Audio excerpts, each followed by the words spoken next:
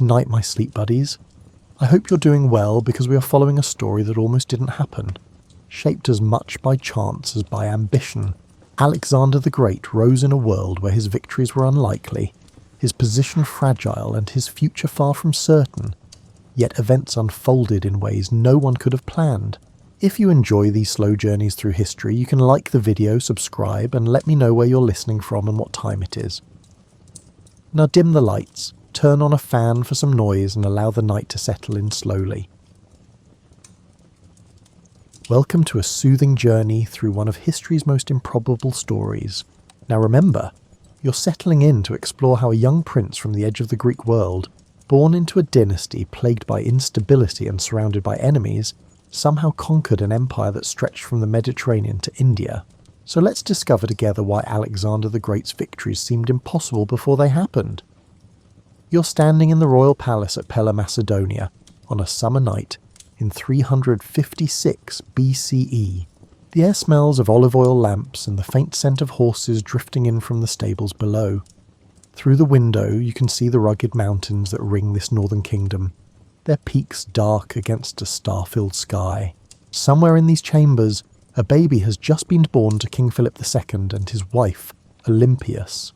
That child is Alexander, and if you could tell the assembled nobles what his future holds, they would laugh you out of the room. Macedonia in 356 BCE isn't exactly the crown jewel of the ancient world. Think of it as the rough cousin nobody invites to dinner parties, while the sophisticated city-states of southern Greece, Athens, Sparta and Thebes, debate philosophy and stage elaborate theatrical productions.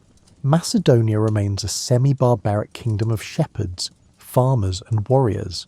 The Greeks down south don't even consider Macedonians fully Greek. Their dialect sounds strange, their customs seem coarse, and their kings have a disturbing habit of murdering each other. You walk through the palace corridors, your sandals clicking on stone floors that lack the polished marble of Athens. The walls are sturdy but plain. There's wealth here. Philip's recent military reforms have begun paying off, but it's the wealth of a frontier kingdom, not a cultural centre. In the great hall, shields hang on walls alongside the mounted heads of boars and deer. The nobles who gather here are fighters first, administrators second, and philosophers never. The baby Alexander enters a family that makes modern dysfunctional households look peaceful. His father Philip is a military genius and political operator who has somehow survived the chaos of Macedonian court politics. Philip spent his youth as a hostage in Thebes, which sounds terrible until you realise it probably saved his life. While he was away, his family members were busy killing each other in the traditional Macedonian fashion. By the time Philip returned and eventually seized the throne, he had learned two important lessons. First, how to fight like the Greeks. Second, how to scheme like a survivor. Alexander's mother Olympias hails from Epirus, another kingdom on Macedonia's western border. She's intelligent, fiercely ambitious, and deeply religious in ways that make people nervous. You might catch her at midnight ceremonies honouring Dionysus, handling snakes with a fervour that even the most devoted cult members find unsettling. She believes she's descended from Achilles on one side and descended from gods on the other. When she looks at her newborn son, she doesn't see a baby. She sees a prophecy waiting to unfold. The marriage between Philip and Olympias is strategic, political, and increasingly toxic. Philip collects wives the way some people collect coins, and Olympias resents each new marriage as a threat to her son's position. In Macedonia, succession isn't guaranteed to the eldest son. Any legitimate male heir can make a claim, and legitimacy is interpreted loosely. Philip has other sons by other wives, and each one represents potential competition for Alexander.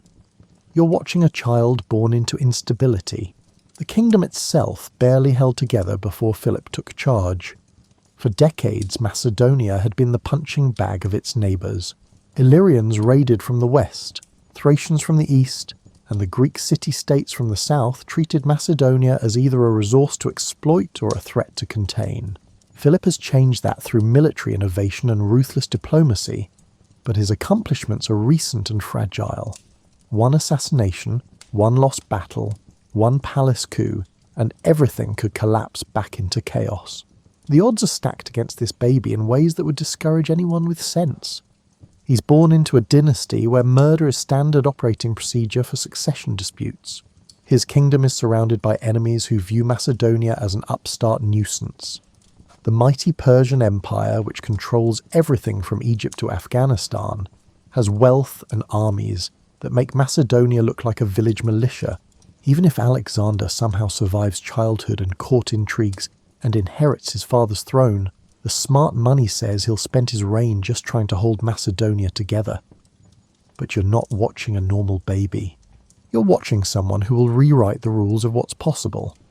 Not because he was destined to succeed, but because he was too stubborn to accept that he was supposed to fail. You're in the Macedonian camp watching teenage Alexander observe his father's army drill in formation. The smell of leather and bronze fills your nostrils. Dust rises from thousands of feet moving in unison. This is Philip's creation, the war machine that will make everything else possible, and Alexander is absorbing every detail with the intensity of someone memorizing sacred text. Philip didn't invent military power. He inherited a mess and turned it into something formidable through borrowing, adapting, and relentless practice. You can see the result in the soldiers before you.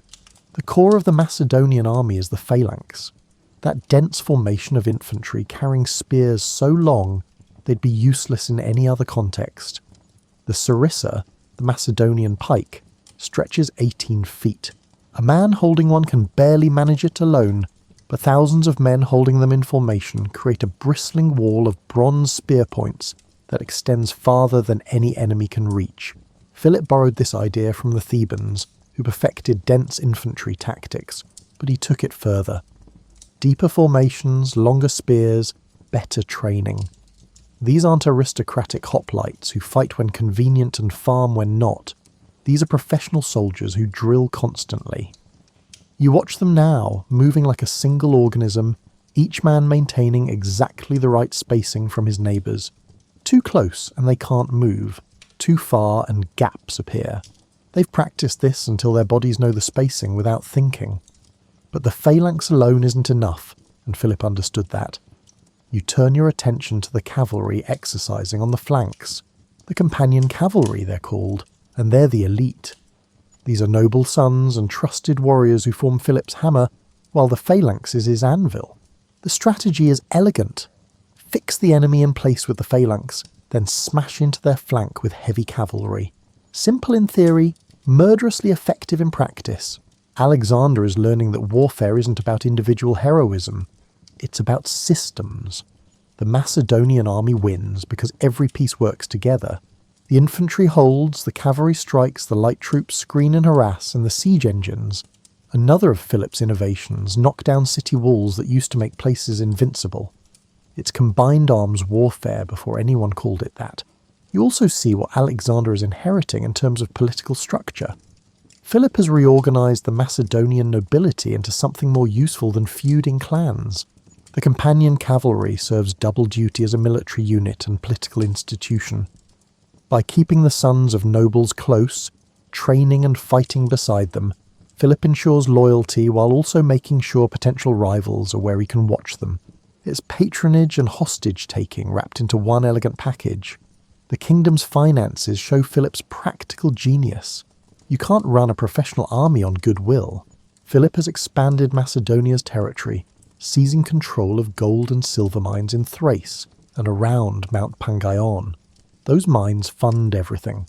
The coins you might see changing hands in the camp bear Philip's image, a constant reminder of who's paying the bills. Money buys loyalty more reliably than speeches about honour. Alexander is also inheriting his father's diplomatic playbook. Philip doesn't just conquer, he absorbs. After defeating Greek city-states, he doesn't burn them to the ground. He incorporates them into his alliance system, the League of Corinth, where Greek states theoretically remain independent while acknowledging Macedonian leadership. It's hegemony with a velvet glove, at least most of the time. Cities that resist get harsh lessons, but those that submit find Philip surprisingly reasonable. But here's what Alexander sees clearly, watching his father work. All of this is fragile. The Macedonian system depends on constant success. The army needs payment, which requires controlling wealth-producing territories, which requires military victory, which requires paying the army. It's a cycle that only works if it keeps working. One serious defeat could break the whole machine. Philip has also made enemies everywhere. The Greek city-states resent Macedonian dominance. The Persians watch with growing concern as this western kingdom grows stronger. The tribes on Macedonia's borders wait for any sign of weakness. Philip's own nobles, elevated and enriched by his success, might just as easily turn on him if fortune shifts. Alexander is inheriting power, but that power sits on foundations of recently dried concrete, not ancient bedrock. You notice something else as you watch young Alexander study his father's work. He's not just memorizing tactics, he's identifying limitations. The phalanx is powerful but slow and inflexible. The cavalry is devastating but relatively small in number. The political alliances are useful but unreliable. Philip has built something impressive, but Alexander is already thinking about how to push beyond what his father achieved. There's a strange irony in watching this. Philip is giving Alexander the tools to succeed, but those tools come with an expiration date built in. The same system that makes conquest possible also makes conquest necessary. Stop expanding and the money dries up, the soldiers grow restless and the allies drift away. Alexander won't just inherit an empire in waiting, he'll inherit an obligation to keep moving forward or watch everything collapse backward. You're in a garden at Mysa, a quiet sanctuary away from the palace at Pella. The air smells of herbs and wild thyme. Sunlight filters through grapevines overhead, creating patterns of light and shadow on the ground. This is where Philip has sent Alexander to study under Aristotle, and it's about as far from a traditional military training ground as you can imagine. Aristotle isn't here by accident. Philip could have hired any number of teachers, but he chose one of the greatest minds in the Greek world. The philosopher arrives from Athens carrying scrolls, questions, and a systematic approach to understanding everything. You watch as he walks with Alexander through the garden, discussing not battle tactics, but biology, ethics, politics, and the nature of the universe. The relationship between teacher and student is more complex than simple instruction. Aristotle treats Alexander as someone capable of understanding sophisticated ideas, and Alexander responds by asking questions that reveal a mind constantly testing boundaries. When Aristotle explains his classification of animals, Alexander wants to know about creatures nobody has catalogued yet. When they discuss politics, Alexander doesn't just absorb Aristotle's theories, he challenges them with examples from Macedonian reality. You overhear them debating the nature of kingship. Aristotle, following his teacher Plato, suggests that the ideal ruler is one who governs with wisdom and virtue, pursuing the common good. Alexander listens but counters with observations from watching his father. Philip governs effectively not because he's a philosopher king, but because he understands power, how to gain it, keep it, and use it. The theoretical ideal and practical reality don't quite match, and Alexander is learning to navigate that gap. The curriculum here goes far beyond what most princes study. You see Alexander examining plant specimens, learning to identify medicinal herbs and poisonous ones. Aristotle believes in understanding the natural world through direct observation, and Alexander takes to this approach enthusiastically. He's not just memorizing facts, he's learning a method. Watch carefully, categorize what you see, look for patterns and test your assumptions. It's scientific thinking before science has formalized its methods. Geography fascinates Alexander particularly. Aristotle shares maps and travellers' accounts of distant lands. The known world extends from the Pillars of Hercules in the west to India in the east, and from Ethiopia in the south to Scythia in the north. But the maps have enormous blank spaces where knowledge fades into rumour and legend. Alexander studies these blank spaces with special intensity. What's actually out there? Are the stories about Persian wealth accurate or exaggerated? How wide is the world, really? Homer's epics are another focus of study. Alexander already knows the Iliad nearly by heart. His mother made sure of that, claiming descent from Achilles. But with Aristotle, he examines the text differently. They discuss leadership styles, the relationship between glory and wisdom, and the role of fate versus choice. Alexander identifies with Achilles but also recognizes Achilles' limitations. The greatest warrior in the Iliad dies young, and his rage causes catastrophe for his own side. There's a lesson there about the costs of unchecked emotion. You notice Alexander developing what might be called strategic empathy during these studies. Aristotle teaches him about different cultures, forms of government, and religious beliefs. The Greek world contains democracies, oligarchies, tyrannies, and kingdoms, each operating on different principles. Beyond the Greek world lie the Persians with their centralized monarchy, the nomadic Scythians with their mobile society, and the Egyptians with their ancient priesthoods. Alexander is learning that people organize themselves in various ways, each with logic behind it. But you also catch something troubling in these lessons. Aristotle, for all his wisdom, carries the prejudices of his culture. He teaches that Greeks are naturally suited to rule, and that barbarians, non-Greeks, are suited to serve. This idea will lodge in Alexander's mind, but he'll apply it strangely. He'll conquer as a Macedonian and Greek, yet he'll also adopt Persian customs and marry foreign wives and promote non-Greeks to high positions. The student will take the teacher's framework and bend it into something Aristotle wouldn't quite recognise. The education at Mysa lasts about 3 years.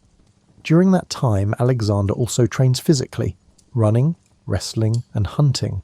You watch him return from a hunt, mud-spattered and exhilarated from pursuing a wild boar through rough country.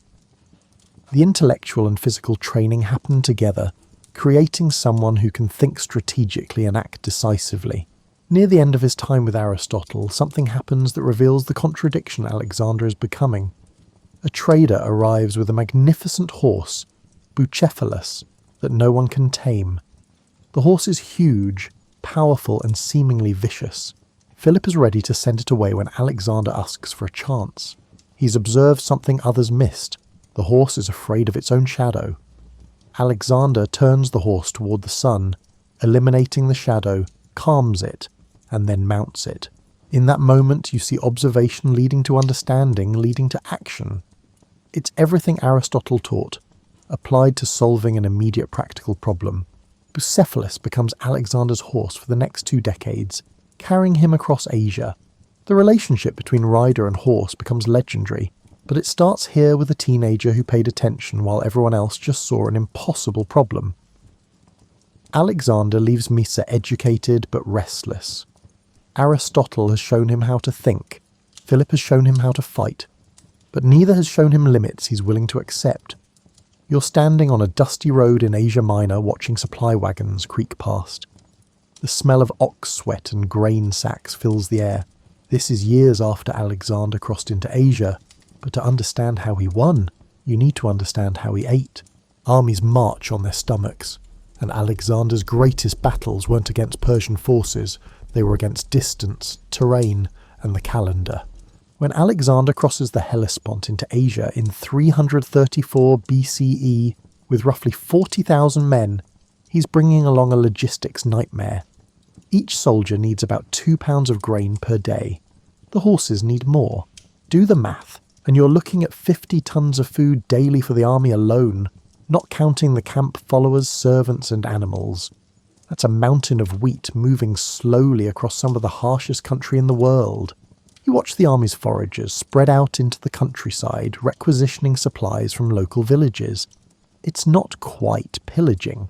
Alexander learns early that terrorizing the locals makes them hide their food and flee, leaving nothing to take. Instead, his system involves payment, at least theoretically. The reality is somewhere between purchase and polite theft, but it works better than pure plunder. The geography of Alexander's campaign tells you why so many thought he'd fail. You're looking at a world where mountains form natural barriers, rivers become impassable in spring floods, deserts stretch for weeks of travel, and winter shuts down military operations entirely. The Persian Empire spans 3,000 miles from west to east.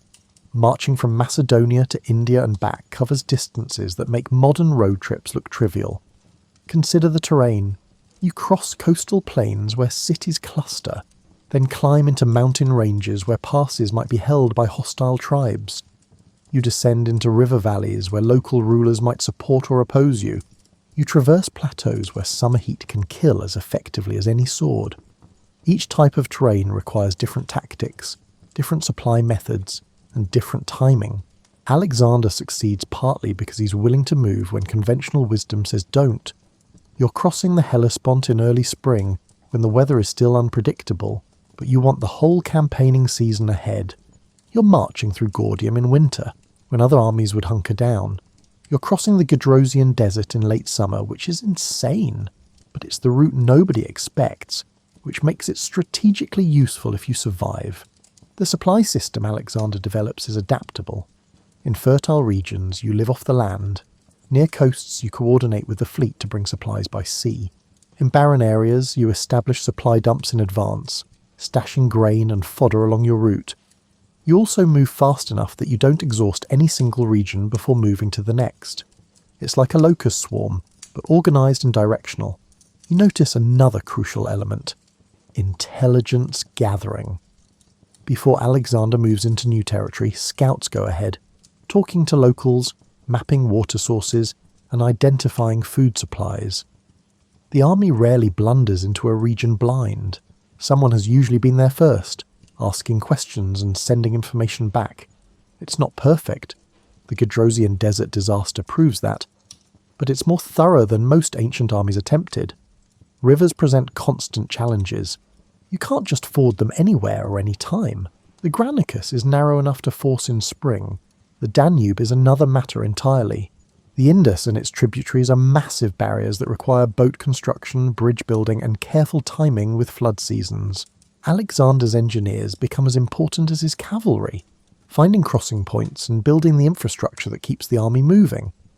Cities complicate the logistics picture. You can besiege a city, which pins down your army and consumes resources while the defenders wait you out. Or you can bypass it, but that leaves a hostile force in your rear that might cut your supply lines. Alexander's solution varies. Important cities get besieged with whatever it takes: siege towers, mines, and relentless assault. Lesser cities get offers they'd be wise not to refuse. The calculation is always about whether taking the city is worth the time and resources it will cost. The climate's rhythm shapes everything. You campaign in spring, summer, and fall. Winter means stopping and finding cities friendly enough or conquered thoroughly enough to house the army, while weather makes movement dangerous. This seasonal pause isn't wasted time. It's when Alexander reorganises, integrates new troops, handles political business, and plans the next year's campaign. The rhythm becomes predictable. Move, fight, conquer, winter, repeat. You're also watching Alexander adapt to local conditions. In Egypt, you use the Nile's transportation network. In Bactria, you learn mountain warfare. In India, you face war elephants and monsoons that turn roads into rivers of mud. Each region teaches new lessons, and the army that reaches India is more sophisticated than the one that crossed into Asia. The extended supply lines eventually become Alexander's greatest vulnerability.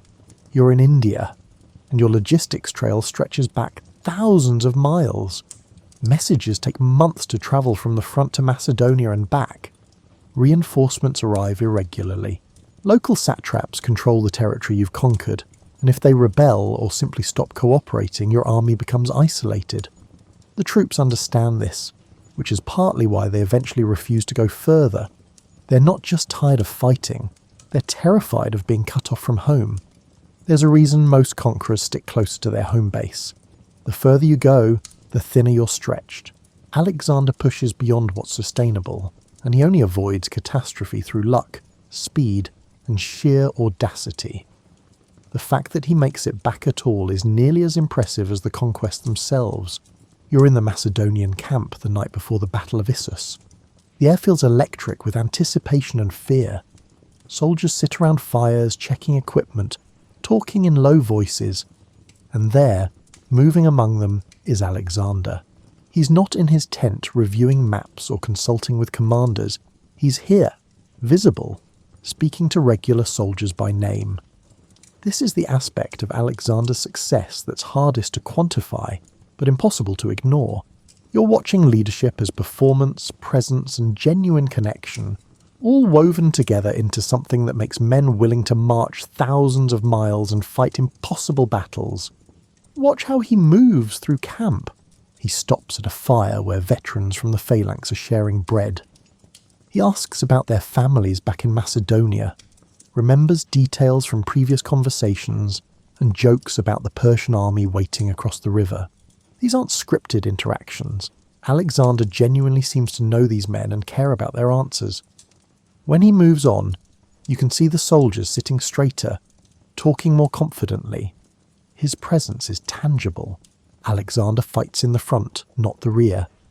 At the Granicus River, he's one of the first into the water, leading the cavalry charge personally.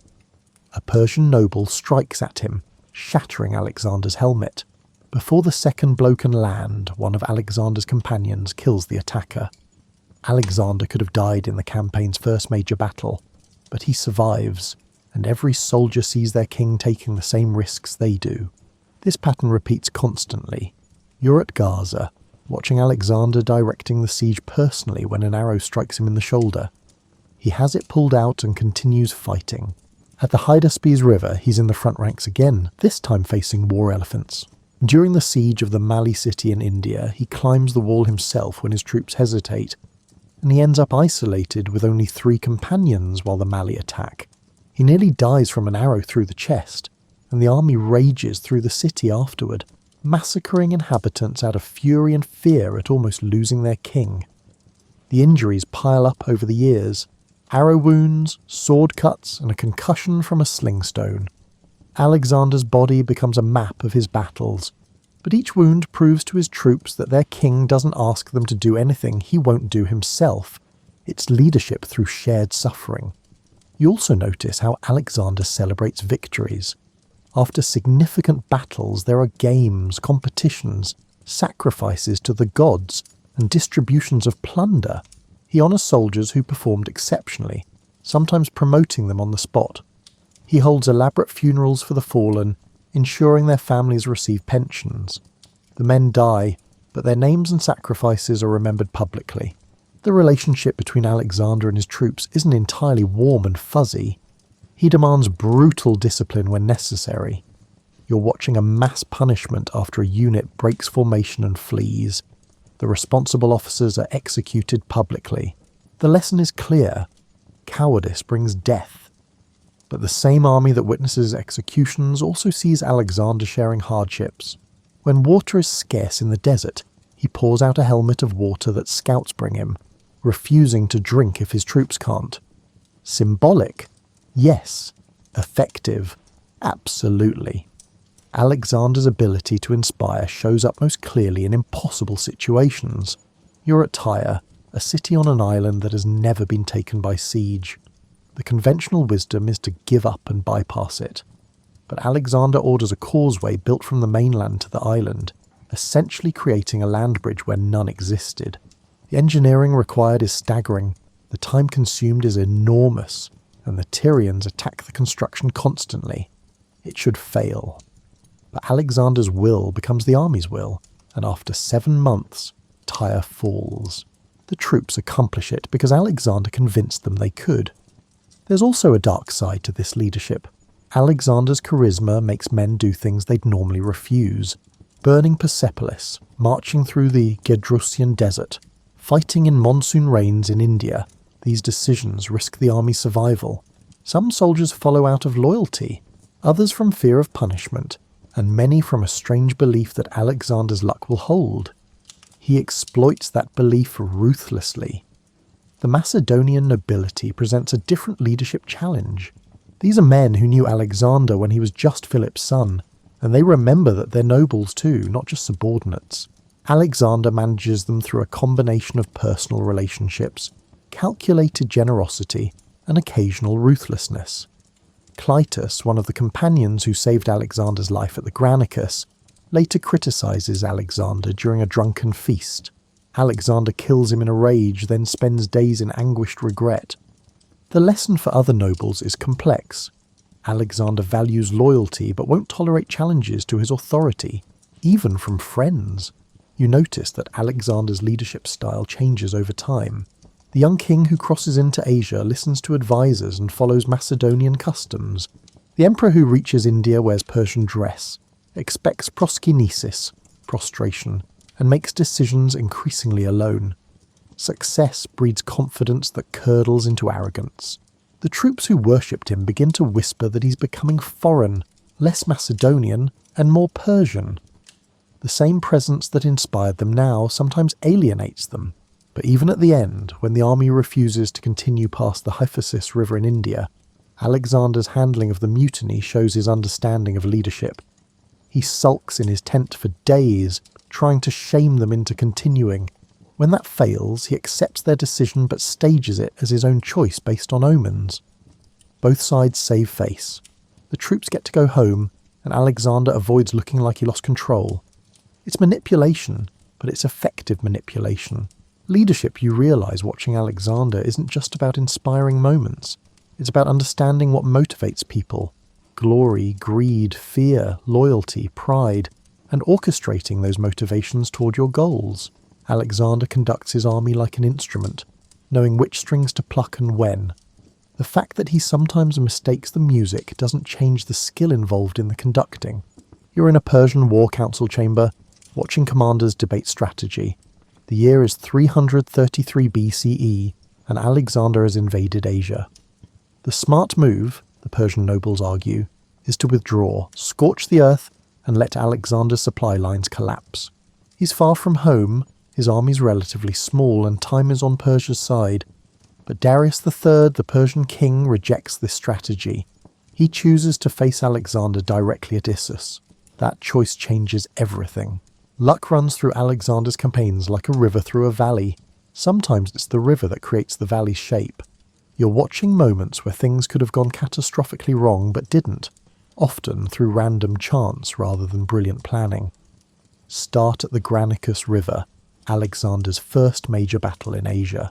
He attacks across a river against a defended position, which violates every tactical principle. The Persians have cavalry waiting on the opposite bank, and Alexander charges straight at them. It's a foolish move that works partly because the Persian commanders are more interested in killing Alexander personally and claiming the glory than in defeating his army systematically. They converge on him, and in the confusion of single combat, the Macedonian phalanx crosses the river and establishes position. If the Persians had fought defensively instead of hunting for personal glory, Alexander might have died in Asia's first major engagement. Then there's Darius's decision at Issus. The battlefield geography favours Alexander enormously. The narrow coastal plain negates Persia's numerical advantage. Darius chose to fight there instead of on the open plains of Mesopotamia, where Persian cavalry could manoeuvre freely. Why? Perhaps because retreating seemed cowardly. Perhaps because his advisors pushed for immediate confrontation. Perhaps because he underestimated Alexander. Regardless, the choice hands Alexander a victory he desperately needs. Darius flees, the Persian army breaks, and Alexander gains credibility as a legitimate threat rather than a raiding party from Macedonia. You notice how often Alexander's gambles pay off when they shouldn't. At Tyre, the siege drags on for 7 months. Alexander has already spent more time here than the entire city is worth strategically. If Tyre's defenders hold out another month or two, Alexander might be forced to withdraw, leaving his first major failure as a scar on his reputation. But the city falls just before that breaking point, and what could have been a disaster becomes another victory. Gaugamela, the decisive battle against Darius, shows both planning and absurd fortune working together. Alexander scouts the battlefield beforehand and notices Darius has cleared and levelled the ground to favour his scythed chariots. So Alexander attacks on the ground Darius prepared, knowing his phalanx can handle the chariots. The plan works, but there's a moment during the battle when the Macedonian line breaks, and Darius could have won if he'd committed his reserves. Instead, Darius sees Alexander charging toward him personally and flees again. The Persian king's fear hands Alexander an empire. Timing matters as much as luck. Alexander invades Persia when the empire is wealthy but militarily complacent. The Persian army hasn't fought a serious war in generations. Their commanders learn tactics from textbooks and peacetime exercises. while Alexander's troops are veterans who cut their teeth fighting mountain tribes and Greek hoplites. The timing isn't planned. It's just when Alexander happens to become king and when his father's assassination forces him to move. But it's perfect timing nonetheless. Disease and assassination remove Alexander's rivals in ways no strategy could accomplish. Darius dies at the hands of his own subordinates, eliminating the legitimate Persian king and leaving Alexander to claim he's avenging Darius's murder rather than just conquering. It's propaganda gold that Alexander didn't have to orchestrate. Meanwhile, potential rivals in Macedonia die or discredit themselves conveniently, leaving Alexander without serious challenges to his throne back home.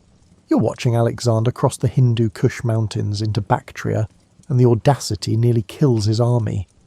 The passes are higher than anyone expected, the cold more severe, and the food scarcer. If the weather had been slightly worse, if the local guides hadn't cooperated, or if the descent had been steeper, the army could have perished in the mountains. Instead, they struggle through and emerge as the first Western army to cross those peaks, terrifying the locals who thought the mountains made them unreachable. At the Hydaspes River in India, Alexander faces Porus's army, which includes war elephants his horses have never encountered. The battle plan involves crossing the river at night during a storm to achieve surprise. It's ridiculously risky. Horses can panic, troops can drown, and the surprise can fail. But the storm provides cover, the crossing succeeds, and Alexander wins a battle that most generals wouldn't have attempted. Later, Alexander's admirers will call it genius.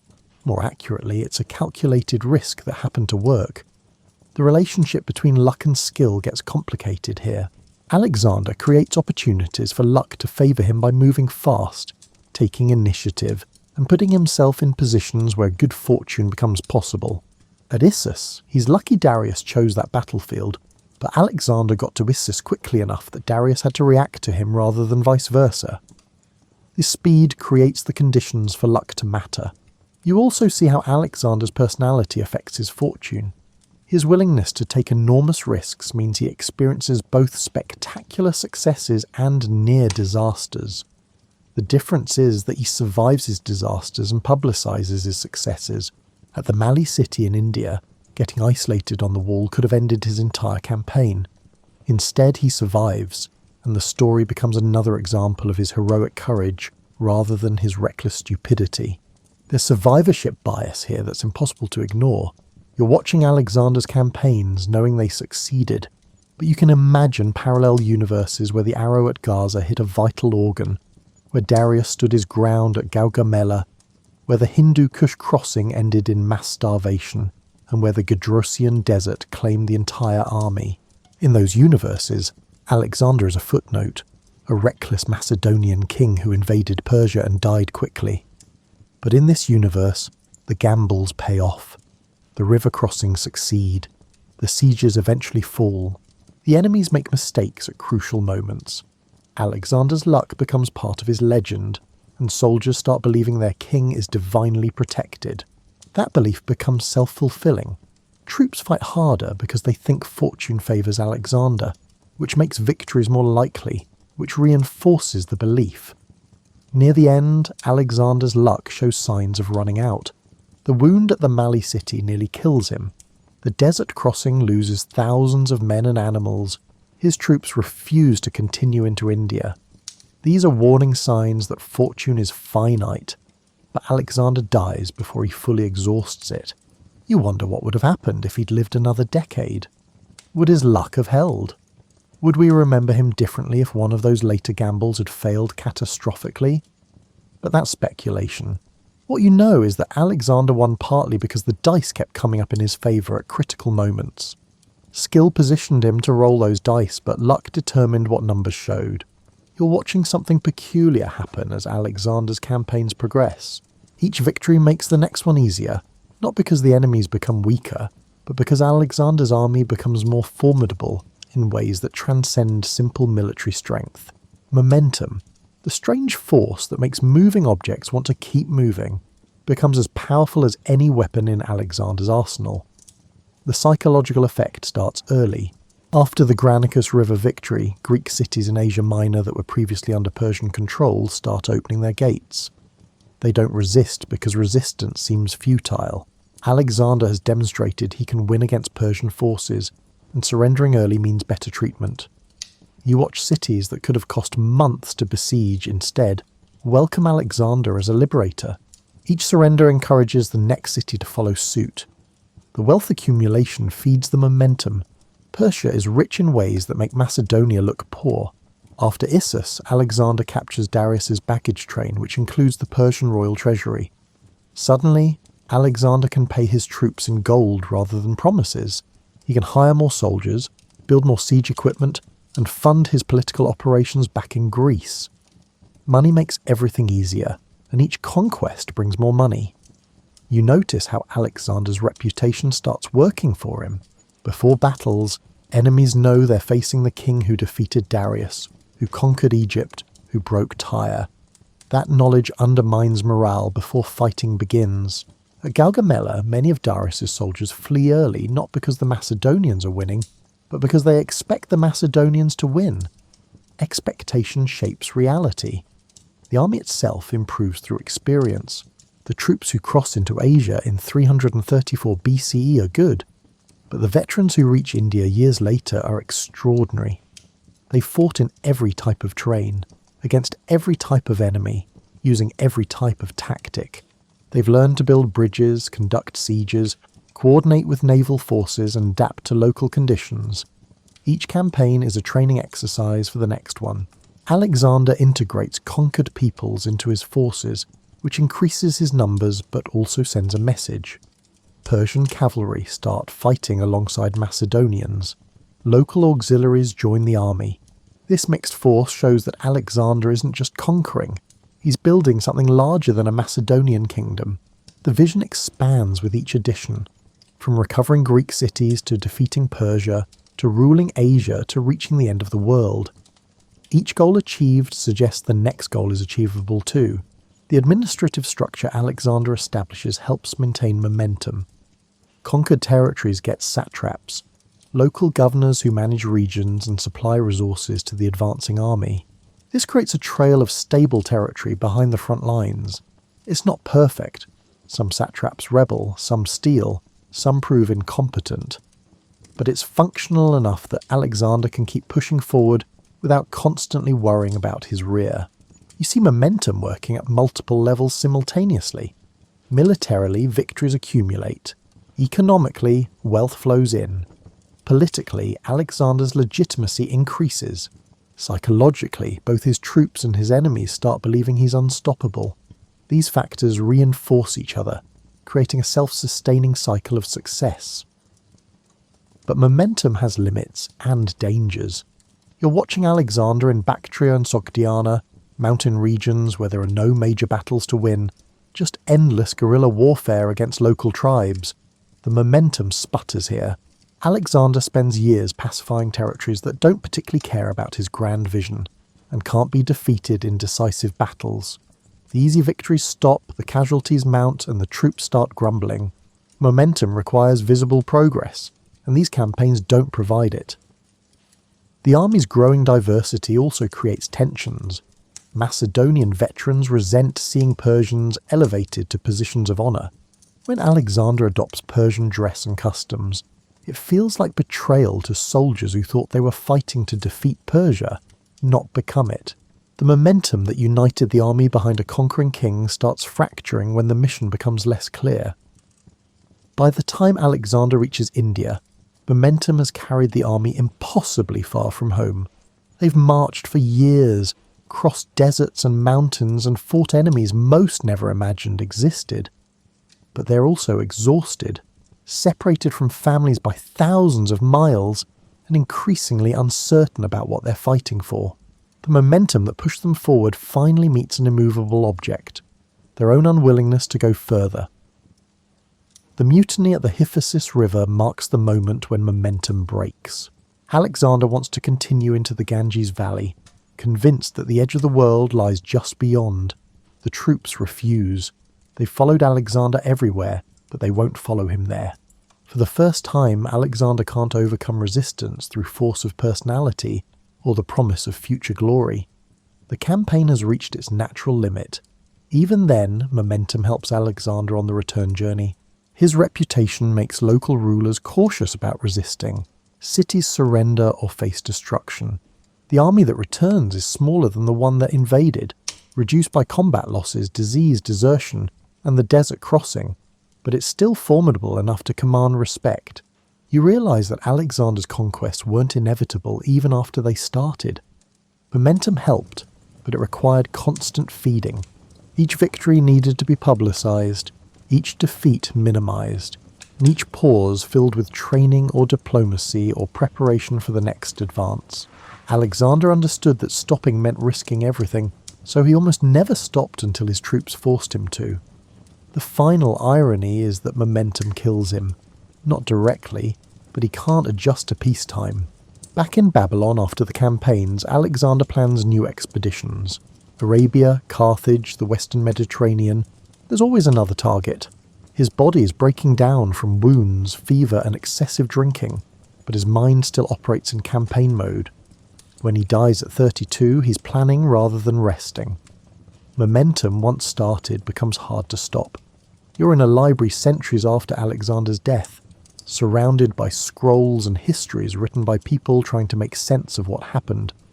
They've turned Alexander into myth, philosophy, and legend. But you know something they don't. You watched it happen.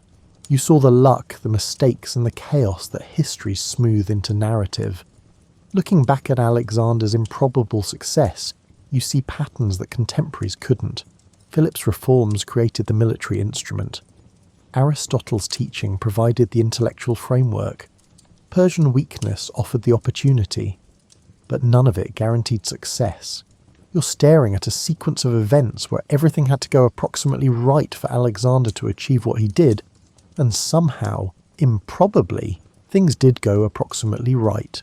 The revisionist historians will argue that Alexander was inevitable, that the Persian Empire was ripe for conquest, and that any competent Macedonian king could have done it. But you know that's nonsense. Alexander's brother Philip Aridaeus couldn't have done it. Neither could any of the other Macedonian nobles. It required someone with Alexander's specific combination of military talent, political cunning, physical courage, and sheer stubborn refusal to accept limits. You also see what Alexander didn't accomplish. He conquered an empire but didn't create a stable successor state. Within years of his death, his generals will carve up his territories into separate kingdoms. The unity he forced through military power collapses the moment that power disappears. By that measure, Alexander fails. He builds nothing permanent beyond the cities named after him and the routes he opened between east and west. But the question was never whether Alexander was supposed to succeed in creating a lasting empire. The question was whether he was supposed to win at all. And by that measure, the answer is clearly no. The odds against a young Macedonian king conquering the Persian Empire were astronomical. The fact that he did it anyway doesn't mean it was probable or inevitable. It means that sometimes, improbably, things happen that weren't supposed to happen. You think about the people who lived through Alexander's campaigns and wonder how they processed it. The Persian nobles who thought they were defending an eternal empire and instead watched it shatter. The Greek city-states that mocked Macedonia and then found themselves subject to Macedonian hegemony. The Indian kingdoms on the far edge of Alexander's advance, who encountered Greeks for the first time and had to make sense of these strange invaders from the west. Their world was rearranged by someone who wasn't supposed to rearrange it. There's a lesson in there about history's unpredictability. The historians who come after try to explain Alexander's success as if it makes sense in retrospect. But living through it, the outcome was far from certain. At any point, things could have gone differently. Alexander could have died young from disease or battle or assassination. The Macedonian army could have broken apart from internal tensions. The Persian Empire could have rallied and crushed the invasion. None of these happened, but they could have, and the stories written centuries later make success seem more foreordained than it was. You close your eyes, the library fading around you. The story of Alexander isn't really about how a young king conquered the world. It's about how someone who wasn't supposed to win kept winning anyway, through talent, timing, and tremendous luck, until his troops finally made him stop. It's a reminder that history isn't a story written in advance. It's a series of people making choices and taking risks where outcomes aren't determined until they happen. The young prince born in Pella in 356 BCE to a dysfunctional family in a kingdom nobody respected had no business conquering one of history's greatest empires. But he did it anyway. And that's why, thousands of years later, we're still trying to understand how it happened. Sleep well, knowing that sometimes the impossible becomes real. In the early 19th century, the United States was still refining its identity, grappling with international pressures. Chief among them was the persistent clash with Great Britain, which never fully receded even after the Revolutionary War. By the year 1812, tensions had once again escalated. British warships roamed the Atlantic, seizing American merchant vessels and impressing sailors into the Royal Navy. Britain justified these actions by citing its endless struggle with Napoleonic France, but Americans saw them as blatant infringements on neutral rights. Politicians in Washington, D.C., argued that national honour demanded a resolute stance. Yet not all Americans agreed. New England merchants, dependent on overseas trade, feared that a war would wreck their livelihoods. Frontier farmers from the West and South, meanwhile, were more bellicose. They complained of British influence over native tribes, alleging that British agents provided weaponry to indigenous groups resisting American expansion. Famed orators in Congress, labelled war hawks, pressed for military action, insisting that only force could end maritime harassment and secure national credibility.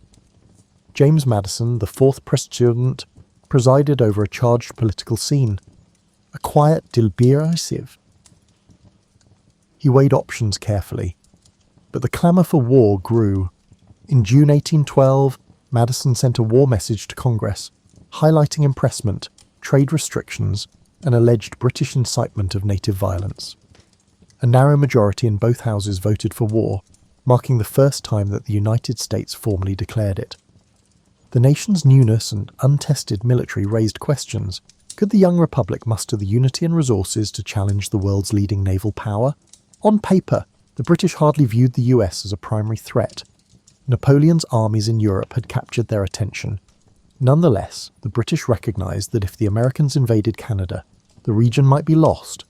After all, Canada was lightly populated, and the British presence there hinged on loyal militias.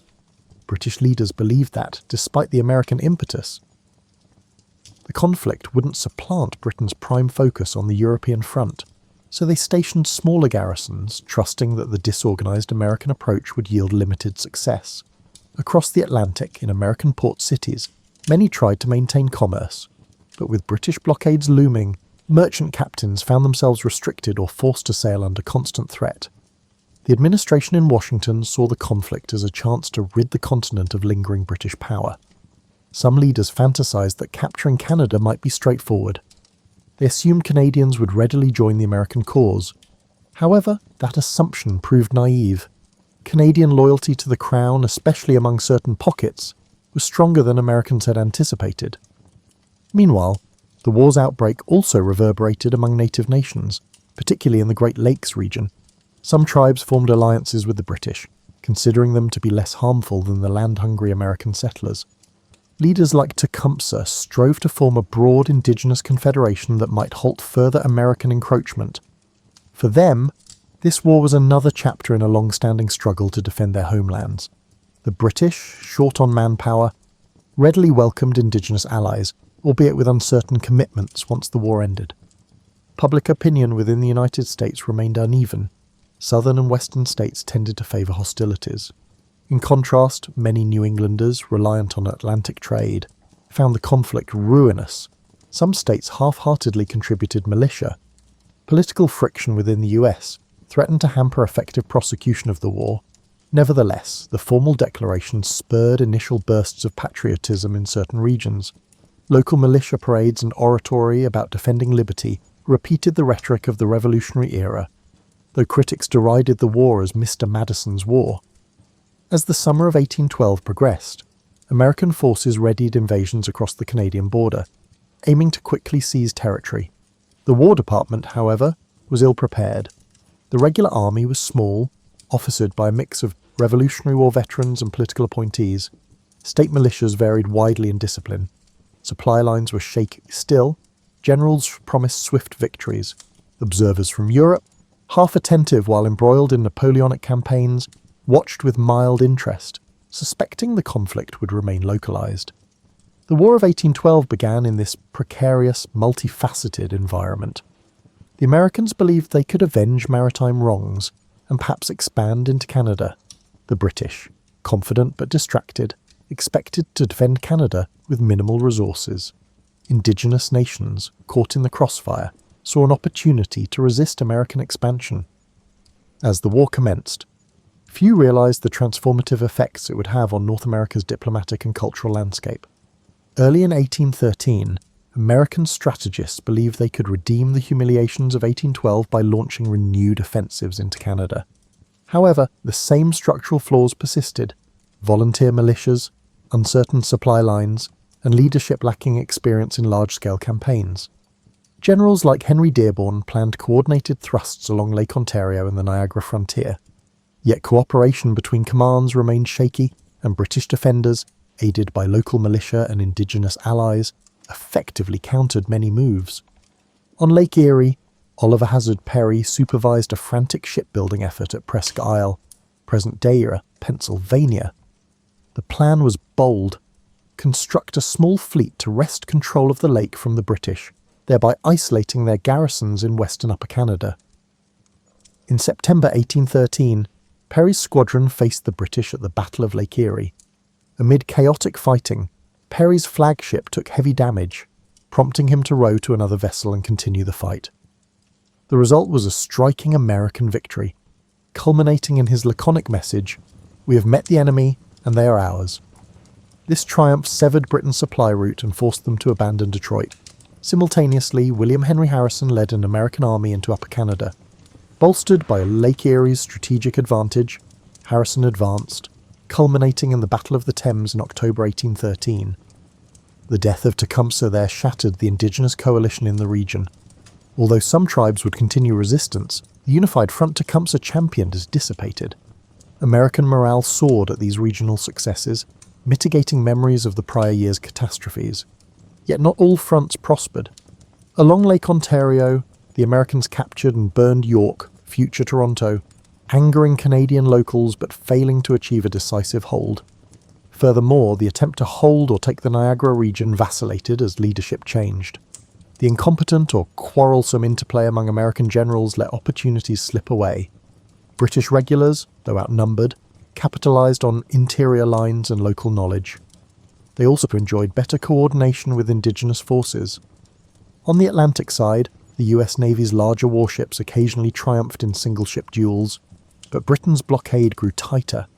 American merchant vessels found it perilous to venture out. Privateers operating from smaller ports tried to slip through, capturing British merchant ships for bounty. Despite being a significant threat to Britain, these privateers were unable to lift the blockade.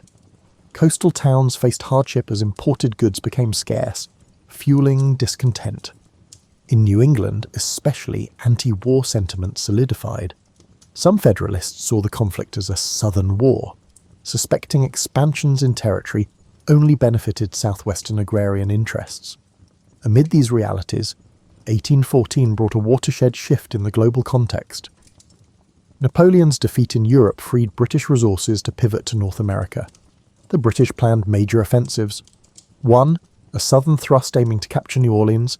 Another, a mid-Atlantic invasion to strike the Chesapeake. They also stepped up attempts to secure control of Lake Champlain, a route to New York's interior. The intensification alarmed the Madison administration, which realised that if these drives succeeded, major US cities could fall or states might bolt from the Union. Also, central in 1814 was a series of negotiations that began in Ghent. Belgium, American delegates, including John Quincy Adams and Henry Clay, faced British counterparts. These talks progressed slowly, shaped by events on the battlefield. Initially, Britain demanded concessions like a recognised indigenous buffer state in the Old Northwest. while the Americans insisted on status quo ante bellum. Each side hoped for a military advantage that would improve bargaining. Throughout the summer, the negotiations seesawed, overshadowed by intensifying hostilities. An overlooked aspect was the southwestern frontier, where Andrew Jackson confronted Creek warriors allied with or influenced by the British. Jackson's Tennessee volunteers waged fierce campaigns in the Creek War, culminating in a decisive victory at Horseshoe Bend. The resulting treaty forced vast land cessions from the Creeks, revealing how the War of 1812 also served American expansion at an indigenous expense. Jackson's reputation soared, positioning him for greater national prominence after the conflict. Thus, by mid-1814, the war was nearing a pivotal moment. The British planned to unleash their superior fleets and veteran troops now freed from European entanglements. The Americans, battered and divided, pinned hopes on local successes and the resilience of militia. Diplomatic channels flickered, but no one was sure how soon or on what terms peace would arrive. The stage was set for dramatic clashes that would shape not just the immediate fortunes of the two countries, but the future map of North America.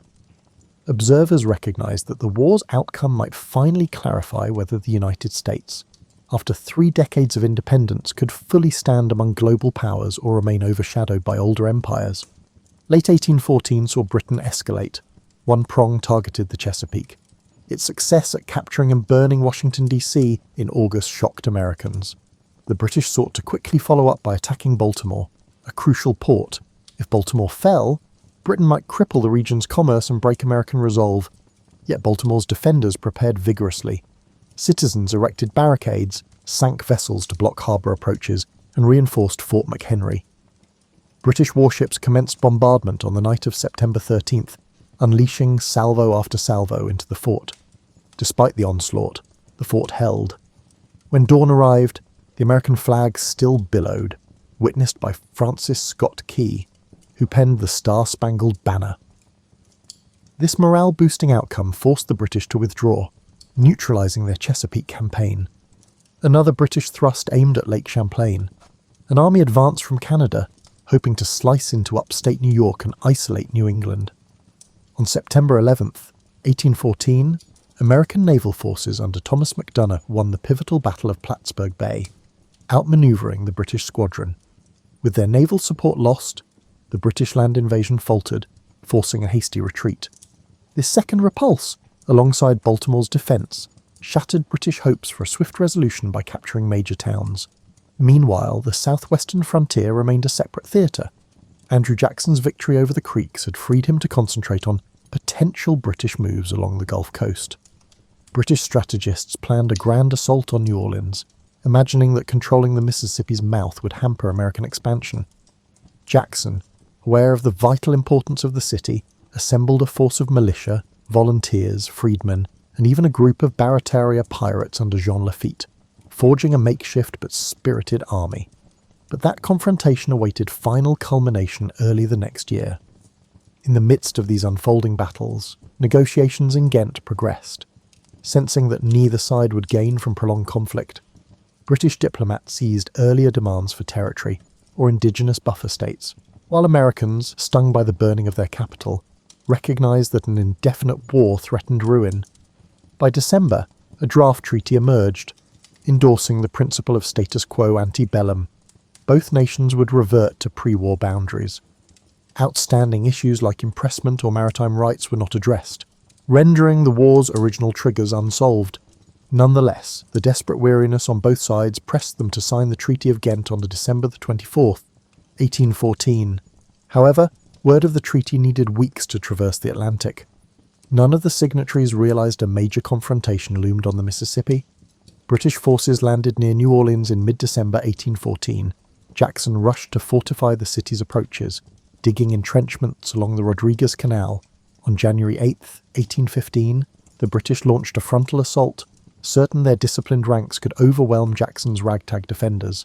Instead, entrenched Americans unleashed devastating volleys of musket and artillery fire, decimating British columns. The attack collapsed. British casualties soared. While American losses were modest, Jackson's victory catapulted him into national stardom. Ironically, this epic battle occurred after the signing of peace. When news of the Treaty of Ghent finally reached North America weeks later, both countries ratified it promptly, halting further bloodshed. For Americans, the war concluded on an emotional high thanks to the improbable success at New Orleans. They hailed the conflict as a second triumph over Britain, ignoring that the treaty omitted the maritime issues that sparked the war. For Britain, the war had always been a side theatre overshadowed by the Napoleonic Wars, so ending it with minimal concessions was acceptable. Only indigenous nations truly lost out. With Tecumseh's confederation broken and no recognised buffer territory, the war thus spurred the unstoppable wave of American expansion westward. In the aftermath, Federalist opposition collapsed, tainted by war-rumoured secession talk at the Hartford Convention. The party withered, ushering in the so-called era of good feelings. The war also stimulated a sense of national identity, forging heroes like Andrew Jackson, William Henry Harrison, and Oliver Hazard Perry. The mythos of the war overshadowed the chaotic mismanagement and half-baked strategies that marked its early phases. Instead, popular memory latched onto the star-spangled defence of Fort McHenry, the ragtag victory at New Orleans, and the notion that the United States had defended its independence once again. From a broader perspective, the War of 1812 significantly shaped North American geopolitics. Canada, having rebuffed invasion, consolidated its distinct identity, reinforcing loyalty to the Crown. The United States, for its part, experienced a surge of nationalism, ironically reinforcing Union sentiments despite the war's rocky start. The conflict also revealed structural weaknesses in American finance and logistics, prompting post-war reforms. Freed from foreign entanglements, the US turned more confidently toward internal development and westward expansion. Indeed, the war's messy conclusion paved the path for subsequent growth that would define much of the 19th century. Historians continue to debate the War of 1812's deeper significance. Some label it a minor war, overshadowed by the Napoleonic giants in Europe, while others see it as a critical second test of American sovereignty. The reality, perhaps, is that both are true. On the grand scale, Britain was more consumed with Napoleon, but for the young United States, the conflict marked a crucial juncture. Did the new republic have the cohesion to withstand external assault, or would it fragment under pressure? One often overlooked outcome was the impetus for American industrialization. British blockades cut off European imports, prompting domestic manufacturers to step in and supply textiles and finished goods previously sourced from abroad. This unintended stimulus laid early foundations for the Industrial Revolution stateside. Once peace resumed, those infant industries demanded tariff protection, spurring sectional debates over free trade versus protective measures, a theme that shaped national politics well into the mid-century. The war also spurred the creation of new symbols of identity. The battered but surviving flag at Fort McHenry, the poem by Francis Scott Key that morphed into a national anthem, and even the iconic image of Dolly Madison rescuing crucial state papers. These narratives turned the War of 1812 into a story of pure strength. For many Americans in subsequent decades, it stood as proof that courage and cunning could offset inferior numbers or resources. That cultural legacy overshadowed the administrative bumbling and the partisan rancour that nearly crippled the war effort. For indigenous nations, the war's end accelerated their dispossession. Tecumseh's dream of a native confederacy collapsed with his death. British forces, no longer needing a bulwark against US expansion, provided limited post-war assistance. Tribes that had allied with Britain faced retribution or land seizures as Americans advanced. In the South, Andrew Jackson's post-war ascendancy led to further treaties pushing native groups west. Thus, the War of 1812 served as a key moment, paving the way for widespread white settlement throughout the Mississippi region and beyond. As for Canada, it developed a sense of shared heritage by resisting American invasions. French and English-speaking Canadians united under the Crown to repel the foreign threat, sowing seeds for a budding national identity distinct from Britain and the US. Figures like Laura Secord, who carried warning of an American raid, or the dead General Isaac Brock, became local heroes. The war's memory underscored that Canada would not be simply swallowed by the larger republic to the south, a dynamic that remains a point of cultural pride.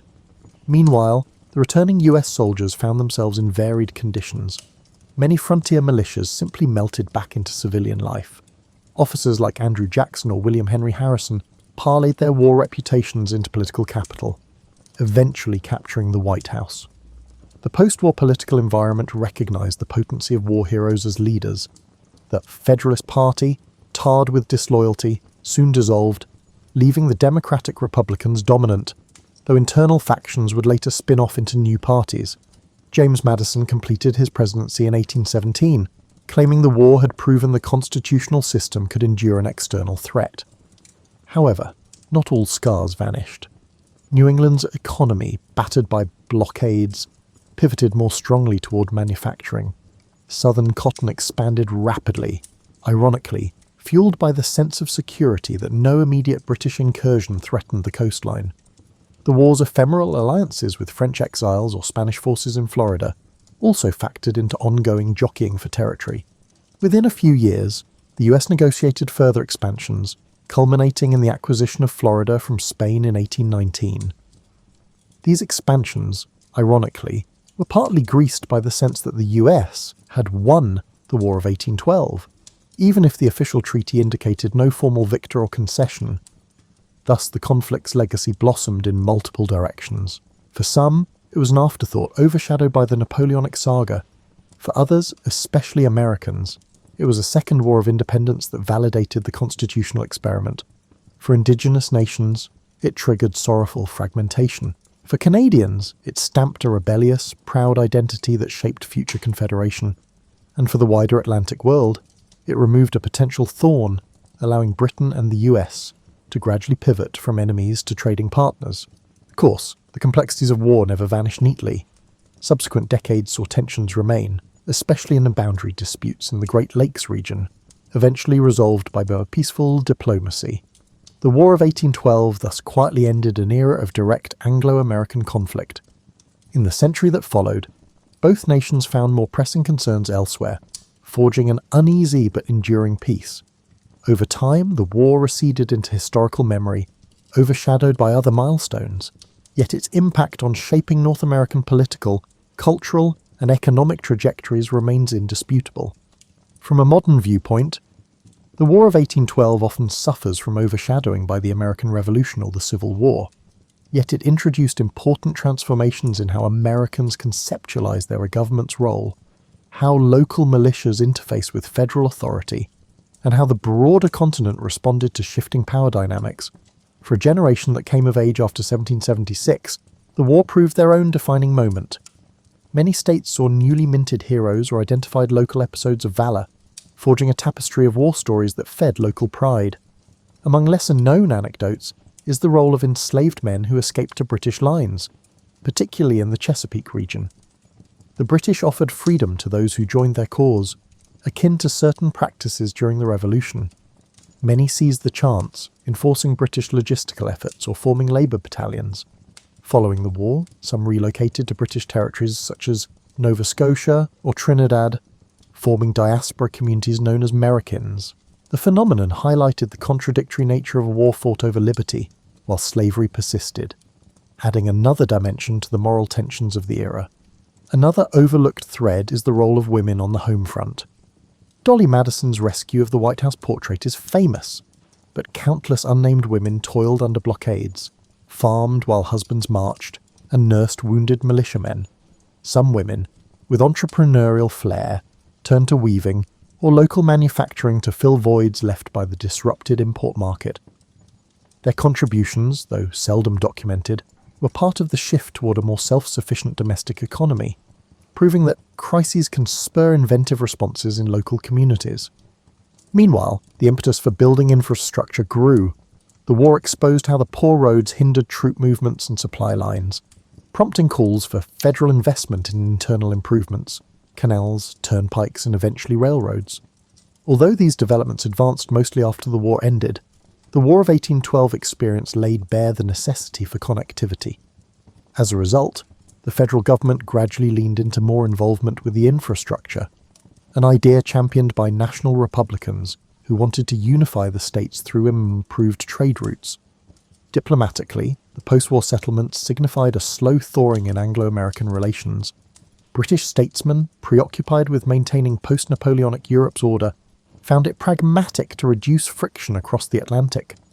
The Rush-Bagot Agreement of 1817 demilitarized the Great Lakes, a pioneering arms control pact that diffused future tensions.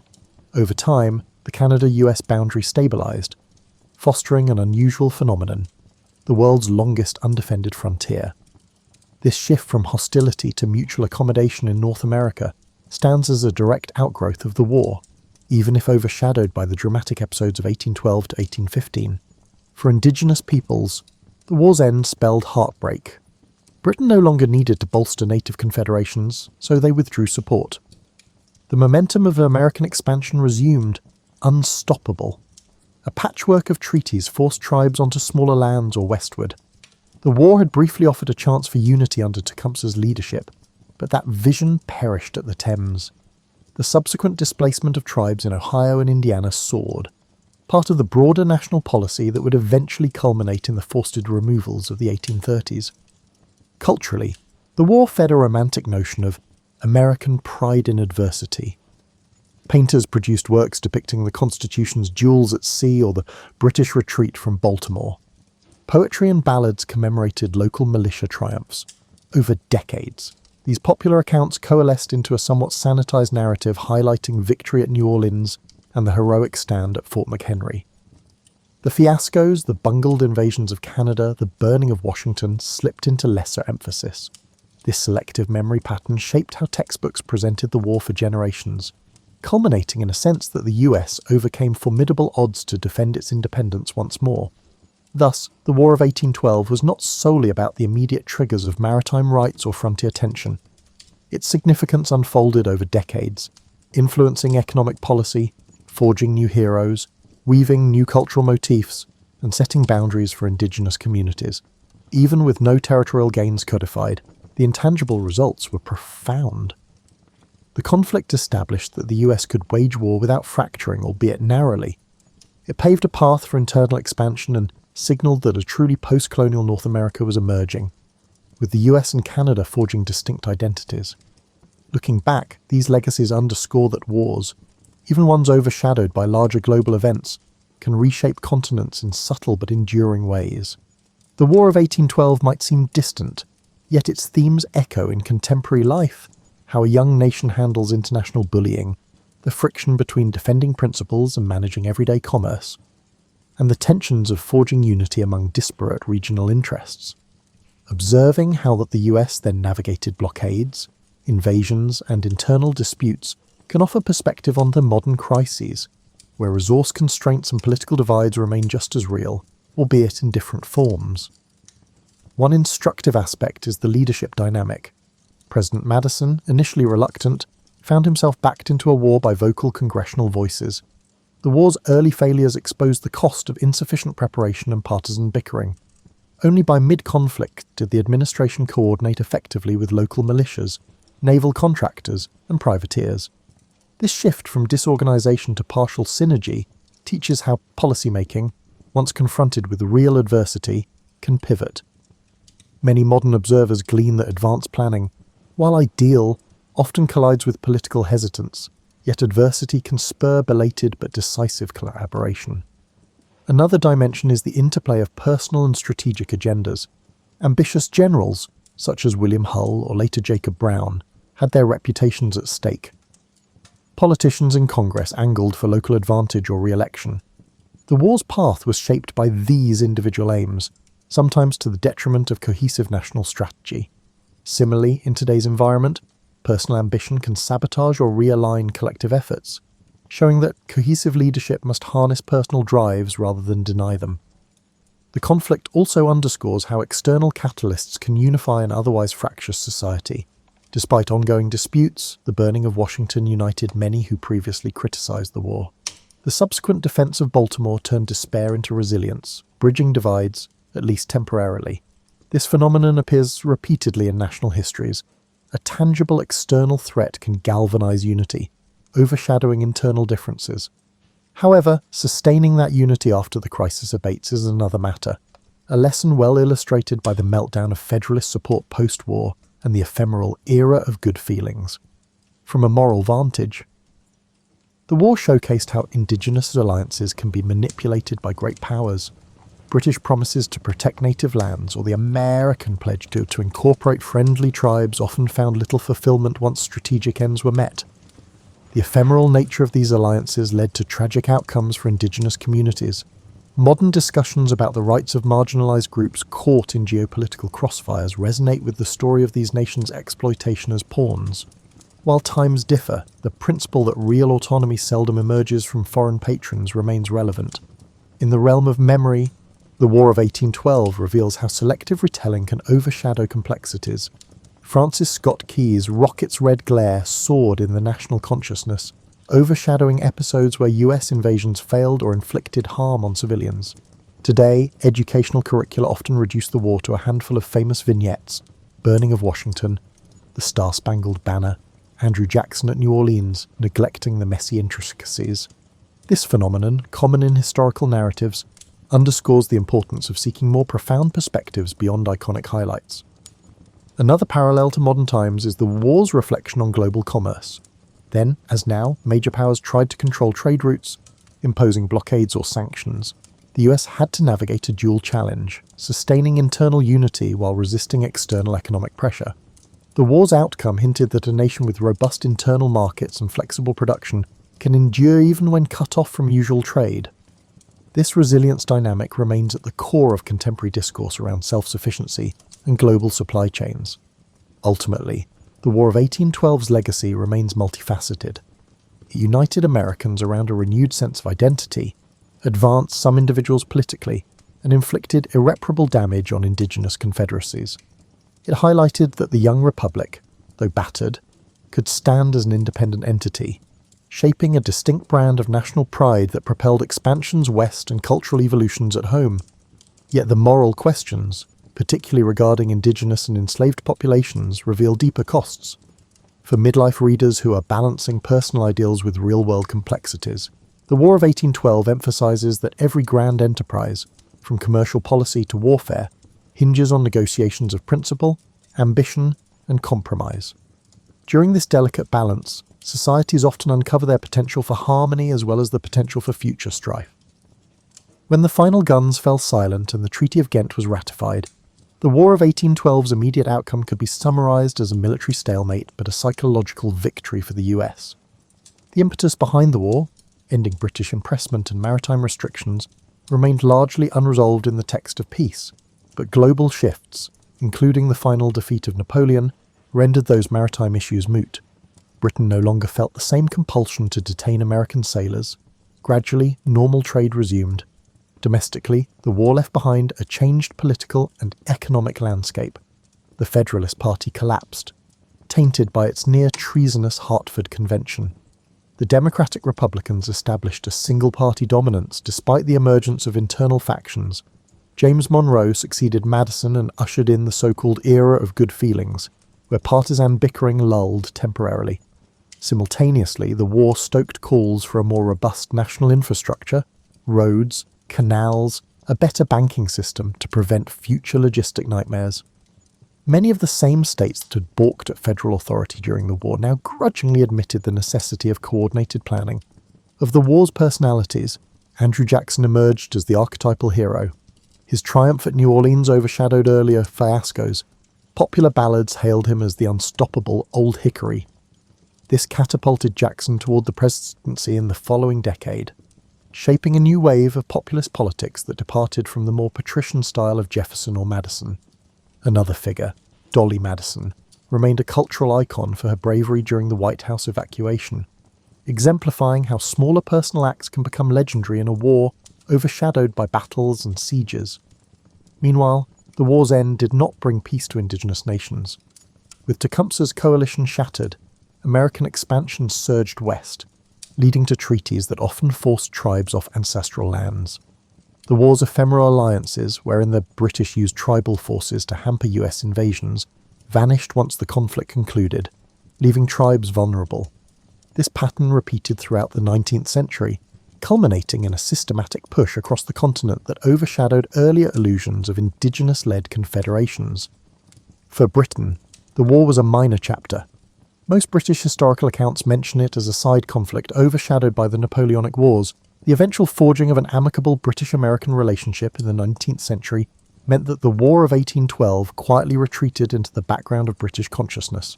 The Joint Rush-Bagot Agreement of 1817 prevented future naval build-ups on the Great Lakes and fostered the concept of a demilitarized boundary that remains remarkable in global terms. For Canada, defending against American invasions underlined a budding sense of distinct identity. Residents of Upper and Lower Canada had, to many Americans' surprise, not welcomed the idea of annexation.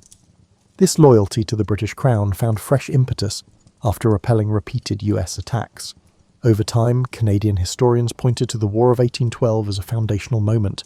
The volunteer militias, the alliances with Indigenous fighters, and the persevering local leadership formed the nucleus of later Canadian unity. Commemorations throughout the 19th century celebrated heroes like Isaac Brock, forging national myths that shaped the country's future. In the broader context of US military tradition, the war highlighted weaknesses that spurred professionalization. The humiliating collapses of militias taught that raw volunteer forces needed better training and discipline. Naval successes, on the other hand, proved the potential of a well-crafted professional navy. Post-war, the Navy's leadership gradually expanded, adopting new ship designs and forging a tradition that would eventually propel the US to maritime prominence in the next century. The Army, though overshadowed, also instituted reforms in leadership selection and supply management. As the decades passed, the war's memory nestled into national lore. The Star-Spangled Banner, originally penned as a poem, eventually became the national anthem by the early 20th century, immortalizing that moment at Fort McHenry. Veterans of the war, overshadowed by the larger generation of Revolutionary War patriots, formed their associations, though their recollections were less frequently lionized. It wasn't until the war's centennial in 1912 that a wave of commemorative events revived interest. Historians passed diaries and official records, unveiling the war's complexities, how it advanced certain domestic industries, spurred expansions, inflamed Indigenous dispossession, and permanently altered the shape of Canadian identity. For Canada, it reinforced a distinctive path under the Crown. For Britain, it ended an irksome sideshow that proved Americans wouldn't revert to colonial dependence. And for Indigenous peoples, it signalled the lethal truth of an expanding American republic. The war's finale, overshadowed by the surreal timing of news, delivered no single glorious victor, but shaped the next century's cross-border realities in ways subtle yet enduring. Have you ever been looking through old photo albums and come across a picture that makes you stop and think? There are hints of stories you have never heard but somehow recognize in the faces, the clothing, and the way the light falls. When you venture into the realm of ancient myths, that is precisely what occurs. These are not merely dusty stories from long-gone societies. Rather, they are family portraits of the human spirit, glimpses of the things we have always feared, hoped for, and wondered about. Well, before there were textbooks, documentaries, or that one friend who always has the Wikipedia page open, there were storytellers. Imagine this. You're sitting around the first campfire in history when someone asked the question that started it all. So, how exactly did we get here? They had a lot of imagination too. The Enuma Elish is a wonderfully chaotic creation story that was told by the ancient Babylonians. Imagine the universe beginning with a family dispute that went totally wrong rather than with a big bang. Consider Tiamat, a primordial water goddess, to be the epitome of the helicopter parent who genuinely detests her children growing up and moving out. The younger gods, her children, are acting like teenagers with the ability to create universes, making too much noise and hosting cosmic parties. Tiamat literally becomes a nuclear parent after deciding that enough is enough. She makes monsters, and not just any monsters, but the kind that would make a director of a horror film cry with jealousy. They have serpent heads, scorpion tails, and dispositions that would drive a honey badger to retreat. Her scheme? Get rid of the young gods and bring some tranquility back to the universe. As is always the case with family drama, this is where things start to get interesting, and a little ridiculous. Marduk, her great-great-grandson, takes over. Young, ambitious, and equipped with divine weapons that would make any superhero envious, he is essentially the family's golden child. He has a net that can catch anything and winds that can topple mountains. If nature documentaries featured magic weapons and failed family therapy, The conflict between Tiamat and Marduk would be like watching a documentary about cosmic forces. Marduk defeats Tiamat not only by using physical force, but also by outwitting his elderly grandmother. He turns her body into the earth and the heavens by using her own chaotic waters against her. In divine real estate development, nothing is wasted, it's recycling on a global scale. The conflict between traditional and novel concepts, between the familiar chaos and the unpredictability of the order we could establish, is what makes this story so charming. Every family has a Tiamat, someone who recalls a time when everything was easier, even if that meant total chaos. The beginnings of the Norse people are delightfully strange in that specific Scandinavian way. Ginnungagap, which sounds like a dental procedure but is actually a cosmic void, existed before anything else. Imagine it as the universe's awkward adolescence, when it was unsure of its own identity. Muspelheim, a world of fire that would make a July Arizona day seem like a pleasant fall day, lay on one side of this emptiness. Niflheim, a world of ice and mist that would make a Canadian winter appear tropical, lay on the opposite side. You get what you would expect when fire and ice collide in the middle of these two extremes. There was a lot of steam, and Ymir, the first giant, came out of this cosmic sauna. Now, Ymir wasn't exactly a model citizen. He was more akin to that neighbour who lets his yard run amok and somehow manages to turn it into an ecosystem. He sweated a lot while he slept, and more giants emerged from his perspiration. It's disgusting, but strangely effective. Old-fashioned sweating suffices in the primordial world. Dating apps are not necessary. Since Ymir was taking up too much room and, let's face it, the hygiene situation was getting out of control, the gods finally decided he had to leave. His flesh became the earth, his blood the seas, his bones the mountains, and his skull the sky, and they killed him and used his body to create the world. It's the quintessential do-it-yourself project and explains why the Norse was so adept at maximising scarce resources. The Dreamtime, a concept that is a combination of geography, history, and an endless family reunion, is perhaps the most endearingly realistic creation story told by Aboriginal Australians. The Dreamtime is about the moment the world was created, but it's also about the moment it's constantly being created. Imagine the landscape as a living library, with each hill, rock, and water feature representing a chapter in a continuous narrative. One of the most significant Dreamtime creatures, the rainbow serpent, not only made valleys and rivers, but she also drew up the rules for coexisting peacefully with the land. Like a cosmic interior decorator, she traversed the continent, locating water sources, establishing holy locations, and laying out guidelines for how people should interact with their surroundings.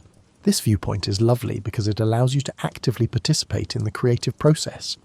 Every time you step outside, you're walking through the story itself, not just witnessing the outcomes of some cosmic event that happened ages ago. Every sunrise is the first sunrise of the day, as well as the sunrise of today. Each tree has a connection to both the original tree and all subsequent trees that will sprout from its seeds. There is a profound commonality among these creation stories. They acknowledge that beginnings are messy, complex, and frequently involve far more chaos than we would like. They acknowledge that making anything valuable, be it a universe or a good lasagna, involves getting your hands dirty, making mistakes, and occasionally beginning from scratch. Let's talk about heroes now that we've figured out how it all began, and what a delightfully messy affair that was. But not the kind that you see in superhero movies, where everything is expertly sculpted and they have the amazing ability to save the world without breaking a nail. Ancient heroes were more akin to that well-meaning friend who constantly breaks things and puts people in awkward situations, but somehow, by a combination of good fortune, obstinacy, and occasional genius, manages to save the day. Consider Gilgamesh. If you haven't heard of him, consider him the first action hero in history, complete with the emotional baggage and bad judgment that would define the genre for centuries to come. He ruled over Uruk, which was essentially the ancient world's equivalent of a large city. Impressive, but not without its share of urban issues. Gilgamesh possessed all the qualities a king could desire: wealth, power, magnificent architectural feats, and the assurance that comes from being two-thirds divine. However, he also possessed the social skills of a teenager who drinks a lot of coffee. He was that boss who shows up at parties without invitation, micromanages everything, and generally adds unnecessary complexity to everyone's lives. After growing tired of his antics, the people of Uruk complained to the gods, as anyone would in their circumstances. The gods, displaying the sort of divine wisdom that leaves you wondering how they were able to get their positions in the first place, decided that speaking with Gilgamesh about his actions and perhaps offering some management training was not the answer. Instead, they made someone who was as strong and unyielding as Gilgamesh, in the hopes that they would battle each other and leave everyone else alone. Enkidu came into the picture in this way. Enkidu was the antithesis of Gilgamesh. Whereas Gilgamesh was refined but annoying, Enkidu was wild but sincere. He knew the language of nature, lived among animals, and had never known the unique stress that comes with handling building permits or a city budget. When these two eventually crossed paths, they engaged in an epic wrestling match that likely damaged property across multiple city blocks, as you might expect from two alpha personalities. Then, however, an intriguing event occurred. They became best friends rather than destroying one another. Seeing two hurricanes collide and somehow create a nice breeze was like that. Both of them were changed by their friendship. Gilgamesh gained empathy and realised that, perhaps just possibly, being the strongest person in the room does not necessarily make you the best candidate for every position. Enkidu gained knowledge of civilization, but he remained sceptical of some of its more absurd features, such as the requirement to dress formally for formal meetings, or the social pressure to act as though small talk matters. They embarked on adventures together that were equal parts ridiculous and heroic. Indeed, they battled monsters, but they also faced the issues that arise in any friendship between two individuals who are accustomed to being the centre of attention. They argued over priorities, strategy, and, most likely more than a few times, whether they would be better off returning to their simpler, earlier lives. When they encountered Humbaba, the protector of the cedar forest, their friendship was truly put to the test. The ancient equivalent of a security system created by someone with severe trust issues, Humbaba wasn't just any monster. He had many faces, a roar that could be heard for miles and breath that could kill at great distances. In addition to being risky, fighting him was the kind of foolishness that leaves you wondering what they were thinking. The problem with heroes in ancient tales, however, is that they don't act in ways that are simple or logical. They perform them because no one else is willing to do so, and someone has to.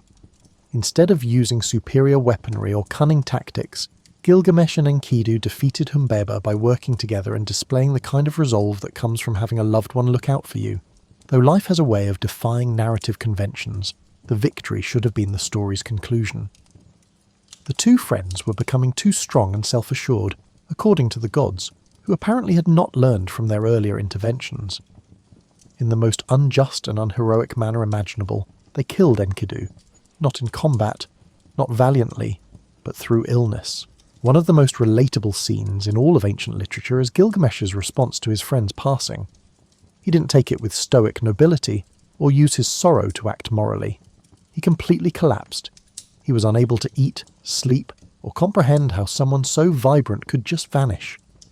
He developed an obsession with figuring out how to bring Enkidu back, or at the very least, why death had to be involved. His quest to locate Utnapishtim, the keeper of the secret of immortality and a survivor of the Great Flood, was motivated by this obsession. The trip was lengthy, risky, and full of the kinds of challenges that make you wonder if the final destination is worth the journey. Driven by the simple, desperate hope that perhaps, just possibly, there was a way to undo the unfixable, he traversed underworlds, climbed mountains, and crossed deserts. He eventually located Utnapishtim, who listened to his story before telling him something that was precisely what he needed to know, but wasn't what he wanted to hear. According to Utnapishtim, death is what gives life purpose, and is neither a punishment nor an error. There wouldn't be any pressure to love, create, or make the most of our time if there were no endings. However, Utnapishtim also told Gilgamesh about a plant that could bring back youth because ancient tales recognize that wisdom without hope is simply depression. Not exactly immortality, but the opportunity to begin anew, to apply the lessons he had learned to a new phase of his life. The plant was discovered by Gilgamesh. He had the ability to turn back time, regain his youth, and have another chance at everything. Then, in a moment of utterly human negligence, he put it down during a bath, and a serpent took it from him. You might anticipate that this will be the last crushing blow, the point at which our hero surrenders. Gilgamesh, however, laughed instead, the rueful chuckle of someone who has finally figured out the punchline to a cosmic joke, rather than the bitter laugh of defeat. He came to the realization that he had been searching in the wrong places for immortality. He was immortal because of his tale, his friendship with Enkidu, and his quest to comprehend life and death. Long after his physical body was gone, they would be remembered and cherished, told and retold. You should see what our ancestors had to deal with if you think dating is difficult now, with its apps and algorithms and the never-ending debate over who should pay for coffee. Classic love tales make the drama of contemporary relationships seem like a friendly argument about who gets to do the dishes first. These were not merely stories about a boy meeting a girl, falling in love and leading a happy life. These were epic tales of passion that had the power to literally alter the terrain, jealousy that could spark conflicts, and romantic actions that needed either divine intervention or extremely high insurance. The world's first tragic love song, Orpheus and Eurydice, was brought to us by the Greeks. Orpheus was no ordinary musician. He was the type of artist who could persuade rivers to alter their course, cause trees to uproot themselves in order to follow his music, and most likely persuade animals to harmonize with his melodies. He was essentially the result of combining all of the greatest musicians in history and endowing them with superhuman powers. Because she understood the music behind the music, the silence between the notes that gave his art meaning, Eurydice was his ideal match, not because she was a passive recipient of his talent. They seemed to communicate in their own private language of glances and half-formed sentences, the kind of love that makes other people feel both jealous and a little queasy. Their happily ever after should have started on their wedding day. Rather, it served as the prelude to the sort of tragedy that makes you want to shout at the characters to just stay home and get takeout. Eurydice stepped on a snake while strolling across a meadow, doing just the kind of naive romantic thing that ancient story heroines ought to know better by now. Not just any snake, but the kind that only shows up in stories to sabotage idyllic moments. She was instantly killed by the bite, and Orpheus realised that all of his musical ability was useless if he couldn't use it to save the one person who meant the most to him. His grief wasn't the kind of subdued, quiet sadness you see in films. It was the unadulterated, desperate kind that pushes you to do things you never would have imagined you could. He made the decision to go to the underworld in order to retrieve her, something that no living person had ever tried. According to Greek mythology, the underworld was more than just a place of punishment. It was the cosmic counterpart of the most exclusive club on Earth, with a strict admissions policy that required death before one could enter. With only his lyre and the resolve that comes from having nothing left to lose, Orpheus appeared at the entrance, either the most romantic gesture in history or the most spectacular example of failing to know when to give up occurred next. The entire underworld wept when Orpheus performed for Hades and Persephone, the king and queen of the dead. His music was so exquisite, so full of real love and loss. The eternal punishments paused, the rivers of the dead ceased to flow, and death itself appeared to listen for a brief moment. Hades, who was presumably unmoved by anything in his life, struck a bargain. There was a requirement that Orpheus lead Eurydice out without turning around before she could return to the world of the living.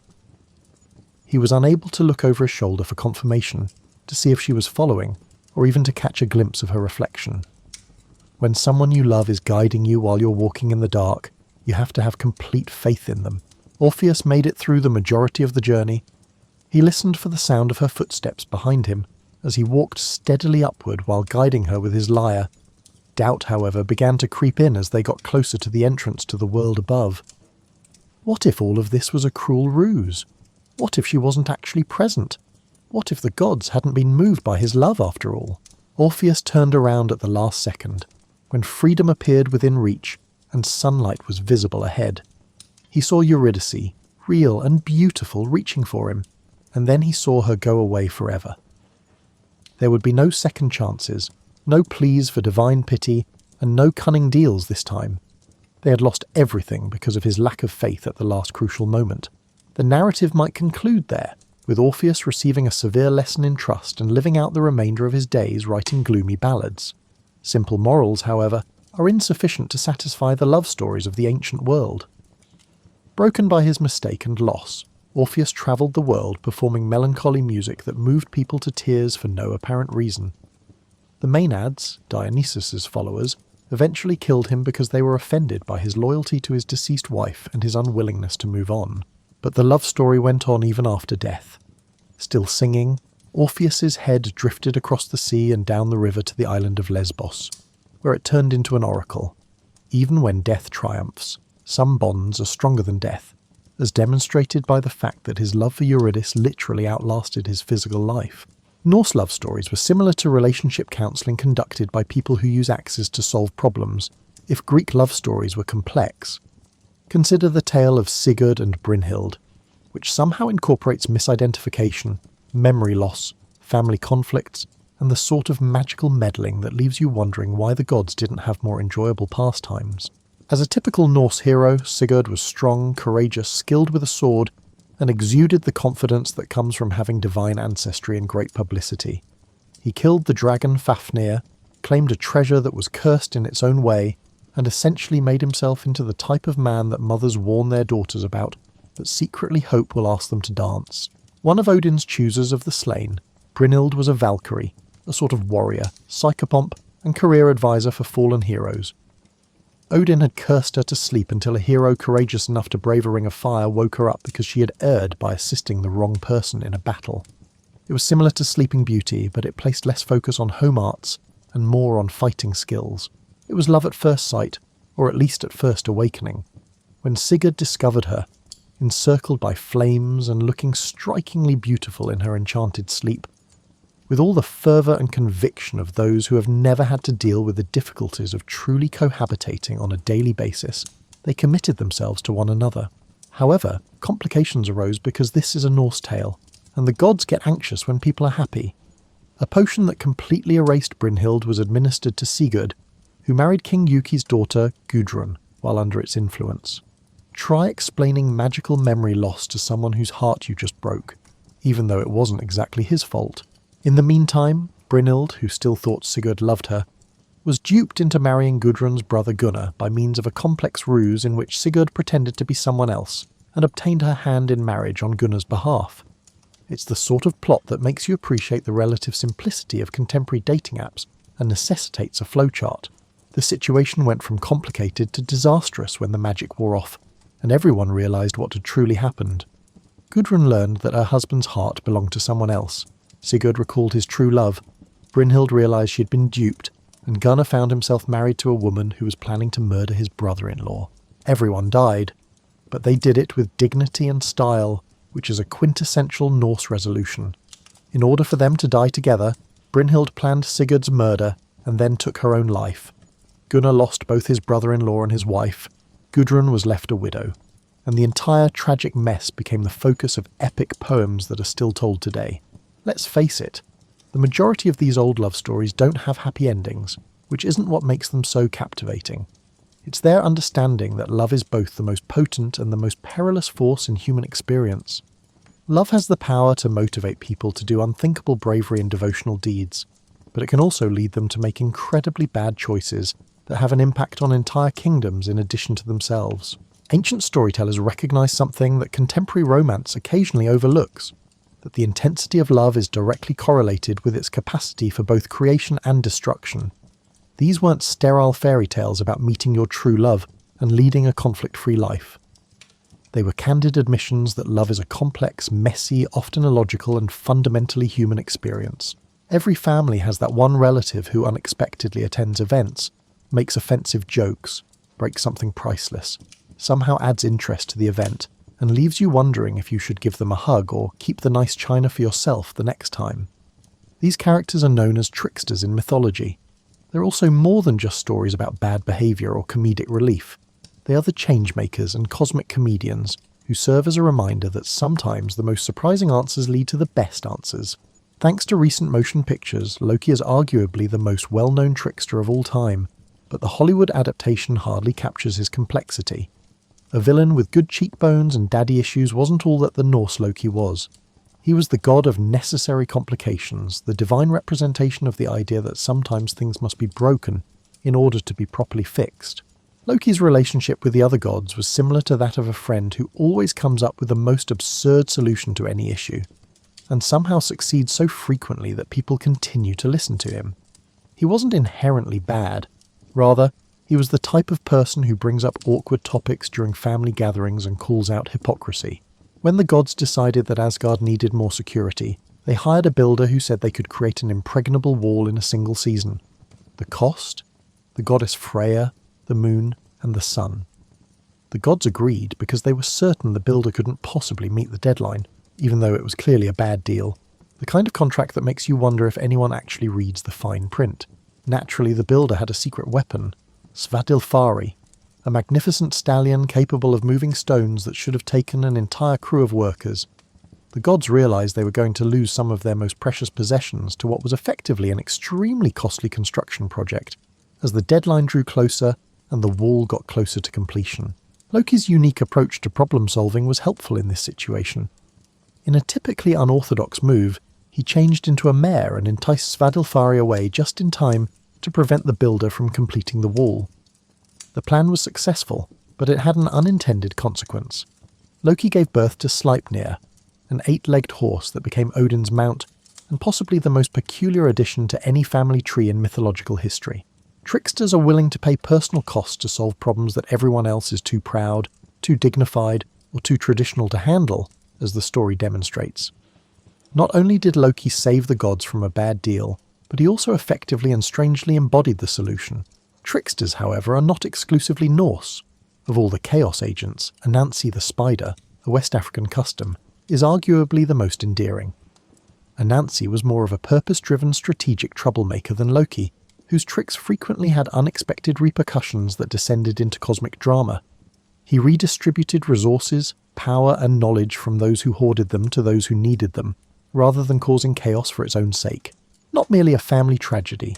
The story of Osiris's death and resurrection became a model for comprehending how life can emerge from death, how chaos can be brought back to order, and how love can overcome destruction with perseverance, wisdom, and truly amazing magical abilities.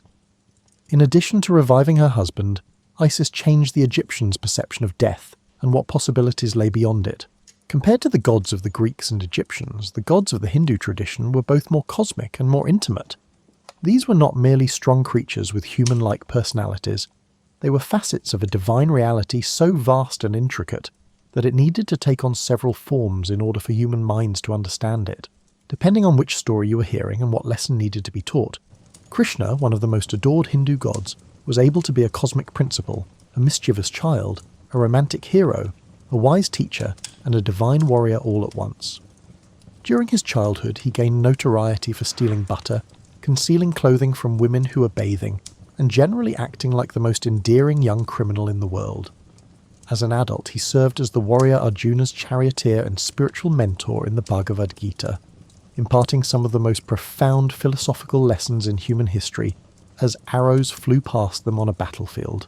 Krishna stories are lovely because they cover the whole range of human experience. He is more than just a distant divine being giving advice from above.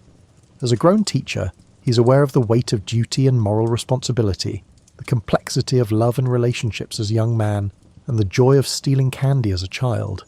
He literally possesses multitudes, and his tales serve as a reminder that, if we know how to seek it out, divinity is woven throughout every moment of life and is not distinct from the everyday human experience. The Celtic Bridget, however, is arguably the most intriguing deity from any tradition. She was able to be both a pagan goddess and a Christian saint without anyone seeming to find this particularly odd. She was the goddess of healing, smithcraft, and poetry, 3 disciplines that may not seem connected until you consider that they are all about transforming raw materials into something more complete, beautiful, or useful than they were before. Bridget's forge was more than just a place to shape metal.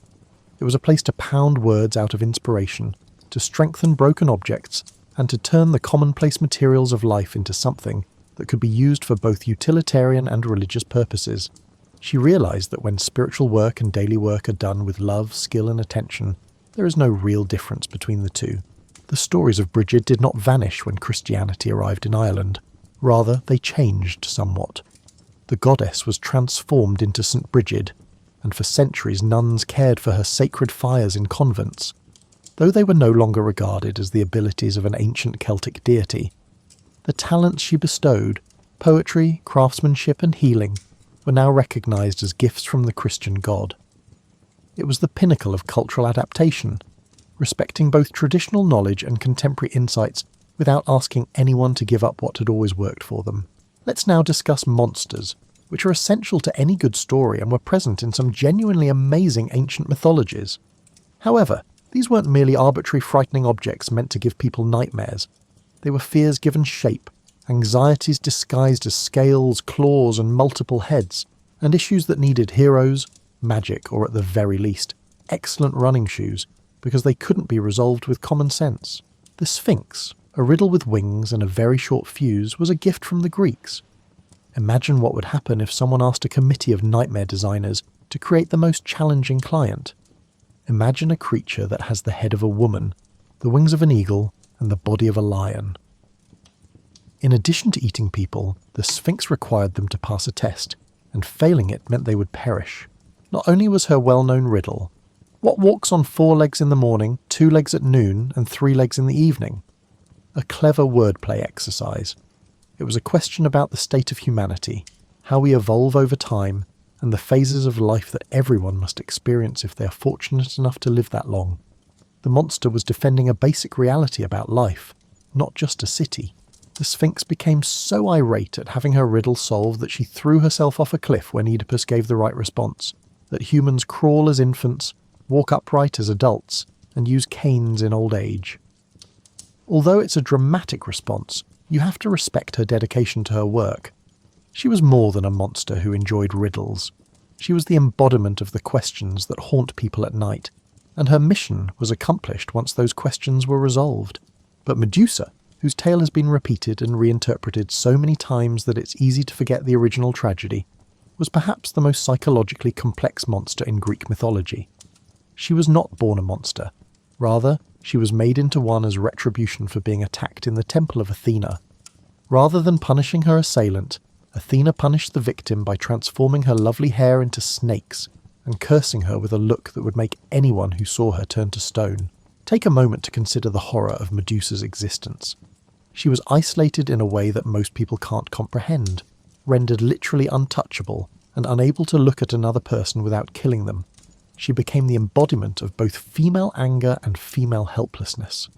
She was dangerous to everyone who came into contact with her, but she was unable to turn that danger into anything positive. It took cunning and divine help for Perseus to kill her in the end, not bravery or strength. He effectively turned her own power against her by using a mirror shield to get close to her without looking into her eyes. However, Medusa was not helpless even in death. Her blood turned into a poison that killed, and a medicine that healed, and her image became a symbol of protection, reminding evil that some types of suffering give one strength that is unbeatable. Like everything else in Norse mythology, the Norse had their own unique perspective on monsters, and it was more nuanced and ethically dubious than you might think. One of Loki's children was the world's serpent, Jörmungandr, which was so big that it encircled the entire world and held onto its own tail. It wasn't intentionally malevolent. It was simply so massive that its very existence posed an inherent threat to the stability of the universe. The god of thunder, Thor, was destined to battle Jörmungandr at the end of the world, Ragnarok. Both would perish in the conflict, the serpent from Thor's hammer and Thor from the serpent's poison. It was a perfect illustration of the Norse understanding that sometimes there are no winners in conflicts, and that the best course of action is to make sure that destruction serves a greater good. However, Fenrir, the wolf and one of Loki's offspring, was arguably the most fascinating Norse monster. Knowing from prophecy that Fenrir would ultimately kill Odin, the gods chose to bind the wolf with an unbreakable chain, rather than attempting to stop this fate with wisdom or kindness. It took cunning to bind him. They persuaded Fenrir that it was a test of his strength, and then wouldn't let him go when he demonstrated that he couldn't escape. The tale of Fenrir is the ideal example of how attempting to avert a future that is feared can actually bring it about. Even though the wolf had done nothing wrong, the gods' treatment of him, chaining him, was precisely the kind of injustice that would incite the wrath required to carry out the prophecy. Because they were afraid of him, they made their own enemy, demonstrating that sometimes the most dangerous monsters are the ones we create for ourselves. The Banshee, arguably the most psychologically complex monster of all, has Celtic roots. She was grief personified, the embodiment of loss that some families experience over many generations, but she wasn't evil in the traditional sense. Death was announced by her wailing, but she did not cause it. She only recognised it, gave it a voice, and made it impossible to downplay or ignore. The Banshee recognised a crucial aspect of human nature. We require our sorrows, losses and pain to be seen as genuine and noteworthy. She was dreadful not because she brought death, but rather because she made people face their mortality and the knowledge that everyone they cared about would eventually pass away. However, she was also consoling in her own way. Her presence demonstrated that death had purpose, that the universe did not disregard loss, and that there was someone whose responsibility it was to grieve for the deceased in a dignified manner. She was the cosmic counterpart of the friend who attends funerals, brings casseroles to bereaved families, and ensures that no one must go through life's darkest times alone. As our journey through the world of ancient stories draws to a close, it is worthwhile to pause and reflect on the kind of magic that didn't require heroic quests or divine intervention. The commonplace enchantments that made everyday life a little more bearable, a little more meaningful, and a little more connected to the greater mysteries of existence. The most significant magic occurs in the pauses between the dramatic moments, in the everyday rituals that bind us to one another and to the cycles of nature. This is something that ancient peoples understood, but we occasionally forget in our haste to separate the logical from the miraculous. This is beautifully illustrated by the Japanese concept of kami. Often translated as gods or spirits, kami are actually more like the divine essence that permeates everything, including every tree, rock, river, mountain, well-made tool, act of kindness, and instance of flawless attention to a straightforward task. The word itself implies something above or superior, but not in the sense of being far away or unreachable. Instead, it's the characteristic that, when experienced with the appropriate level of awareness, elevates ordinary things to extraordinary. A master potter does more than simply mould clay. They work with the fire, the kami of the earth, and their own hands to create something useful and beautiful. By learning to work with weather, soil, and seasons in ways that respect both ecological balance and human needs, a gardener engages in the continuous dialogue between human intention and natural processes. This insight transforms every activity into a possible spiritual practice, every beautifully crafted item into a form of prayer, and every encounter with nature into a chance to connect with something greater than personal worries. It's transformation without the drama, magic without the fireworks, and transcendence found in giving whatever task at hand your whole attention. Through its understanding of thin places, places where the line separating the everyday world from the other world becomes permeable, where magic is not only possible but nearly inevitable, the Celtic tradition provides a similar viewpoint. These could be ancient groves or stone circles, but they could also be wells, crossroads, or even specific times of day when the light falls in a particular way and everything seems more significant, alive, and interconnected. The realization that thin places aren't merely specific places but rather states of consciousness that can be developed anywhere, however, was the most significant realization in Celtic spirituality. When you learn to approach everyday situations with the same level of reverence and attention, typically reserved for formal religious practices, the real magic happens. Taking care of a fire becomes a means of taking part in the cosmic dance between order and entropy. Cooking becomes an offering to the spirits of the home, and washing dishes becomes a meditation on the element of water. The knowledge that everything, location and creature, has a spirit and a story of its own, and that wisdom arises from learning to listen to these stories with humility and respect, is derived from Native American traditions. A rock is more than just a mineral formation. It is an elder who has seen innumerable seasons and has its own wisdom about patience, endurance, and the gradual change of landscapes over time. This viewpoint completely changes how people interact with nature. You start to see yourself as a part of a continuous dialogue that has been going on for thousands of years before you arrived and will continue long after you leave, rather than as a collection of resources to be used or challenges to overcome. Finding your place in this conversation and adding your voice while paying attention to everyone else's is more important than trying to control or dominate it. Something similar but even more thorough is encapsulated in the Aboriginal Australian concept of country. The living system of relationships between land, water, plants, animals, ancestors and descendants defines your identity and responsibilities. It is not just the place you happen to live, in the sense that your identity is inextricably linked to the network of relationships that supports all life. You are country, not just from it. Because everything you do has an impact on the overall system's balance and health, this knowledge makes every action meaningful. Taking water from a spring is more than just a practical issue. It's a way to communicate with the water spirits and calls for appreciation, acknowledgement, and close attention to reciprocity. Foraging is only one aspect of gathering food plants.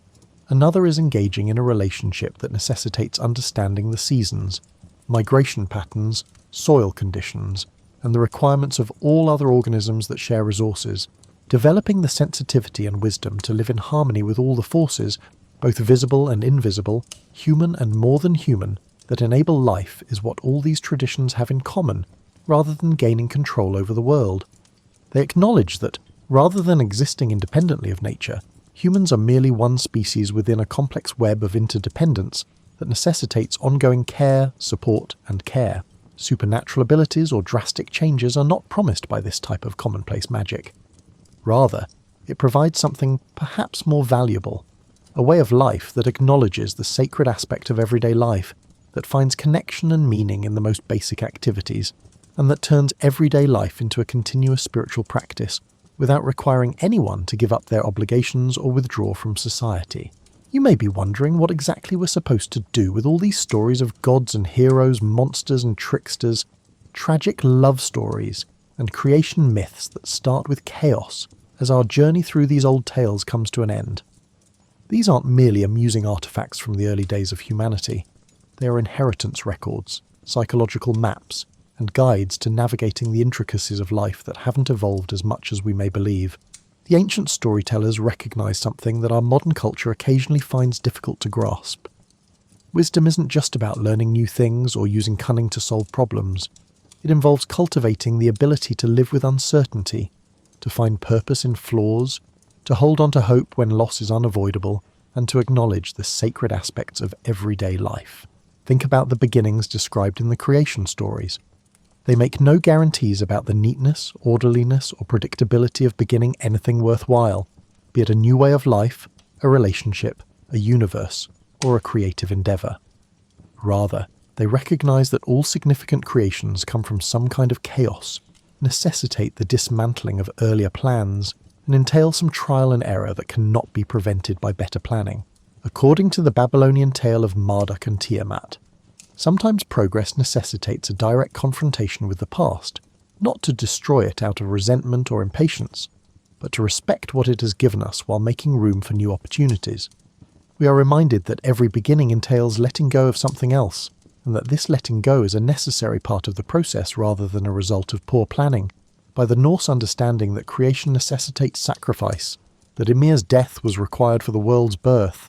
Perhaps the most advanced interpretation of all is provided by the Aboriginal concept of the dream time, which holds that creation is ongoing, present, and occurring in every moment of focus and intention, rather than occurring once in the distant past. Your decisions, focus, and relationships are all a part of the cosmic creative process, and you're not merely living in a created world, you're actively contributing to its continuous creation. The hero tales offer equally useful advice for dealing with the difficulties of adulthood. They are not guides to immortality or enduring happiness. Quite the contrary, in fact. They are sincere admissions that in order to grow, you must confront things you would rather avoid, that courage is the choice to act in spite of fear rather than the lack of fear, and that the most significant successes are frequently hidden from everyone but the person who achieves them. We learn from Gilgamesh's journey that while the desire to resist change and loss is normal and understandable, it is ultimately pointless. His desire for immortality isn't realized in the way he envisions, but his readiness to love profoundly, grieve openly, and live on in spite of death's inevitable conclusion produces a different kind of immortality. The kind that endures in tales, in our impact, and in the transformations we bring about in other people's lives. The love stories provide guidance that is both transcendent and useful. They recognize that love is the most potent and perilous force in human history, able to inspire both the most amazing creations and the most spectacular catastrophes. They contend that cultivating the wisdom to love well in spite of difficulties is more important than finding a love without problems. We learn from Orpheus and Eurydice the value of faith in things we cannot see or control, the necessity of trust in relationships, and how doubt can sabotage even the strongest bonds. They also teach us how love transcends physical proximity, and how caring for someone profoundly alters you in ways that last long after they are gone. Perhaps the most useful advice for surviving in the modern world can be found in the trickster stories. They remind us that the best solutions sometimes come from those who aren't invested in keeping the status quo, that change typically comes from unexpected directions, and that those in charge don't always know what they're doing. Coyote, Loki, and Anansi all show how important it is to challenge authority, to be prepared to break rules that don't really benefit anyone, and to acknowledge that every solution leads to new issues. They acknowledge that change is messy and unpredictable, but they also highlight how resilient, creative, and humorous people can be in the face of adversity. Power, responsibility, and the human propensity to establish authorities and then berate them for their flaws are all explored in the tales of gods living among humans. With all of their trivial jealousies and bad judgment, the Greek gods serve as a reminder that those in charge of significant matters are frequently just as perplexed and conflicted as the general populace, and that power does not always translate into wisdom. However, the stories also imply that the divine is not something distant and unfathomable, but rather is interwoven with everyday life in ways that become apparent when we look closely. The Hindu conception of Krishna as both a butter-stealing child and a cosmic principle suggests a spirituality that accepts the whole range of human experience, rather than attempting to transcend it. Perhaps the most advanced psychological advice of all is found in the monster stories. Although they admit that fear is a natural part of the human experience, they also contend that our monsters frequently reveal crucial details about the things we need to confront, the things we're avoiding, and the things we haven't yet figured out how to integrate. Even when that power seems more like a curse than a gift, Medusa serves as a reminder that some types of suffering can give rise to power. The Sphinx implies that rather than being adversaries that must be vanquished, the monsters we face are frequently questions disguised as puzzles that must be solved. Fenrir shows us how fear can produce the very futures we're trying to avoid, and how treating someone as dangerous can actually make them dangerous. Most significantly, these old tales have a deeper understanding of time than our culture does. They don't have an obsession with linear progress, which is the belief that things are always improving, that issues can be resolved once and for all, or that better methods or technologies can radically alter human nature. Rather, they acknowledge that human existence is cyclical, that the same basic problems arise in every generation, and that wisdom is not in finding a permanent solution to these problems, but rather in creating the abilities, viewpoints, and behaviours that enable each generation to face them with dignity, ingenuity, and support from one another. We are reminded that destruction and creation are partners in an eternal dance, that loss and renewal are part of the same process, and that every ending contains the seeds of new beginnings by the seasonal cycles that occur in so many mythologies, from Persephone's yearly journey between worlds to the Norse understanding of Ragnarok as both ending and beginning. Compared to our achievement-oriented culture, this cyclical view of time offers a different relationship to both success and failure. It implies that difficulties frequently precede periods of growth, that setbacks are not irreversible defeats, but rather organic components of larger patterns, and that the objective is not to reach a perfect state, but rather to acquire the fortitude and insight necessary to face whatever lies ahead. When you close this collection of stories and go back to your own life, with its unique blend of routine tasks and sacred moments, ordinary responsibilities and extraordinary possibilities, you take with you the wisdom of thousands of generations who have grappled with the same basic questions you do. How do you find meaning in an uncertain world? How can you accept loss and still love deeply? How do you remain hopeful when you recognize the challenges? In the vast network of relationships that binds all life together, how do you find your place? The solutions these tales provide are neither straightforward nor definitive. Rather, they are moulded by the wisdom of innumerable individuals who have persevered in facing the unavoidable difficulties of human life and have been tested by time. They serve as a reminder that we are not alone in our difficulties, that the same questions that keep us up at night are the same ones that have always kept people up, and that participating in such an age-old discussion can be both humbling and consoling. The knowledge that the journey itself is significant, that the questions are just as significant as the answers, and that each generation has the chance to contribute its own voice to the grand ongoing narrative of what it means to be human in a mysterious and great universe, are perhaps the things that the myths offer more than simple answers or happy endings. You can therefore rest in the knowledge that you're surrounded by stories as well as blankets as you turn off the light and go to sleep. These stories are held in place not only by your immediate surroundings, but also by the collective wisdom of all those who have ever gazed at the same stars, pondered the same mysteries, and managed to turn their confusion and longing into stories that continue to comfort and guide those who follow them. Your life, with all its everyday magic and everyday heroism, is one of the newest chapters in this timeless book. The ancient stories are still being written. Rest easy knowing that you are a part of something far more expansive and exquisite than you could have ever dreamed when you first opened these pages. Sweet dreams, fellow human being on the eternal journey. Word count. About 7,000 words. Anansi's strategy of stealing fire from the sky god is a prime illustration of it.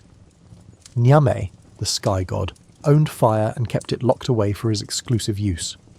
Humans had to fumble around in the dark after the sunset, were cold, and were unable to properly prepare their food.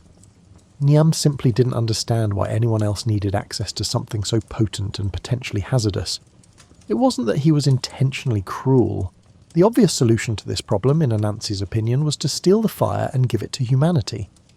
He thought hoarding useful items was essentially foolish, not because he harboured any particular animosity toward Niami. Instead of being left unused in some cosmic storage unit, fire was intended to be shared and improve everyone's quality of life. The actual theft was a masterwork of preparation and creativity. Among other things, Anansi was one of the greatest storytellers in history, and he persuaded Niame to allow him to visit by promising to share some of his well-known tales. Anansi was able to smuggle some fire into a tiny pot he had concealed in his web, while Niame was preoccupied with an especially captivating story about why mosquitoes buzz in people's ears. For a spider, even a magical one, crossing the sky to get the fire to Earth was no easy task. Anansi had to use ingenuity for navigation, transportation, and maintaining the fire throughout the trip. Additionally, he had to stay out of Niame's sight when the sky god eventually found out about the theft and came to look for his belongings. However, Anansi was successful, and fire spread like, well, fire among people. Cooking, staying warm, working after dark, and generally improving one's quality of life were all made possible. Initially incensed, Niami was forced to acknowledge that fire was far more beneficial when it was being used as opposed to being stored. In fact, the theft increased rather than decreased the value of the gift. The way that Anansi stories reinterpret stealing and breaking the law as acts of social justice is fantastic. Anansi redistributes resources because he sees a world where good things are kept from those who need them, not because he is avaricious or malevolent. He resembles a cosmic Robin Hood, but he has better jokes and more legs. Another example of the art of necessary mischief is Coyote, the trickster of many Native American traditions. Whereas Anansi was endearing and determined, and Loki was complex and occasionally destructive, Coyote, however, was like that friend who has good intentions but no sense of proportion. He would flood a valley while watering your garden, then move mountains to help you find a misplaced earring. There is a common pattern to Coyote stories. Coyote sees a problem, devises what appears to be a clever solution, enthusiastically puts the solution into practice, and then faces consequences that are typically far more significant and bizarre than anyone could have predicted. He is the divine representation of both the necessity of trying new things, even when you are unsure of how they will turn out, and the law of unintended consequences. His attempt to introduce salmon to the Columbia River's inhabitants is among the most charming of Coyote's tales. According to this version, a family of creatures had constructed a dam across the river and was hoarding all the salmon, refusing to share them with anybody else. Coyote determined that people's hunger was intolerable.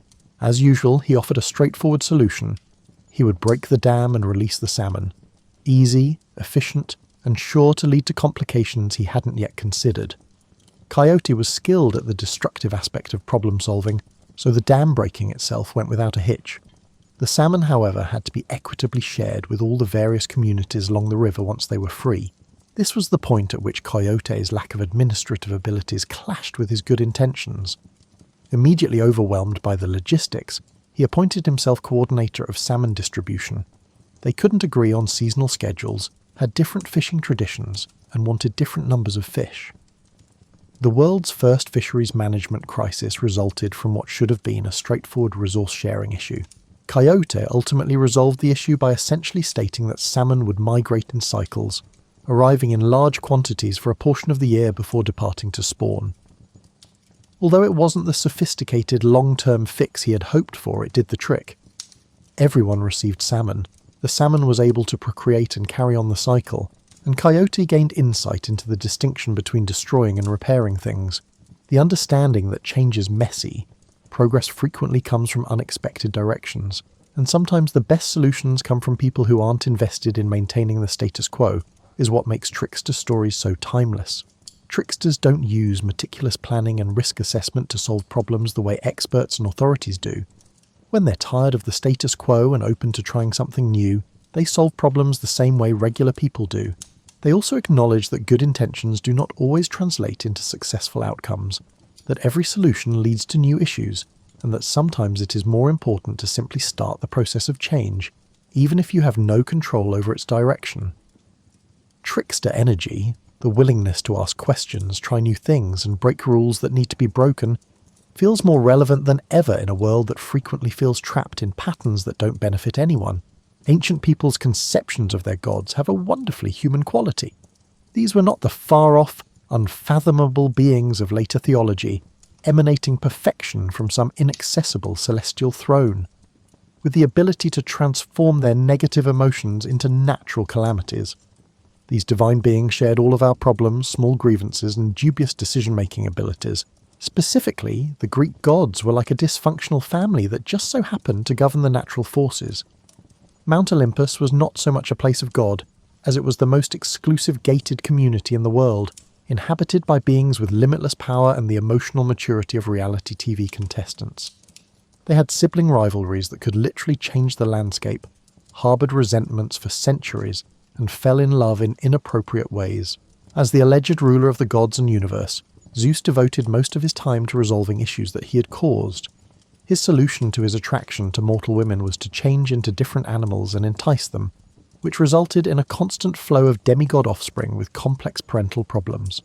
When the king of the gods chose to court the women in the form of a bull or a swan, his wife, Hera, spent just as much time being enraged about these affairs and exacting revenge on the women as if they had any say in the matter. It was like watching a soap opera with characters who could throw lightning bolts when they were angry. When the next crisis arose from precisely the same pattern of behaviour, everyone would act shocked. Zeus would have an affair, Hera would discover it, and innocent people would be cursed with terrible fates or turned into trees. Of all the Greek gods, Hades was arguably the most relatable since he was forced to hold the position that no one wanted, that of ruler of the underworld. Hades received the basement office of the cosmos, while his brothers Zeus and Poseidon were given the exciting realms of the sky and the sea, complete with dramatic weather patterns and amazing power displays. Although his work managing the dead was significant, it wasn't exactly the kind of thing that attracted a lot of favourable press. It's possible that Hades received the least glamorous assignment because he was the most responsible of the three brothers. He managed his realm effectively, kept to himself most of the time, and showed up for work every day. Even that story becomes more likeable when you consider that he was likely just lonely, and didn't know how to ask someone out when your job required you to spend all of your time with dead people. His biggest PR disaster was kidnapping Persephone to be his wife. Given that it was negotiated by those who had the authority to wipe out all life on Earth if they didn't get their way, the solution to Persephone's predicament, where she spends part of the year underground with Hades and part of the year above ground with her mother Demeter, was actually a fairly reasonable compromise. Hades received company during the dark months, humanity received an explanation for the seasonal changes, and Demeter received her daughter back for the spring and summer. If you don't consider the kidnapping aspect too much, everyone kind of won. The gods of Egypt approached divine behaviour differently. The Egyptian gods were more like cosmic principles with personalities than the Greek gods, who were basically immortal humans with superpowers. They were more than just strong creatures. They represented the basic elements of life, such as death, rebirth, order, chaos, the flooding of the Nile, and the sun's journey across the sky. Making sure the sun rose each day was perhaps the most significant duty performed by the sun god Ra in the Egyptian pantheon.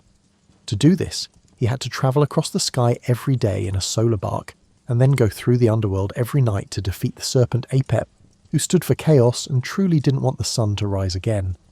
It wasn't as simple as flipping a cosmic switch. Take a moment to consider the weight of that responsibility. Ra was required to successfully navigate celestial waters, lead a crew of divine beings, and then engage in a cosmic battle against the forces of entropy on a daily basis.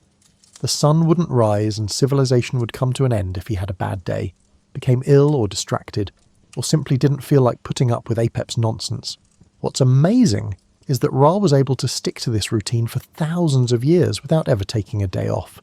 He either needs to learn about work-life balance or is the most dependable employee in the universe because of his commitment to routine.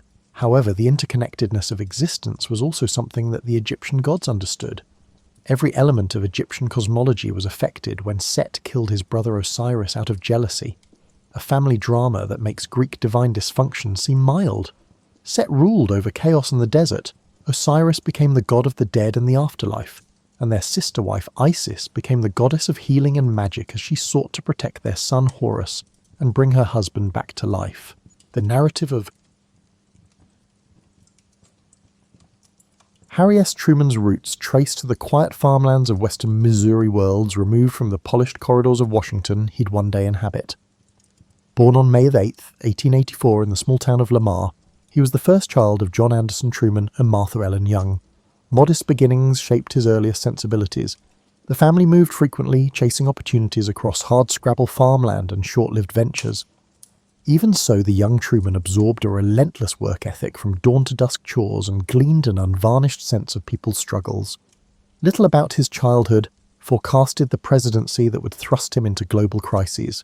His boyhood was peppered with a penchant for reading, a borrowed copy of Plutarch's Lives, or perhaps a Mark Twain novel capturing the spirit of Middle America. Unlike many peers, Harry devoured thick tomes about history and political philosophy. The spectacles perched on his nose earned him occasional teasing from schoolmates, but he shrugged it off. His father's farm demands forced him to develop stamina in a literal sense, wrangling mules or stacking hay, even as he contemplated the larger world beyond county lines. With no prestigious family name or wealth, further education was never assured. After finishing high school in the Independence College seemed an unreachable dream.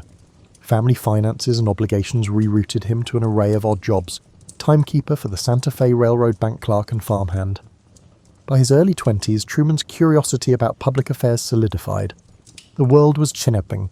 Horse-drawn wagons met shiny new automobiles. The economy swelled and new technologies whispered of unstoppable progress. Yet southern Missouri's conservative climate rarely promised fast social or political transformation. Politically, a swirl of party machines, especially the Pendergast faction in Kansas City, state of Missouri, dominated local elections.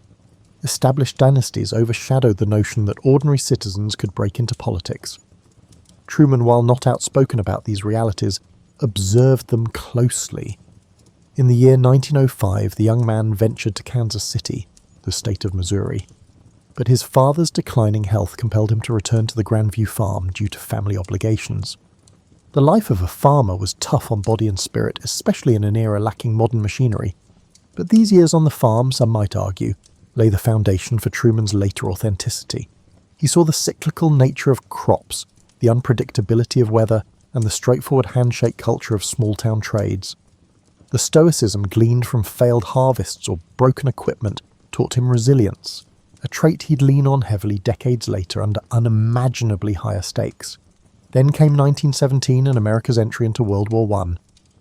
Like many patriots, Truman enlisted. At 33, he wasn't a typical fresh-faced recruit, but his earnestness and unwavering sense of duty propelled him forward. Commissioned as an artillery officer, he found a surprising gift for leadership. Men who initially dismissed him as a four-eyed farm boy discovered a commanding presence. He enforced disciplines, but listened to grievances, forging an efficient battery that ultimately saw action in the muddy, shell-scarred fields of France. Under withering artillery, Truman kept his battery steady and morale intact. That success fueled a new self-confidence. If he could manage the emotional storm of war, maybe leading men, and later constituents, was not so implausible. Returning stateside in 1919, Truman married Bess Wallace, his longtime sweetheart from Independence. She was known for a steady temperament and a gentle reluctance for public life. Their union would provide her emotional grounding through the political turbulence ahead. At first, they tested civilian ventures. He tried opening a men's clothing store in Kansas City, but the post-war economy sank into recession. The store failed, leaving him in debt that took years to repay. Despite the financial strain, he refused to declare bankruptcy, demonstrating his adherence to the moral code of meeting obligations. Around this time, the Pendergast political machine offered a lifeline. Tom Pendergast, a powerful Democratic boss, recognized Truman's war hero reputation and unwavering loyalty. He suggested a run for county judge, a role more administrative than judicial in Jackson County. Truman, initially hesitant, realized politics could merge his sense of civic duty with a means to provide for his family. In 1922, he stepped onto the ballot. The campaign demanded he mingle with rural neighbours, chat in dusty general stores, and knock on thousands of doors. Over time, he honed an everyman approach. Direct, warm, unpretentious. Though overshadowed by bigger city names, Truman won. He soon discovered that politics demanded compromise. The press sniffed at him as a Pendergast puppet, but he set about improving county roads and public buildings, focusing on practical governance. It didn't make headlines in Washington, but local folks started trusting that Judge Truman might be the rare politician who balanced machine loyalty with genuine public benefit. This vantage from county-level duties, juggling budgets, awarding contracts, meeting local taxpayers, would form the bedrock of his pragmatic style, later defining how he navigated the halls of Congress and eventually the White House. Harry Truman's position as a Jackson County judge provided him with an intimate view of the political dynamics that shaped Kansas City and its surrounding areas. Contrary to modern assumptions, judge in that era didn't always require a law degree. The role resembled a county commissioner, managing budgets, overseeing infrastructure, and mediating local disputes. Truman's approach was straightforward: keep roads maintained, ensure budgets balanced, and minimize corruption where possible. Yet the Pendergast machine that backed him thrived on patronage, awarding contracts to friendly bidders. For Truman, the challenge was upholding integrity while not alienating the very network that had placed him in office. Throughout the 1920s, Truman earned a reputation for honesty that set him apart. He rarely indulged in the nepotism that others accepted as routine. Journalists covering local government perceived Judge Truman as a unique individual, a devoted member of the Pendergast team who genuinely aimed to promote the public welfare. He developed a method: maintain civil relationships with boss Tom Pendergast, but quietly push for efficient administration. This precarious balance drew occasional disapproval from reform-minded critics who felt he should break with the machine entirely. Truman reasoned that, from within, he could do more for constituents. In private, he admitted the tension gnawed at him, yet no obvious alternative route existed. The machine was the only ladder for local Democratic politicians. By the early 1930s, the Great Depression rattled every corner of America. Kansas City, state of Missouri, faced bank closures, mass unemployment, and breadlines. Truman, re-elected as a presiding judge in 1930, used New Deal funds to jumpstart local projects, bridges, public buildings, and new highways, attempting to pump lifeblood into the local economy. His sincere empathy for ordinary families, grounded in his experiences of economic hardship, coloured every decision. He oversaw a county relief program that, while not free of cronyism, often delivered real help to needy citizens. This bolstered Truman's standing as a conscientious official, though overshadowed by the iconic New Deal initiatives championed by President Franklin D. Roosevelt at the national level. The year 1934 brought a new opportunity. Pendergast decided to push Truman as the Democratic candidate for the U.S. Senate. Though overshadowed by more prominent figures in state politics, Truman's quiet perseverance appealed to rural voters. On the campaign trail, wearing his trademark wide-brimmed hat and thick glasses, he visited farmhouses and small-town gatherings. He promised to back Roosevelt's programs, praising the impetus behind them. Meanwhile, suspicious voices hammered him as a Pendergast stooge. The boss's endorsements sealed the nomination, but winning the general election was no guarantee. Nonetheless, national frustration with the Republicans' handling of the Depression gave the Democrats a strong tailwind. Truman eked out a victory, heading to Washington at age 50. In the Senate, he was a small fish in a pond teeming with established whales like a Huey Long, Carter Glass, and Robert La Follette Jr., eager to prove his worth. Truman initially found himself overshadowed by Southern Democrats who dominated key committees. He stuck to the Commerce and Interstate Regulation Committees, quietly gleaning how legislative deals were forged. Mindful that he needed to rid himself of the Pendergast stigma, he tackled issues with a methodical zeal. One such moment arrived in 1939, when he chaired a subcommittee investigating railroad reorganization, applying his county-level budgeting lessons to a national stage. Colleagues noticed his meticulous approach. He seldom boasted, rarely sought headlines, but delivered results. The mid-1930s to late 1930s also saw the unravelling of Pendergast's empire. Accusations of tax evasion and corruption soared. In 1939, Tom Pendergast was convicted of tax fraud and imprisoned. Headlines implicated him and his associates in a massive graft. Truman, facing re-election in 1940, braced for the blowback. His opponents painted him as the senator from Pendergast, but Truman countered that he too disapproved of corruption and that his record stood independent. Voters, evaluating his actual performance, decided to give him another term. The tight race confirmed that his margin of victory lay in trust built by actual service, overshadowing the old machine label. In his second term, Truman's name surfaced more often, especially as storm clouds gathered in Europe. World War II erupted in 1939. By 1941, America was edging closer to involvement. Roosevelt's Lend-Lease policies and the ramp-up of defense industries demanded close oversight. Truman, sensing billions of tax dollars swirling into new factories, spearheaded a Senate committee to monitor war profiteering. The Senate Special Committee to investigate the National Defense Program, more famously known as the Truman Committee, set out to ensure that war contracts were legitimate, factories produced quality goods, and unscrupulous profiteers were exposed. This gave Truman a national spotlight. He visited defense plants incognito, scrutinizing paperwork. The committee earned praise for saving taxpayers giant sums. Press coverage portrayed him as a bulldog for accountability, not a grandstander but someone truly outraged by waste or exploitation. By 1943, the Truman Committee had propelled the senator from Missouri into the national consciousness. Pundits who once dismissed him as a backroom functionary now viewed him as a champion of good governance amid a massive global war. The White House noticed, too. Roosevelt, seeking to unify the Democratic Party for the 1944 election, faced the question of who should serve as vice president. His current VP, Henry Wallace, was viewed as too radical by party conservatives. Could Harry Truman, a moderate, pro-defense, corruption-fighting senator, be the compromise pick? The party bigwigs thought so. The stage was set for a twist in Truman's life, from being a steady second-term senator to possibly occupying the second highest office in the land, perched precariously near the center of a global conflict. Harry Truman never aggressively pursued the vice presidency, but in the swirl of 1944 politics, he emerged as a near-consensus choice.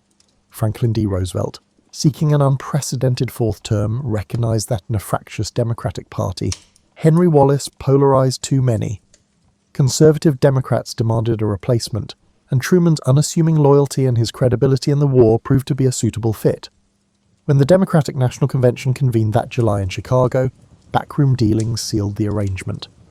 Truman famously claimed he woke up one morning as a senator and went to bed that night as the party's vice presidential nominee. Even then, he expressed reluctance, famously quipping that the role was largely ornamental, a spare tire on the automobile of government. The Roosevelt-Truman ticket triumphed in November 1944, riding on FDR's record as a wartime leader. The margin was narrower than earlier Roosevelt victories, reflecting war fatigue among Americans, but a victory was still a victory, and in January 1945, Truman took the oath as vice president. Within weeks, the Allies advanced on Nazi Germany, the Battle of the Bulge had ended, and the liberation of concentration camps approached. Meanwhile, the Pacific Theater raged on, with US forces inching closer to Japan. Truman found himself at the periphery of top-level discussions. Roosevelt, his health failing, still dominated the administration's strategic deliberations. Truman's main tasks involved presiding over the Senate and fulfilling ceremonial roles. He was rarely looped into the secrets of the Manhattan Project or the exact shape of post-war negotiations. Everything changed abruptly on April 12, 1945. Roosevelt died in Warm Springs, Georgia, after months of visibly declining vitality. A stunned Truman was summoned to the White House and took the oath of office as president in a small tent ceremony. He later recalled, "I felt like the moon, the stars, and all the planets had fallen on me." The man who had been in the dark about critical aspects of the war, particularly the atomic program, now became commander-in-chief of a global superpower in waiting. Advisors scrambled to brief him on ongoing strategies, secret weapons research, and the complexities of Allied negotiations with Stalin and Churchill. Truman's earliest decisions revolved around ending World War II. In Europe, victory seemed imminent, with Hitler's regime collapsing. VE Day, Victory in Europe, arrived on May 8, 1945, overshadowing the raw sense of Roosevelt's absence. Meanwhile, the Potsdam Conference in July saw Truman meet Winston Churchill, later replaced by Clement Attlee mid-conference, and Joseph Stalin. With the war in Europe settled, the conversation pivoted to dividing Germany into zones, shaping Eastern Europe's future, and extracting concessions from the Soviet Union about joining the war against Japan. Truman, a novice in the high-stakes diplomacy that Roosevelt had navigated, approached Stalin with caution. He gleaned that the Soviet leader had ambitions in Eastern Europe, a harbinger of post-war friction. Simultaneously, Truman faced a moral and strategic quandary in the Pacific. The Manhattan Project had succeeded. The atomic bomb was ready. Military planners estimated an invasion of Japan's home islands could cost a catastrophic number of Allied and Japanese lives. The question was whether dropping the bomb might force a swift surrender.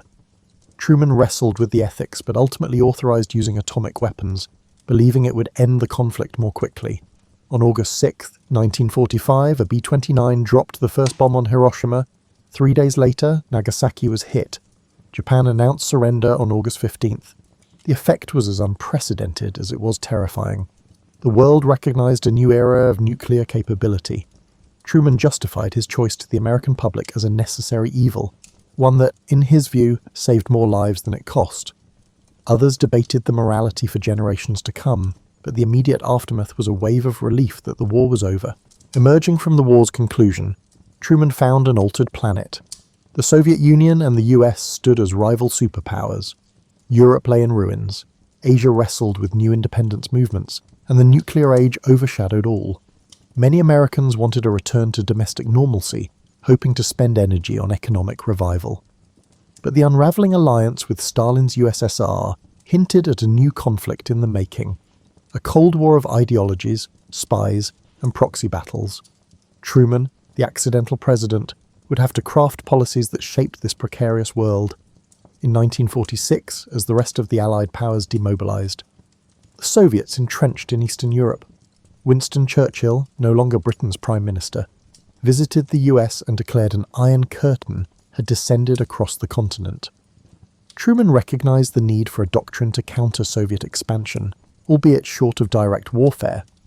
The seeds of the containment strategy took shape, culminating in what would be known as the Truman Doctrine, pledging support to countries threatened by the communist subversion. With minimal foreign policy background, he relied on seasoned figures like George Marshall, Dean Acheson, and others to devise new frameworks for the global stability. Meanwhile, on the domestic front, the challenge of reconverting the economy from wartime production to peacetime soared. Labour strikes in Flecken and demands for civil rights tested Truman's leadership. As 1947 approached, Truman's tenure had only begun. The decisions about nuclear arms, the aid programs for war-ravaged allies, and the looming confrontation with Soviet policies in Europe and Asia, these would define not just his presidency, but the entire global order. Once a quiet senator overshadowed by Roosevelt's magnetism, Truman had stepped into the spotlight. He was about to introduce a new vocabulary to American statecraft, the Marshall Plan, the Berlin Airlift, and the seeds of NATO, forging an era where the United States embraced superpower responsibilities unthinkable a mere decade earlier. In the tumultuous post-war climate, Harry Truman found his presidency pivoting on two broad fronts: foreign policy crises and domestic upheaval. Fresh from the euphoria of victory over fascism, Americans soon recognized that a new tension with the Soviet Union dominated world affairs. Eastern Europe lay under communist influence, and Stalin's grip tightened across Poland, Hungary, and others. These developments spurred Truman's administration to articulate a more defined stance. In March 1947, he presented to Congress what became known as the Truman Doctrine. The United States would aid nations resisting subjugation by armed minorities or outside pressures. Though triggered by crises in Greece and Turkey, the doctrine signaled a broader commitment to containing communism. Skeptics worried about entangling America in endless foreign struggles, but Truman insisted that inaction would yield greater perils. Soon after, Secretary of State George Marshall proposed the European Recovery Program, colloquially the Marshall Plan. War-ravaged Europe faced famine and economic collapse, conditions ripe for communist infiltration. Marshall's plan offered massive financial aid to rebuild infrastructure, revitalize industries, and stabilize currencies. Truman championed this approach as simultaneously humanitarian and strategic. Western Europe's swift reconstruction under the plan created an economic boom, forging stable democracies less vulnerable to Soviet influence. This bold initiative reshaped America's global role.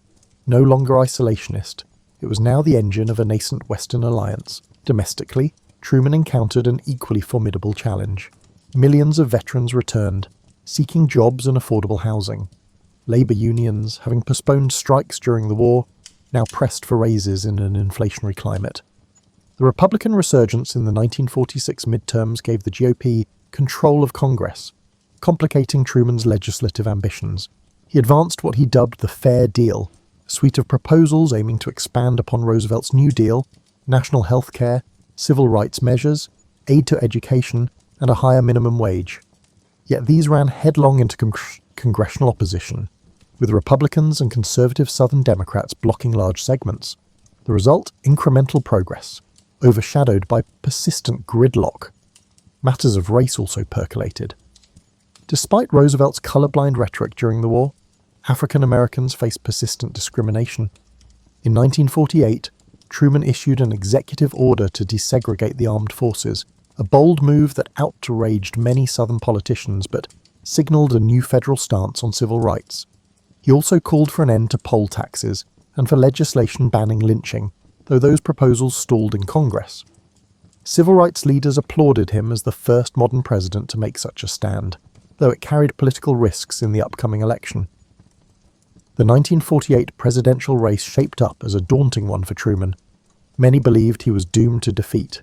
Even within his party, Southern Dixiecrats broke off, championing Strom Thurmond in the protest of civil rights, while Henry Wallace, a former vice president, led the Progressive Party from the left. The Republican nominee, Thomas Dewey, exuded confidence.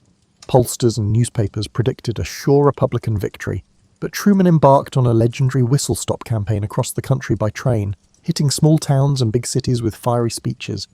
He hammered the Do-Nothing Congress for blocking his Fair Deal measures, championed the average Indian citizen's needs, and exuded an underdog energy that resonated with voters.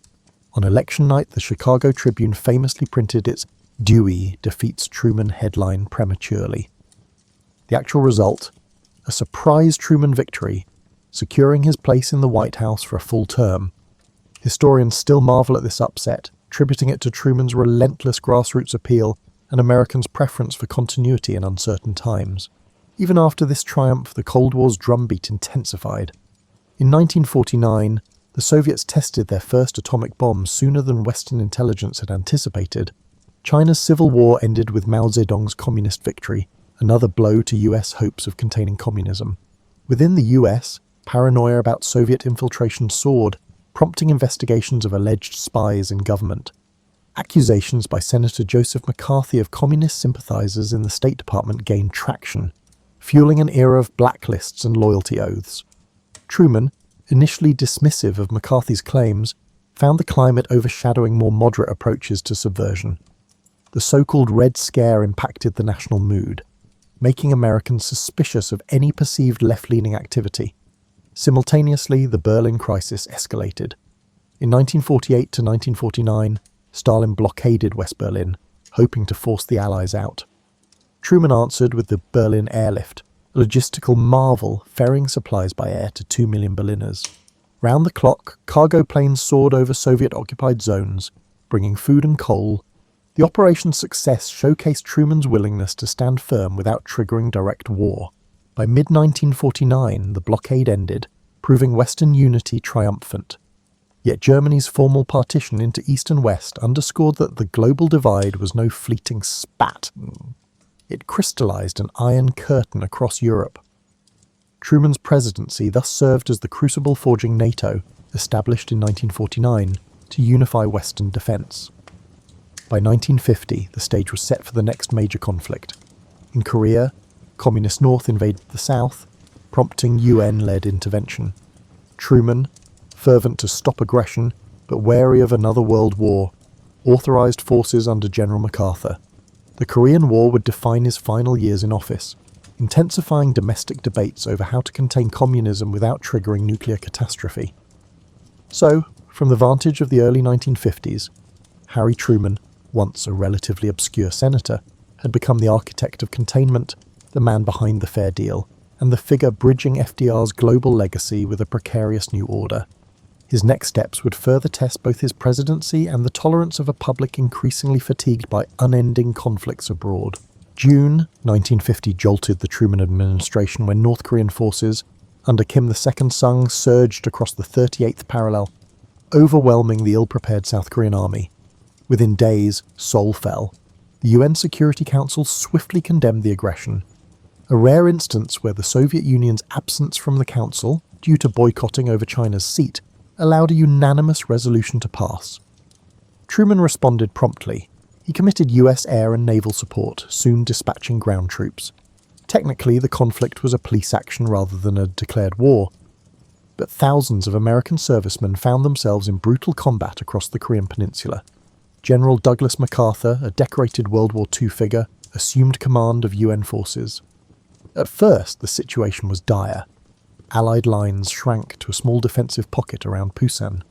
Then came the bold Incheon landing in September 1950, a brilliant amphibious operation that outflanked North Korean supply lines. MacArthur's troops recaptured Seoul, reversing North Korea's gains.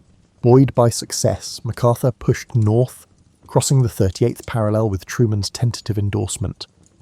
The objective evolved from merely repelling the invasion to toppling the Kim regime entirely, or so the general believed. Yet a new threat loomed. Communist China warned it would not tolerate foreign armies on its border. Truman's advisors debated whether unifying Korea by force was feasible or wise. Crossing into the far north could lead to Chinese intervention, many warned. MacArthur, brash and confident, discounted such warnings. By late 1950, Chinese volunteers poured across the Yalu River, launching a massive counter-offensive.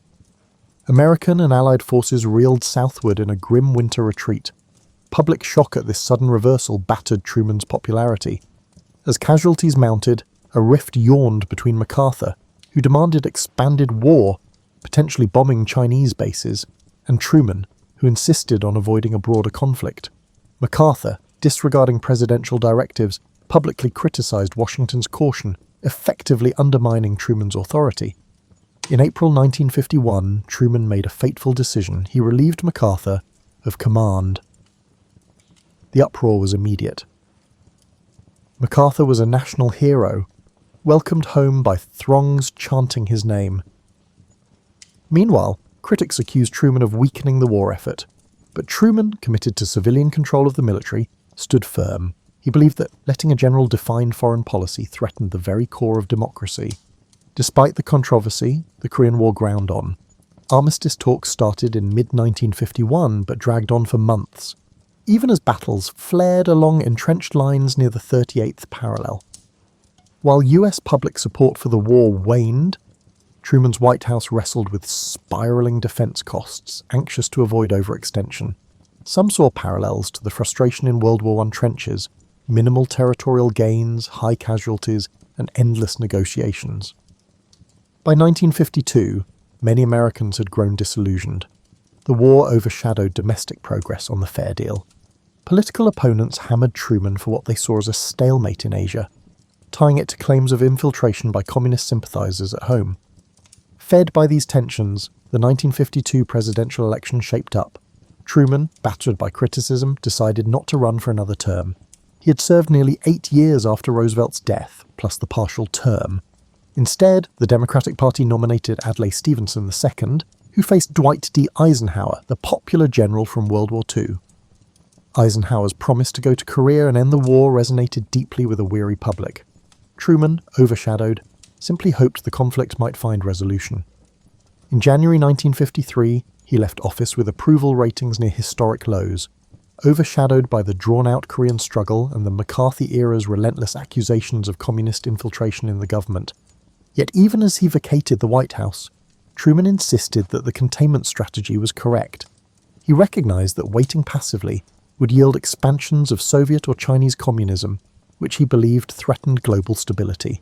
The Berlin airlift, the Marshall Plan, the formation of NATO, and aid to Greece and Turkey stood as cornerstones of what he considered necessary steps. The Korean War, while painful, in his view had halted a potential chain reaction of communist conquests in Asia. The public and policy circles fiercely debated whether the high cost justified the war. Returning to Independence, Missouri, Truman embraced private life without many of the trappings modern presidents would later enjoy. He had minimal pension, no Secret Service detail initially, and took up everyday routines, morning walks, visits to his library, and lively discussions with passers-by. Over time, Americans softened toward him.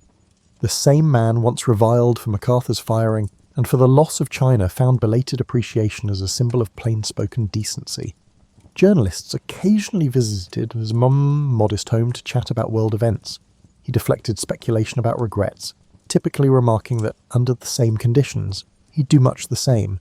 The aging man, in his signature fedora, projected an air of calm that belied the turmoil he once navigated. In the broader sense, the years following 1953 revealed that the Cold War strategies Truman helped pioneer would endure across presidencies, shaping US foreign policy for decades. The notion that America must lead alliances, prop up threatened governments, and maintain a robust military footprint owed much to the architecture he and his advisors sketched. Controversies over nuclear arms, covert interventions, and moral trade-offs would continue to swirl. Meanwhile, the so-called Truman Doctrine in simpler times evolved into myriad forms, from Vietnam to the Middle East. Whether favourable or unfavourable, the boundaries Truman established during the initial years of the Cold War established a superpower's worldwide stance. After leaving the presidency, Harry Truman quietly returned to the same unpretentious Independence neighbourhood he'd left behind. Reporters marvelled that, unlike many political figures who retreated into comfortable consultant gigs or lavish perks, Truman strolled about as though unchanged. He personally answered the phone at his home, penned his letters at a small writing desk, and took daily constitutionals through the neighbourhood. When neighbours encountered him, he was as likely to talk about local weather as global affairs. However, his historical decisions carried significant weight, despite the sense of normalcy. In 1953, the Korean War's armistice took effect, largely shaped by his successor, Eisenhower, who carried forward negotiations that Truman's administration had begun. Though the conflict remained technically unresolved, the ceasefire established the demilitarized zone, freezing the peninsula's division. Critics contended that a final peace was never achieved under Truman's watch, yet defenders argued that halting North Korean advances preserved South Korea's future. As years passed, the ongoing partition cemented a legacy of tension in East Asia, intimately linked to Truman's stand against communist aggression. In the realm of civil liberties, the McCarthy era's fervour gradually subsided. Senator McCarthy overreached and was eventually censured by his colleagues. Retrospective analyses revealed the climate of fear had led to blacklists and ruined careers with scant evidence of actual subversion. From his vantage point, Truman felt vindicated about firing MacArthur and resisting extremes. He had insisted that constitutional processes matter more than a general's personal convictions or a demagogue's accusations. Yet the climate had left scars on the Democratic Party. Truman's own brand of moderate liberalism, heavy on foreign policy hawkishness and domestic incremental reforms, had receded under the weight of political realignments. Truman's financial situation post-presidency was precarious. At that time, ex-presidents received no pension. Except for a small army pension from his service in World War I, he faced burdensome living costs. A modest book deal for his memoirs helped, but it was not extravagant. He refused to cash in on corporate lobbying or serve on boards he considered morally dubious. Eventually, Congress passed the Former President's Act in 1958, partly spurred by Truman's circumstance, providing a pension and resources for office staff. He disliked taking charity, but recognised the policy served future ex-presidents more than himself. Meanwhile, he poured energy into his presidential library, determined that the story of his administration, warts and all, be accessible to scholars. His memoirs, published in 2 volumes, 1955 and 1956, revealed a candid, plain-spoken narrative of events. He offered no apologies for the atomic bomb decisions, emphasising that the abrupt end to the Pacific War saved countless Allied and Japanese lives. On the controversies surrounding recognition of Israel, Truman's swift acknowledgement of the new state in 19 was a watershed moment in Middle East politics. He insisted it was the moral path despite opposition from key advisors. Indeed, this quiet, steadfast approach characterised his recollections. He may have been overshadowed by FDR or disliked by flamboyant generals, but in times of crisis, he did what he believed was necessary. Over time, public perception of Truman shifted from unremarkable caretaker to gutsy decision-maker.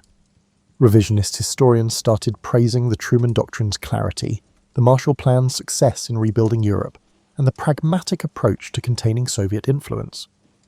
They noted how he integrated civil rights stances into mainstream democratic ideology, setting the stage for the more comprehensive reforms of the 1960s. Younger politicians, from John F. Kennedy onward, acknowledged a debt to Truman's legacy, that the presidency was about forging alliances, championing domestic fairness, and preserving a stable global order. Not all revered him. Some leftist critics hammered the extremes of anti-communist actions, while others on the right called the stalemate in Korea evidence of half-hearted war.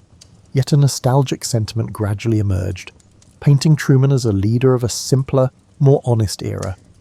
Truman's personal life in his later years revolved around devotion to Bess, who remained reclusive, preferring not to appear in public. The couple's daily routine included quiet breakfasts, visits to the library, and an occasional drive. Grandchildren brought new joy. Sometimes foreign dignitaries or scholars would drop by, seeking the older man's perspective. He offered unvarnished answers, peppered with plain-spoken Missourian humour. There were no illusions or frills in his answers. Journalists noticed that he rarely exploited the spotlight, preferring to let official archives and librarians handle big historical queries. By the 1960s, the Cold War had escalated to new crises: the Berlin Wall, the Cuban Missile Crisis, and Vietnam's deepening conflict. Truman watched with concern. He occasionally wrote letters to current officials, carefully disclaiming that he was not meddling, merely offering the wisdom gleaned from the post-World War II crucible.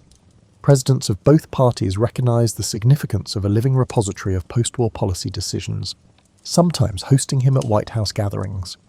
Though not an official advisor, Truman's moral authority soared. People perceived him as the final figure from a crucial period of transition: the establishment of the atomic age, the emergence of containment, and the delicate balance between social justice and political realism. In December 1972, at the age 88, Harry Truman passed away. The state funeral in Independence was modest, reflecting his personal style. Presidents, foreign dignitaries, and ordinary Americans paused to salute a man whose improbable journey took him from Missouri farm to the White House's epicenter. Eulogies recalled him as the champion of the Marshall Plan, the father of containment, the unlikely victor of 1948, and the president who integrated the military. Over time, his name became shorthand for fortitude under pressure. Though buck stops here, in his own famous phrase, it stands as an emblem of personal accountability that, for better or worse, shaped the modern presidency and the free world post-war order. Fast forward to the present, and Harry Truman's memory stands as a fascinating study in leadership. He was a product of small-town America, shaped by the unvarnished realities of farm labour and local politics. He lacked formal college degrees or aristocratic lineage, initially seeming an improbable figure to guide the world's most powerful nation. Yet guided by personal ethics and a knack for directness, he navigated global crises unmatched in scale. Historians often place him among the near-great presidents, an honour marking how significantly he steered the US in the aftermath of World War II. One of the most potent lessons gleaned from his presidency lies in how he approached big decisions. Truman rarely wallowed in indecision. Faced with the atomic bomb's moral quagmire, he concluded swiftly to use it. Faced with Soviet expansion, he launched the Truman Doctrine. Even the firing of General MacArthur, a national hero, illustrated a principle: no individual stands above civilian authority. Many leaders might waffle or fear public backlash, but Truman's style was to weigh advice, pick a course, and then bear the consequences. That unwavering approach still informs discussions about how leaders handle emergency powers. His era also cements the notion that personal authenticity can matter more than rhetorical polish. Unlike FDR's patrician confidence or JFK's glamour, Truman's persona was straightforward, sprinkled with folksy phrases. Critics at times derided his style as hickish or unrefined, but millions of Americans identified with it, seeing in him a mirror of their anxieties and aspirations. Political culture in the 21st century, saturated with scripted soundbites, often yearns for that raw sincerity, even if the complexities are far more complicated than a single personality trait can address. Another dimension of Truman's story pertains to the permanent changes in US governance. He presided over the creation of the National Security State, CIA, NSA, and the mushrooming Defense Department. He also oversaw the near-permanent mobilization of the economy to feed the Cold War's demands. This shift from a more isolated republic to a globally engaged superpower was not wholly his alone, but he carried forward the impetus. The ongoing debate about how much government surveillance or global policing is justified owes a debt to the structures built under Truman. His own personal discomfort with certain expansions, such as loyalty oaths, testifies to the moral dilemmas entwined with these transformations. Civil rights also saw impetus under his watch, though this took decades for the full effect to unfold. His desegregation of the armed forces in 1948 was one of the earliest executive acts dismantling institutional racism. Though overshadowed by the more dramatic battles of the 1950s and 60s, it laid a crucial precedent. Black veterans who served in integrated units carried new expectations for equal treatment, fueling the civil rights movement. This example underscores that incremental changes, championed even by leaders not known primarily as civil rights crusaders, can pivot historical momentum in ways invisible at the time. Modern presidents, from both parties, occasionally invoke Truman's name when justifying bold stances. They highlight his willingness to buck popularity for principle or highlight how, under crisis, he harnessed executive power to contain threats. Some hail him as the father of American internationalism, forging alliances and frameworks like NATO. Others cringe at the memory of the bombings and the loyalty purges. That duality, heroic to some, morally fraught to others, mirrors the complexity of the 20th century itself. For the typical American family, though, the memory of Truman might conjure images of that iconic 1948 photo with the newspaper headline, "Dewey defeats Truman," or the black and white footage of him announcing Japan's surrender. Libraries across the country preserve diaries from grandparents who felt uncertain about sending their sons to Korea, reading day-by-day news of the Truman War.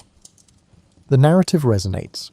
A low-profile man confronted with outsized responsibilities, forging a path that was neither perfect nor doomed, but shaped by moral convictions and a refusal to shirk tough calls. In the end, Harry Truman's life serves as a testament to the unexpected emergence of leadership and the resilience and determination of common men in the face of extraordinary events. For a generation battered by depression and war, he was a reassuring presence. For modern society grappling with new global threats, from climate crises to cyber conflicts, his blueprint of strategic alliances, unwavering moral lines, and willingness to face unpopularity might hold valuable lessons. Indeed, his story stands as a testament to how the unassuming can transform into pivotal figures once fate thrusts them into the spotlight. As the decades roll on, the modest Missourian who saw himself simply as a public servant remains emblematic of how steadfast character can guide a nation through perilous times and reshape the very meaning of American leadership. From his earliest days, young Marcus sensed expectations clinging to him like a heavy mantle. He was not yet the philosophical emperor history would revere, merely a curious boy from a prominent Roman family. Marble halls and hushed political debates formed the backdrop of his childhood, each conversation reinforcing the idea that he was fated for a grand role. Even while tinkering with wax tablets and toying with styluses, the weight of the future loomed in every corner of his home. Despite his tender years, Marcus felt drawn to the Roman Forum's colossal columns and venerable statues. Each marble figure whispered tales of victory and downfall, reminding him how power shimmered, then vanished. He marvelled at the thought that these silent sentinels once watched over leaders who, like him, had walked these streets, shoulder to shoulder with fate. More than politics or pageantry, Marcus discovered his keen interest in philosophy. His mother, gentle but incisive, recited lines from Stoic texts on rainy afternoons, speaking of moral fortitude as the shield against life's unpredictable storm. In these verses, Marcus found a reassuring promise that wisdom could transcend the clamour of ambition. This fascination grew when he met Junius Rusticus, a revered tutor on compromising and truth. Instead of coddling Marcus, Rusticus challenged him, igniting the fire of a questioning mind. Their lessons were forging an inner sanctuary, one guided by reason rather than impulse.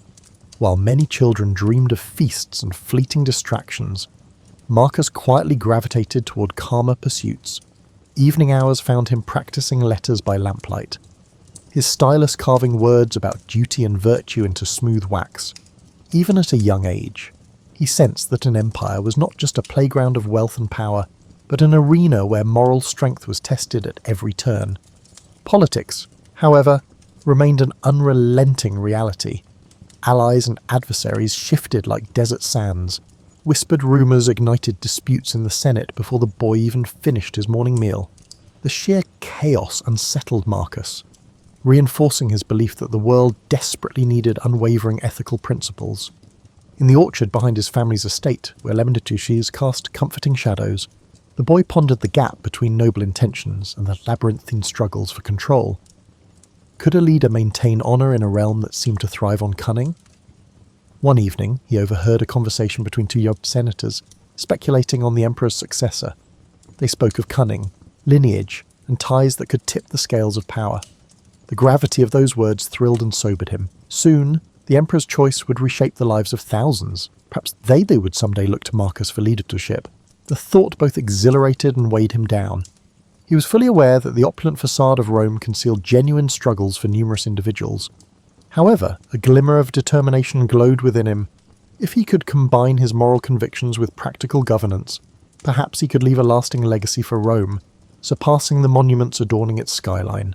Within the hush of the orchard, lulled by the scent of citrus, Marcus would close his eyes and imagine a city where leaders governed with compassion and clarity, where a child's lessons in virtue could shine light into the darkest corners of public life. This was more than daydreaming. It was the formation of an inner compass. Over time, that compass would guide him through personal trials and political storms alike. The seeds of the greatness, once planted, sprout in quiet moments of introspection. Marcus Aurelius was still a boy, but those daily lessons, stoic texts, moral debates, afternoons spent in wide-eyed awe at the forum's relics, were shaping him into something unexpected. He wanted to be more than a figurehead who wore the purple cloak of Rome. He aspired to be a leader who, through reason and resolve, could honour the empire's legacy while also moulding it into a place where virtue had not yet gone to die. Only time would reveal the magnitude of that promise. But in those early days, he nurtured it beneath the lemon trees, letting the steady Roman sun coax it into full bloom. Occasionally, he noticed the quiet fear in the eyes of servants, wondering if the next political shift would upend their lives. These silent observers became Marcus's secret teachers, revealing how the whims of the powerful sent ripples through every social stratum. Each nervous glance was a stark reminder that real lives rested on the emperor's decrees. For Marcus, the truest path forward lay in forging a principled heart, one that would not falter when confronted by the swirling winds of power.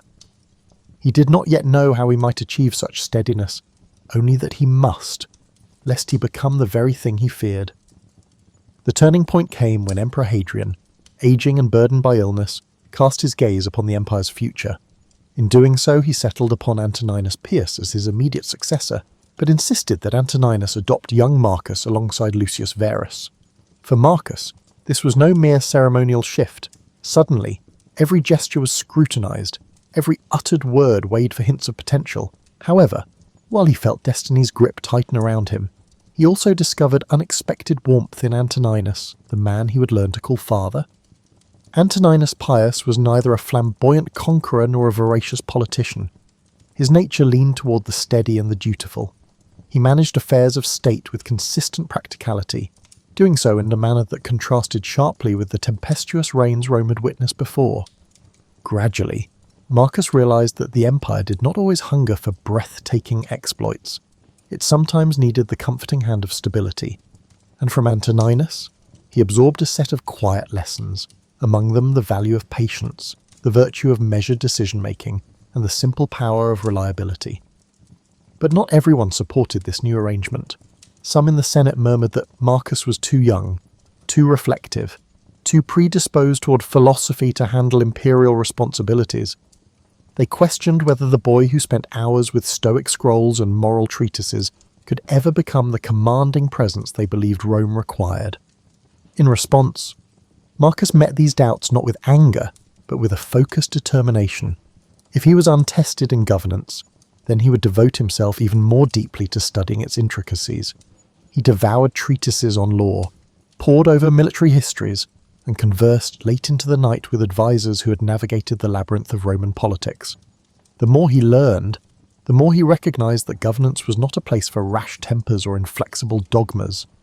Indeed, it demanded both compassion and detachment, an ability to stand firm for justice, while also understanding the fragility of human ambition. His bond with Lucius Verus added a twist to this evolving chapter.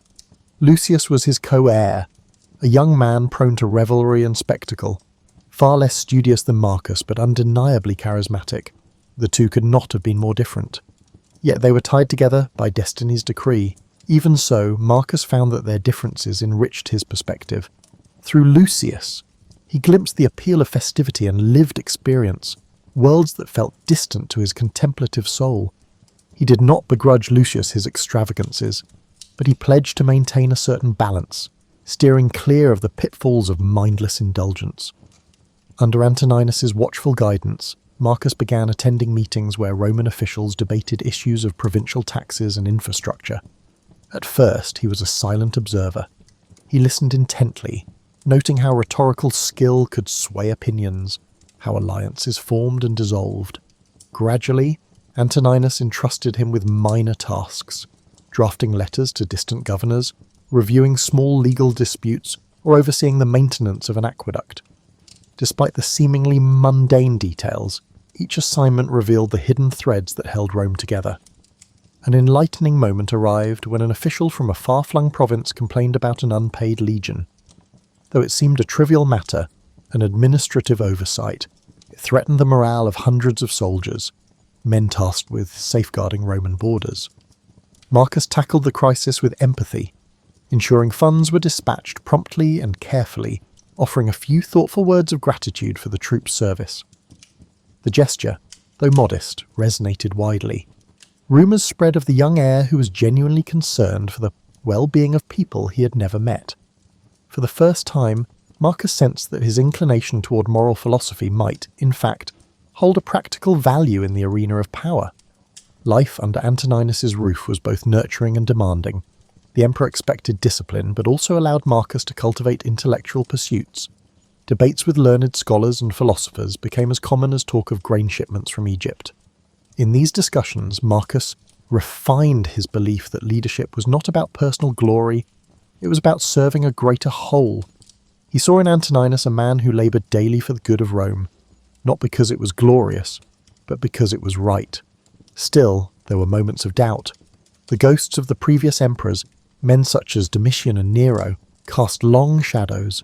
Marcus knew well that absolute authority could corrupt a weak soul. Late at night, when Roman lamps flickered, he wrestled with questions that few dared to ask aloud.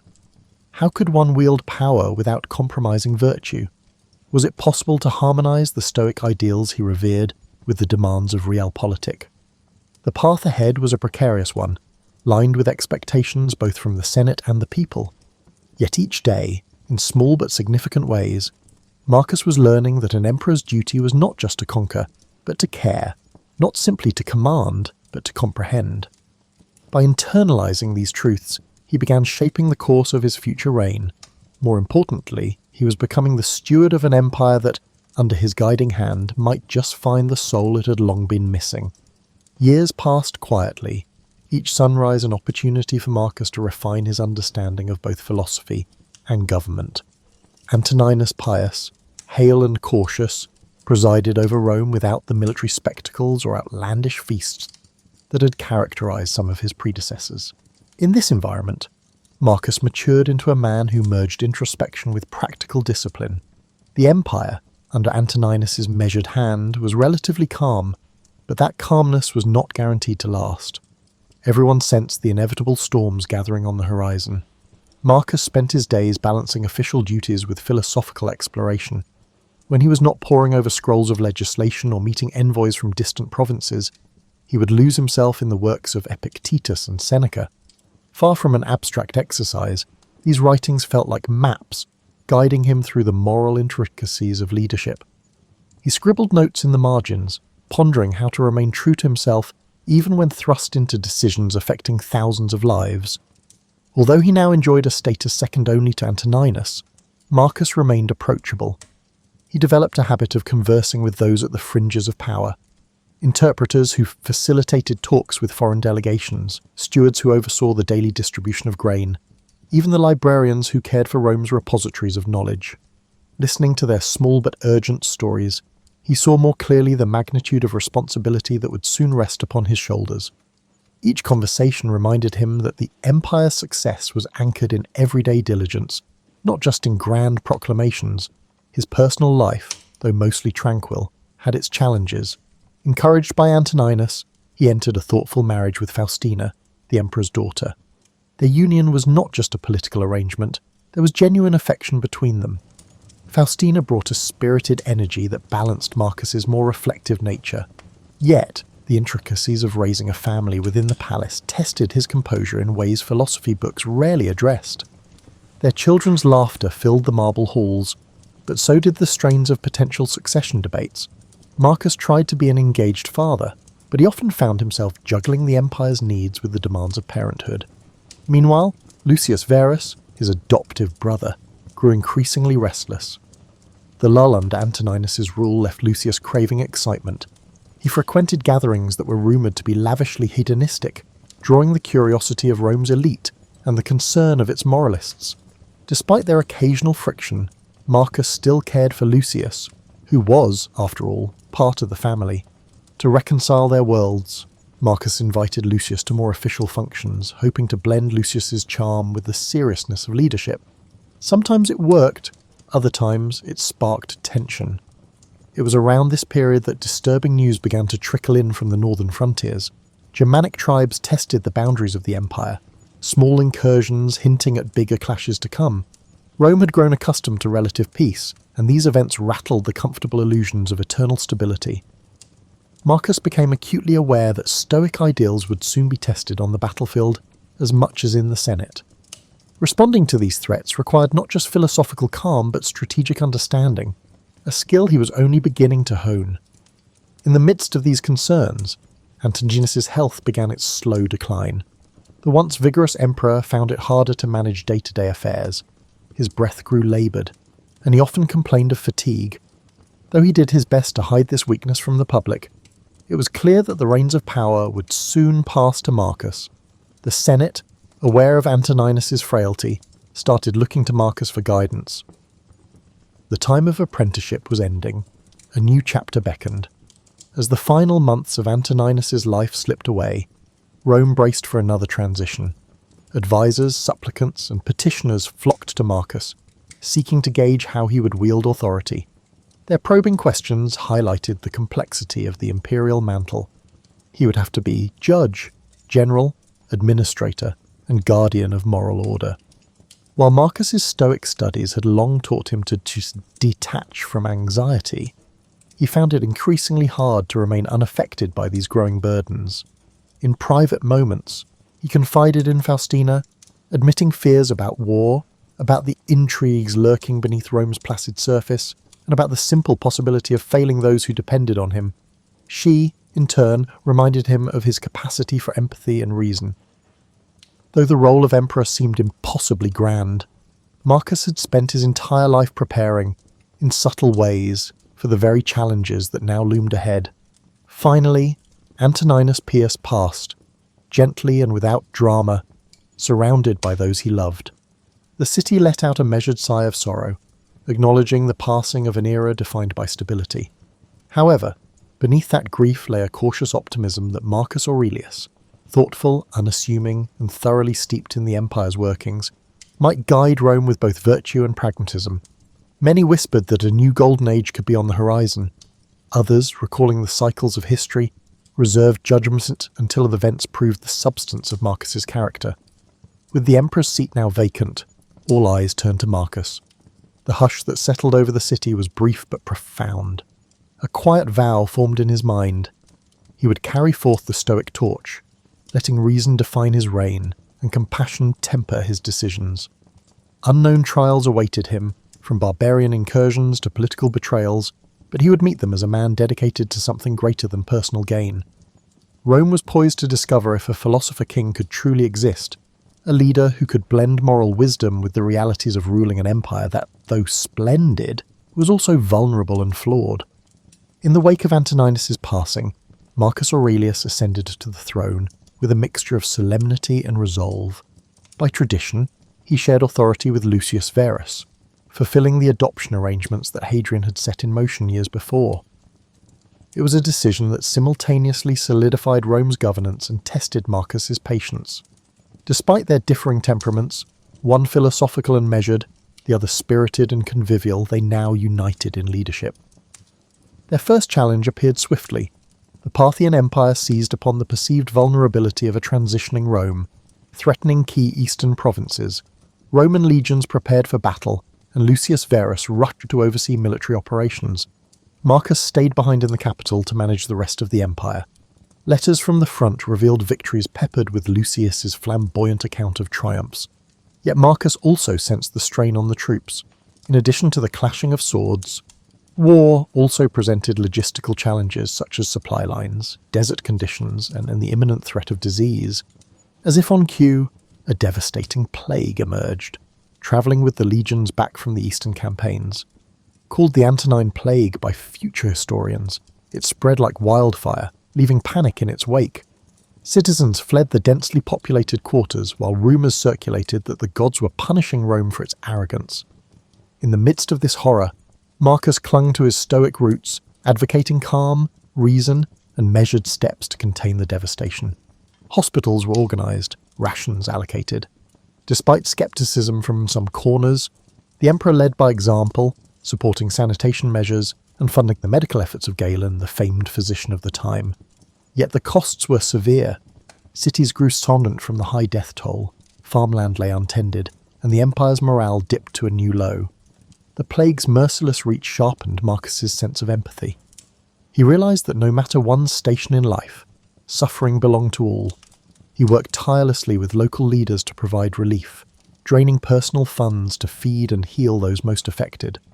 While some criticised these expenses as unsustainable, Marcus saw them as a moral imperative. An emperor, he believed, was beholden to the welfare of his subjects, not the other way around.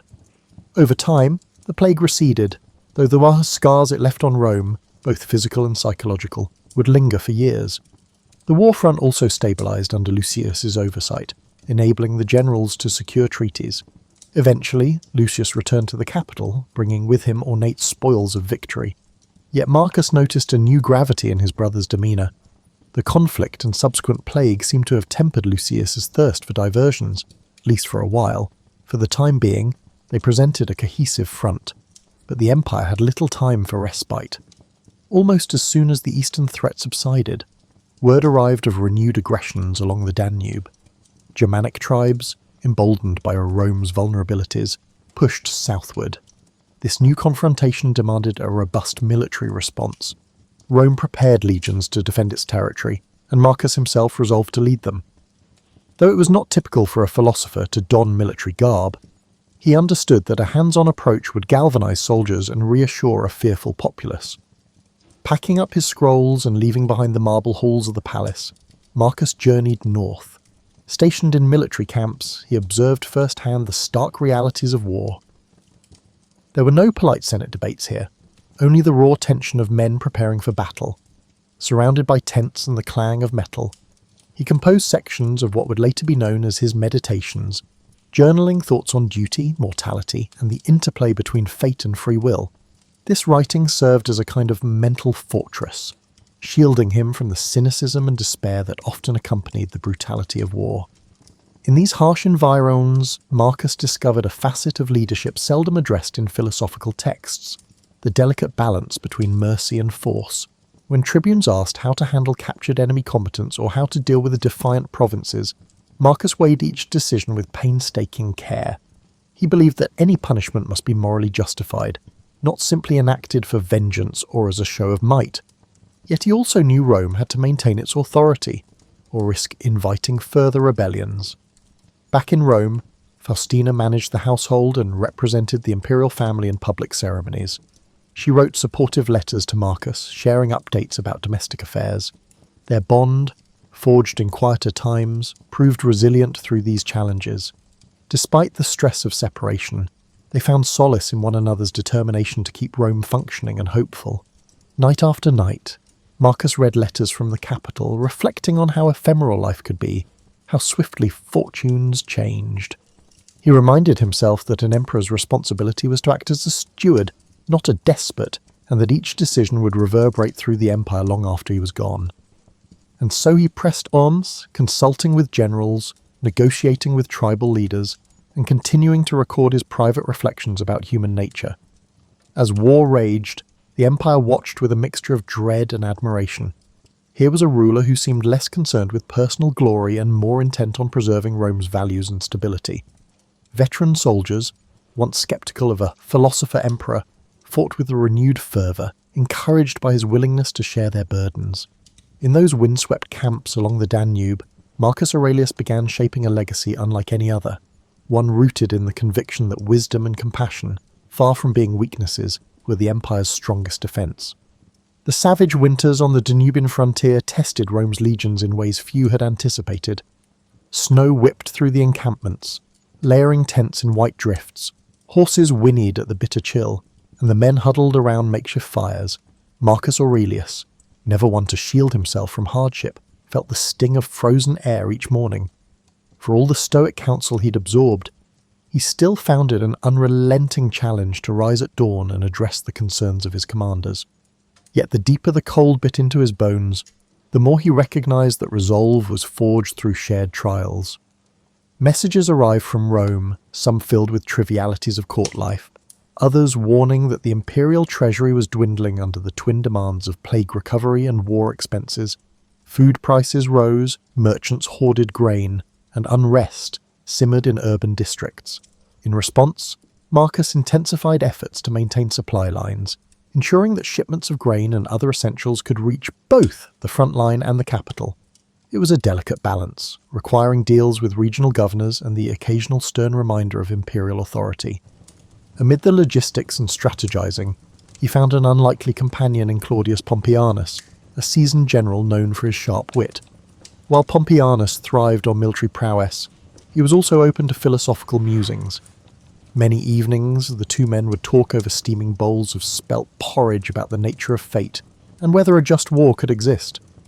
These conversations, though brief, allowed Marcus moments of intellectual clarity. He saw in Pompeianus a fellow seeker, albeit one who channeled his convictions into martial discipline rather than written reflection. Though the war's burden weighed heavily, Marcus's popularity among the soldiers soared.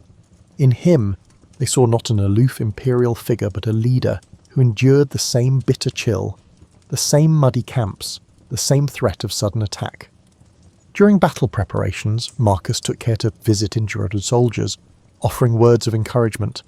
His presence among them became a reassuring symbol that Rome's emperor understood sacrifice not from a gilded distance, but through personal experience. Yet the frontier's dangers were manifold. Rumours circulated of potential betrayal among allied tribes, an infiltration by spies working for the Germanic chieftains. Skirmishes erupted unexpectedly. Sometimes a wave of arrows would descend at night, leaving the camp reeling. Through it all, Marcus refused to let paranoia corrode his judgment. He tightened security, yes, but also dispatched diplomats to negotiate terms, if a measure of peace could be attained through reason rather than bloodshed. He was determined to find it. Back in Rome, Faustina managed the empire's public face as best she could. She visited temples, performed ritual offerings, and listened to the appeals of citizens who sought the emperor's ear. Though many admired her resilience, whispers of court intrigue continued to swirl. Some criticized Faustina for her independent demeanor, while others, eager for influence, tried to align themselves with her. She navigated these politics deftly, sending regular dispatches to Marcus so he was never uninformed. Letters also arrived from Lucius Verus, who split his time between the capital and lesser conflicts simmering in other territories.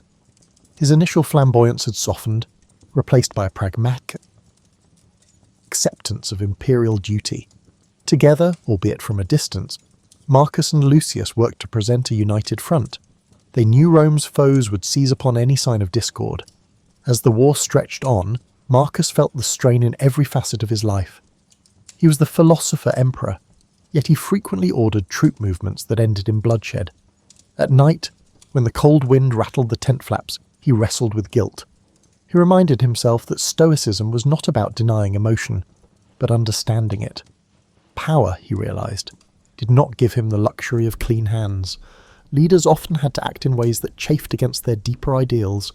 Still, there were small mercies, brief truces brokered, a day of sunshine to melt the ice, a messenger bringing news that a troubled province had stabilised.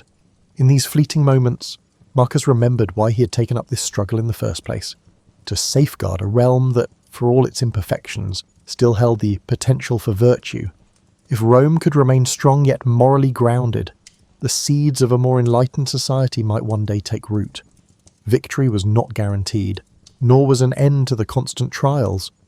The barbarian tribes fought with desperation, determined to carve out territories in the empire's weakening landscape. But Marcus pressed on, forging alliances and marshalling legionary forces, always mindful that true victory would involve reconciliation as much as military success.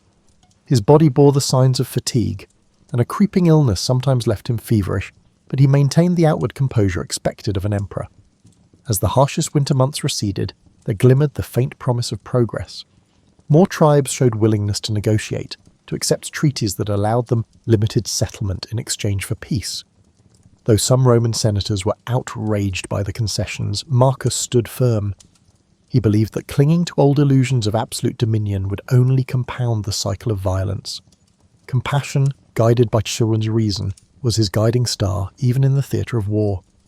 After countless skirmishes and negotiations, the tide slowly began to turn in Rome's favour. Marcus Aurelius, weathered and weary, found himself overseeing a series of settlements that cautiously stabilised the Danubian frontier. Tribes once considered mortal enemies now sought peaceful coexistence, albeit with complex agreements involving tribute, migration rights, and mutual defence pacts.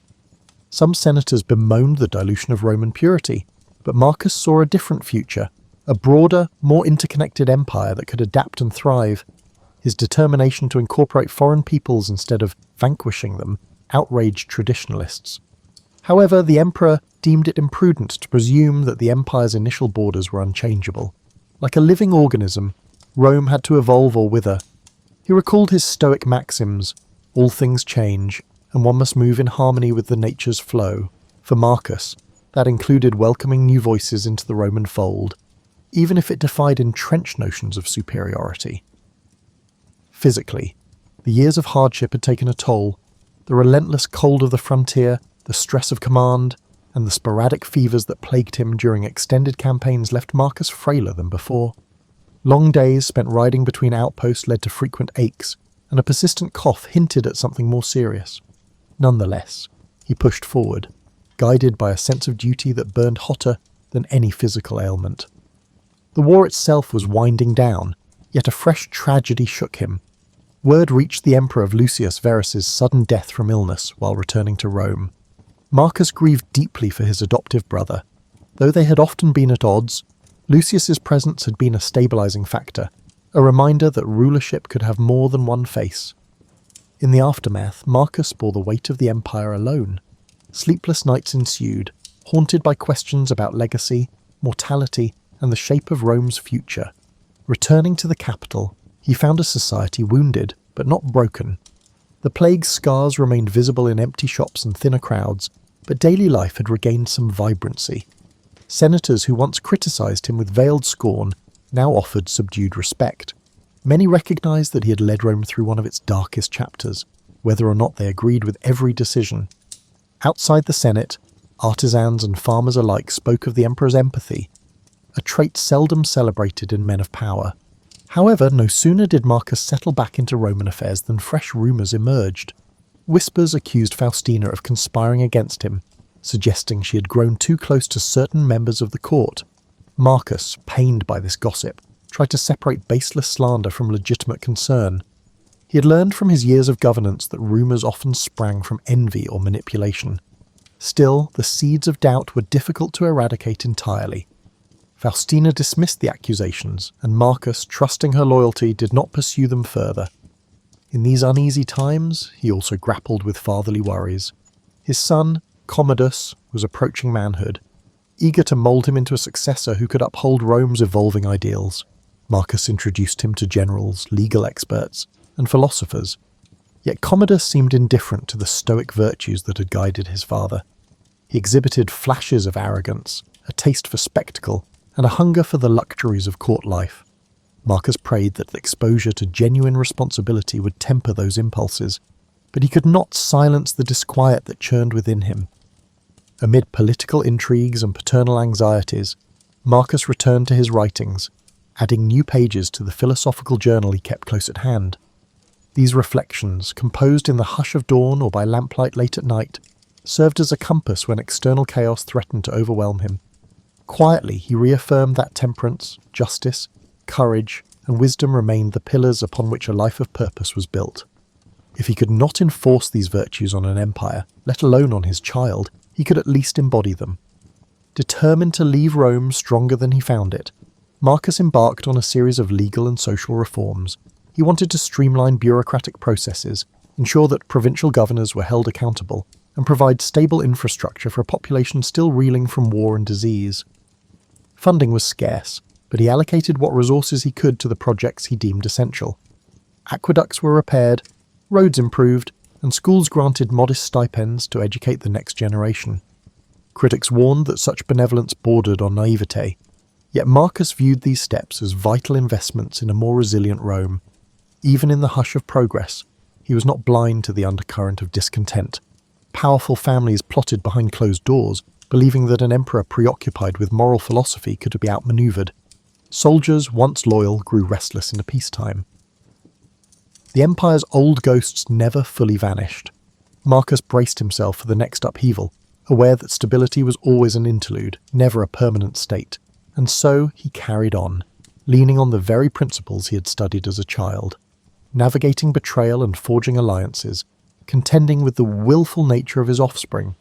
He tried to remain steadfast.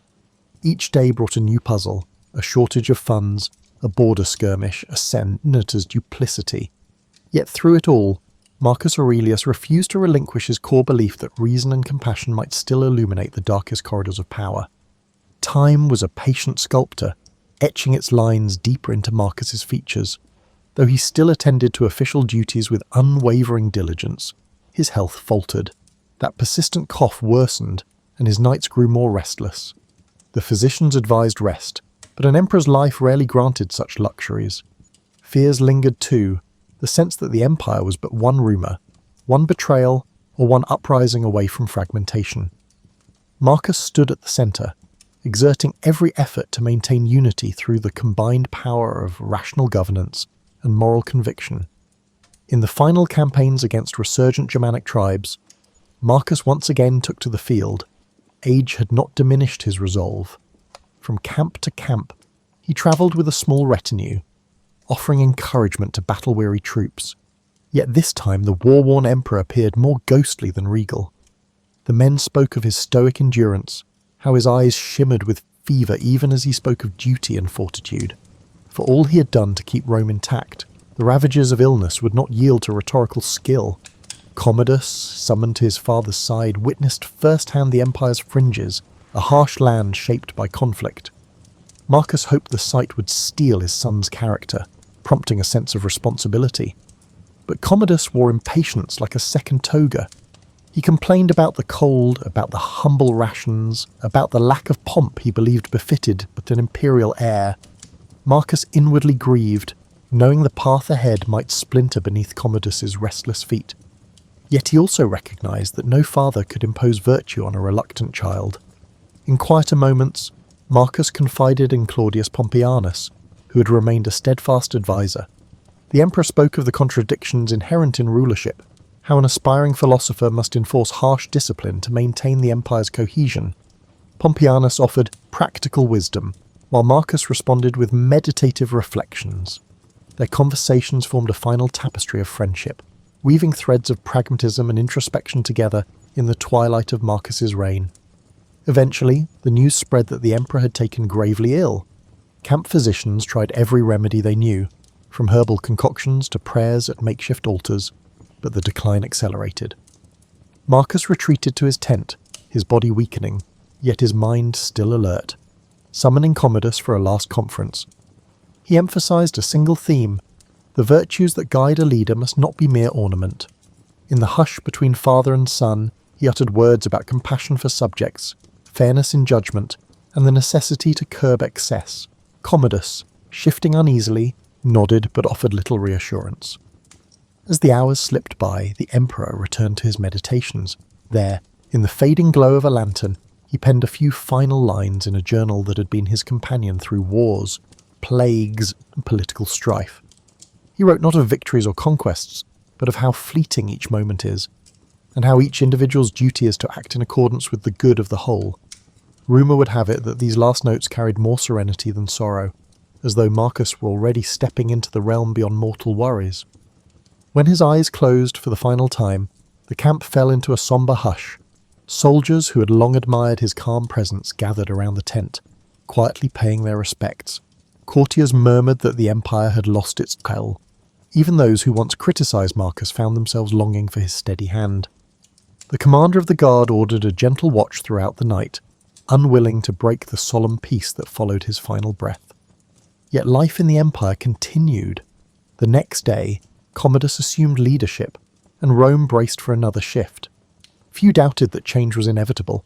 Marcus had known it himself, but he had also believed that his efforts, his stoic counsel and moral reforms, had planted seeds for a gentler, more reasoned empire. The question of whether those seeds would sprout or wither under Commodus's rule filled hearts with both anticipation and dread. In the days following his death, the body of Marcus Aurelius was prepared for a reverent return to Rome. Crowds lined the streets to catch a glimpse of the funeral procession. Rome did not always cherish its philosophers, but it seemed determined to honour this one, who had guided the empire through despair. Women wept openly, remembering how he had once funded relief in their neighbourhoods. Veterans stood in stoic salute, each recalling the winter nights he spent among them. Scholars carried small scraps of parchment filled with the emperor's wisdom, uncertain if the new era would appreciate such lessons. In the coming years, Rome's course would deviate sharply from the principles Marcus had championed. Commodus's reign brought spectacle over substance, extravagance over empathy. Yet long after the empire's fortunes rose and fell, the writings of Marcus Aurelius endured, quietly offering guidance to those who, like him, sought a life anchored by virtue and reason. He left behind no sweeping arcs of conquest, no grand self-aggrandizing monuments. His legacy was etched in the hearts and minds of those who witnessed how an emperor could sit by a soldier's bedside or grant clemency to a defeated foe. The marble might crumble, the gold might tarnish, but the ideals Marcus championed, integrity, humility, wisdom, would stand resilient. And so, in the annals of history, he would remain a guiding light, a testament that even within the highest seat of power, the human spirit could strive for something nobler than mere dominion.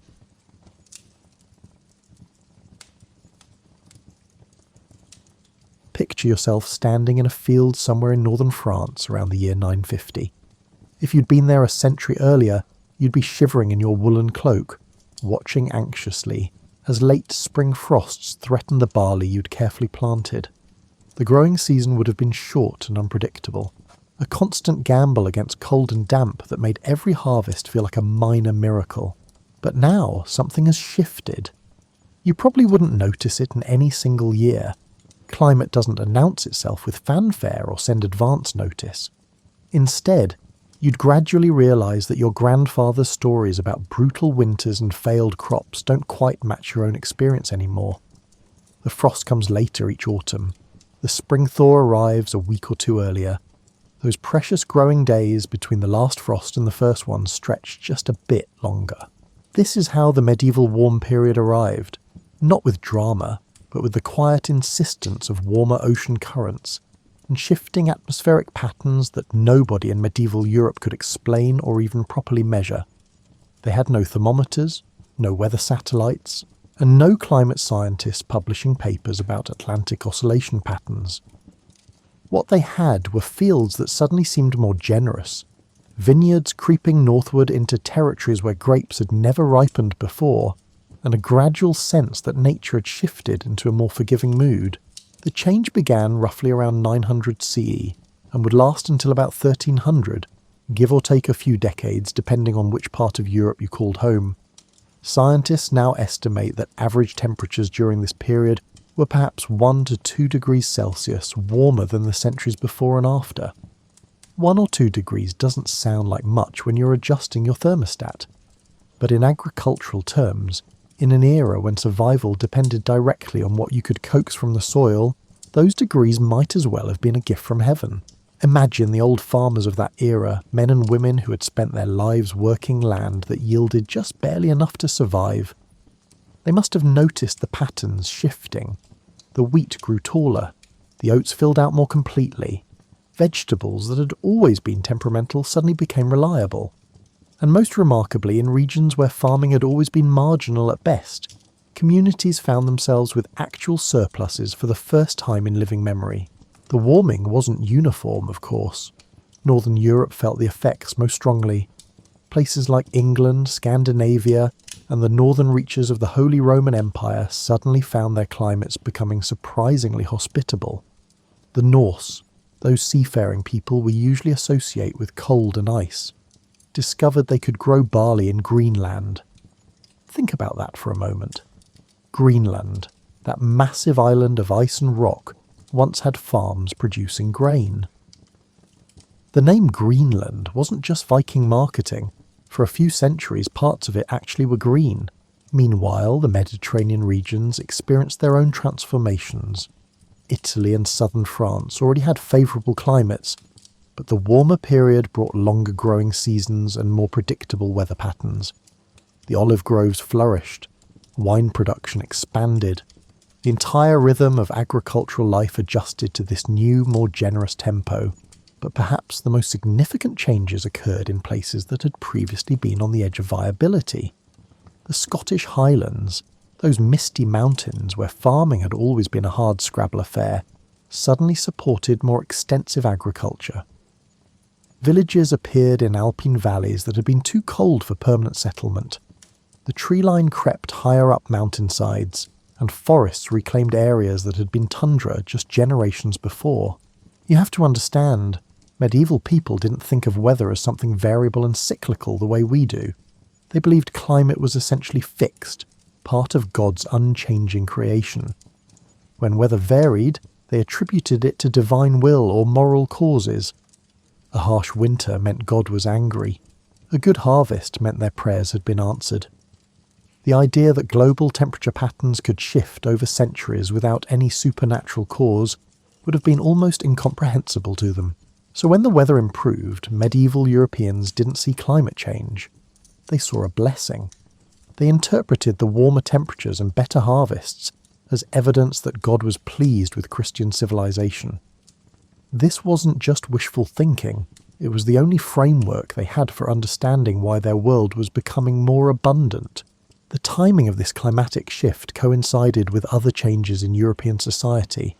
The chaos of the early medieval period, those centuries after Rome's fall when various kingdoms rose and fell, when Viking raids disrupted coastal communities, when central authority was more aspiration than reality, was gradually giving way to more stable political structures. The warming climate didn't cause this stabilisation, but it certainly helped. It's much easier to build a civilization when you're not constantly worried about starving. As you lie there tonight, consider how differently medieval people experience seasons compared to us. You probably interact with weather primarily as an inconvenience, traffic delays, cancelled plans, and wardrobe decisions. For medieval Europeans, weather was existential. A bad growing season didn't mean buying more groceries. It meant hunger, possibly starvation. A mild winter didn't mean lower heating bills. It meant livestock survived, fuel wood lasted longer, and people made it through to spring. When temperatures rose by those 1 or 2 degrees, when growing seasons extended by a week or two, the effects rippled through every aspect of life. More food meant better nutrition, which meant healthier people, which meant more workers, which meant more land could be cultivated, which meant even more food. It was a virtuous cycle, the kind of positive feedback loop that drives historical change in ways that are only obvious in hindsight. The forests of Europe, which had been slowly recovering since the Roman period, now faced a new pressure.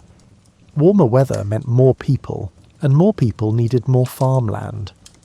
The great medieval deforestation began in earnest during this period, as communities cleared woodland to create fields, pastures and settlements. The primeval forests that had once covered most of Europe began their long retreat into the pockets of wilderness that survive today. Settle deeper into your blankets now and imagine you're walking through a medieval village during harvest time in the year 1150. The smell of cut grain fills the air, that dusty, slightly sweet scent that only comes when wheat or barley is being gathered. You hear the rhythmic sound of scythes through stalks, the voices of workers calling to each other across the fields, and somewhere nearby, someone is singing a work song whose melody has been passed down through so many generations that nobody remembers who first composed it. What you're witnessing is an agricultural revolution that happened without anyone planning it. Without any government program or conscious innovation, the medieval warm period created conditions that allowed medieval Europeans to finally move beyond subsistence farming into something that resembled actual productivity. The key crop in this transformation was wheat. Before the warming period, much of northern Europe relied on hardier but less nutritious grains like rye and oats, which could survive in poor conditions but didn't provide the same caloric value as wheat. Wheat is fussier. It needs more warmth, better soil and more careful timing. But when conditions are right, wheat yields more food per acre than almost any other grain crop available to medieval farmers. As temperatures rose, the wheat line moved north. Fields in England that had grown rye for generations were replanted with wheat. French estates that had struggled with mixed grain crops found they could specialise in wheat production. The difference wasn't just agricultural, it was nutritional and economic. Wheat makes better bread, stores longer, and commands higher prices at market. Communities that successfully transitioned to wheat farming found themselves with both better diets and more valuable crops to trade. But the real revolution came from the combination of warmer weather with several farming innovations that happened to emerge around the same time. The heavy plough, which could turn the dense soils of northern Europe far better than the light Roman scratch ploughs, became widespread during this period. The three-field system of crop rotation, where you plant one field with winter crops, one with spring crops, and let the third lie fallow, allowed farmers to keep more land productive each year. These innovations weren't new inventions during the medieval warm period, but they became practical and widespread because the climate now supported them. A heavy plough is only useful if your soil is productive enough to justify the investment. Three-field rotation only makes sense if your growing season is long enough for both winter and spring crops to mature reliably. The warming temperatures turned agricultural theory into practical reality. You'd see other changes too, subtle ones that transform daily life in ways that medieval people probably didn't fully appreciate. Kitchen gardens became more productive, providing vegetables that added variety and nutrition to diets that had been monotonously grain-based. Fruit trees that had been temperamental now produced reliable crops. Herbs for medicine and flavouring thrived in the extended growing seasons. Beekeeping expanded dramatically during this period, and if you've ever tasted real honey, you'll understand why this mattered. In an era before sugar was available to anyone but the wealthy, honey was the only sweetener most people would ever taste. More temperate weather meant longer flowering seasons, which meant bees could produce more honey. Monasteries in particular became centres of beekeeping, and the demand for beeswax candles ensured that honey production was both spiritually and economically valuable. The warming period also made livestock farming more feasible in northern regions. Cattle, sheep and pigs could be supported in larger numbers because winter fodder lasted longer, and animals didn't need to burn as many calories just staying warm. This meant more meat, milk, cheese and wool, all the products that made medieval life slightly more comfortable and substantially more prosperous. Dairy production particularly benefited from the climatic changes. Medieval people didn't drink much fresh milk. It spoiled too quickly without refrigeration, but they were masters of dairy preservation. Cheese, butter and fermented milk products provided crucial protein and fat during winter months when fresh food was scarce. Better weather meant healthier livestock, which meant more milk, which meant communities could produce larger stores of preserved dairy products. The expansion of sheep farming in England during this period laid the groundwork for the medieval wool trade that would eventually make England wealthy. Sheep are remarkably hardy animals, but they do best in moderate climates where they can graze year-round without exhausting themselves fighting cold. The medieval warm period created ideal conditions for large-scale sheep farming across northern England, Scotland and the Low Countries. If you could have spoken with a medieval farmer about these changes, and if they had the conceptual framework to understand your question, they probably wouldn't have described it as an agricultural revolution. They would have talked about how their lord had allowed them to clear more forest for planting, or how their village had pooled resources to buy a better plough, or how the harvest had been good for several years running. The systematic nature of the changes would have been invisible to them, obscured by the daily work of survival and the limited scope of their individual experience. But step back, take the longer view that historical distance provides, and you see something remarkable. European agricultural production probably increased by 50 to 75% between 900 and 1300. The same land, worked by similar methods, suddenly yielded dramatically more food. Some of this came from innovation, some from expansion onto marginal lands, but much of it came from those 1 or 2 degrees of warming that made everything just slightly easier. This abundance created possibilities that hadn't existed before. For the first time since the Roman Empire, significant numbers of people could be supported without directly working the land. You needed farmers to produce surplus food, but once you had that surplus you could support craftspeople, merchants, builders, scholars, and all the other specialists that complex societies require. The grain mills that dotted every medieval stream and river worked overtime during this period, processing the increased harvests into flour. The technology of water mills was ancient. Romans had used them extensively, but the medieval warm period gave medieval Europeans enough grain to make mills economically viable throughout the countryside.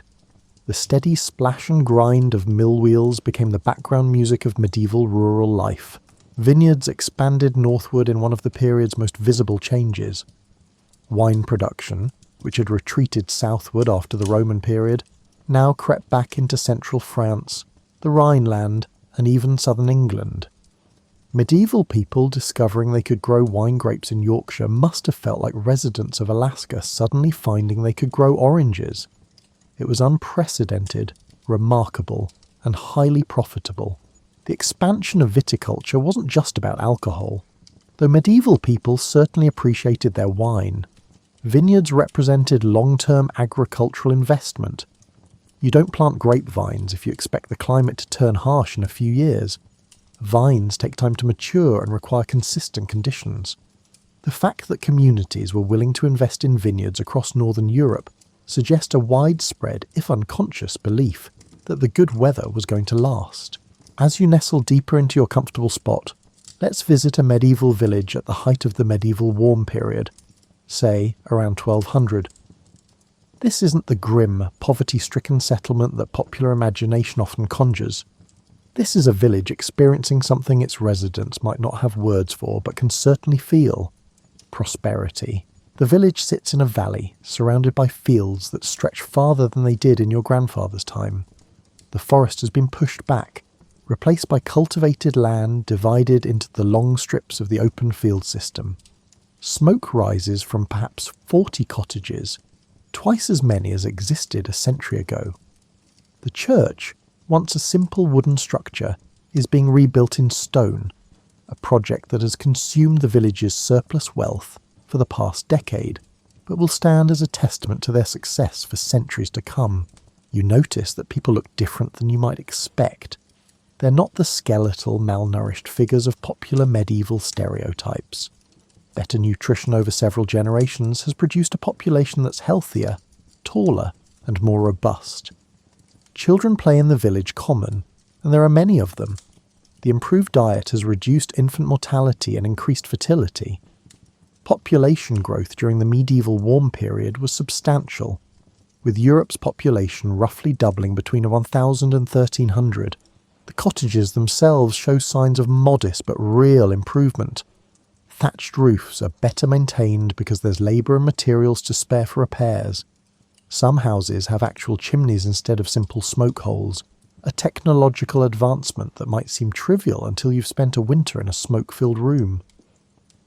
Windows remain small, glass is still expensive, but shutters are more carefully fitted, and some households have even acquired oil lamps to supplement their rushlights and tallow candles. Inside these homes, you'd find possessions that suggest a level of comfort unknown in earlier centuries. Iron pots and pans, wooden plates and bowls, ceramic jugs for storing ale or cider, and perhaps even a few pewter items for special occasions. These aren't wealthy people by any means, but they're no longer living at the absolute edge of subsistence. They have small margins of safety, tiny buffers against disaster that make life incrementally more secure.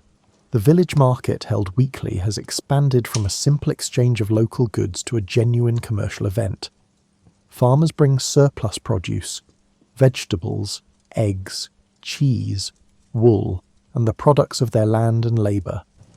Travelling merchants offer goods from distant places, salt from coastal evaporation ponds, iron tools from regional forges, cloth from Flemish weavers, and pottery from specialised ceramic workshops.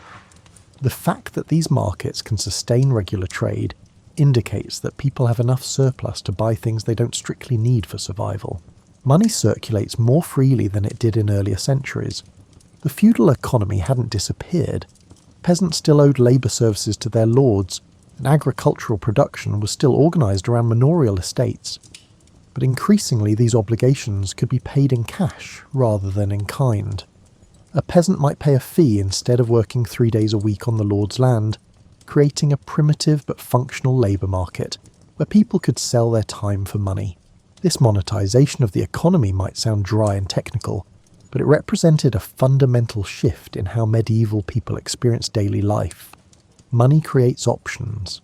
With cash, you could hire someone to repair your roof, buy a piglet to raise for winter meat, or save toward a dowry for your daughter.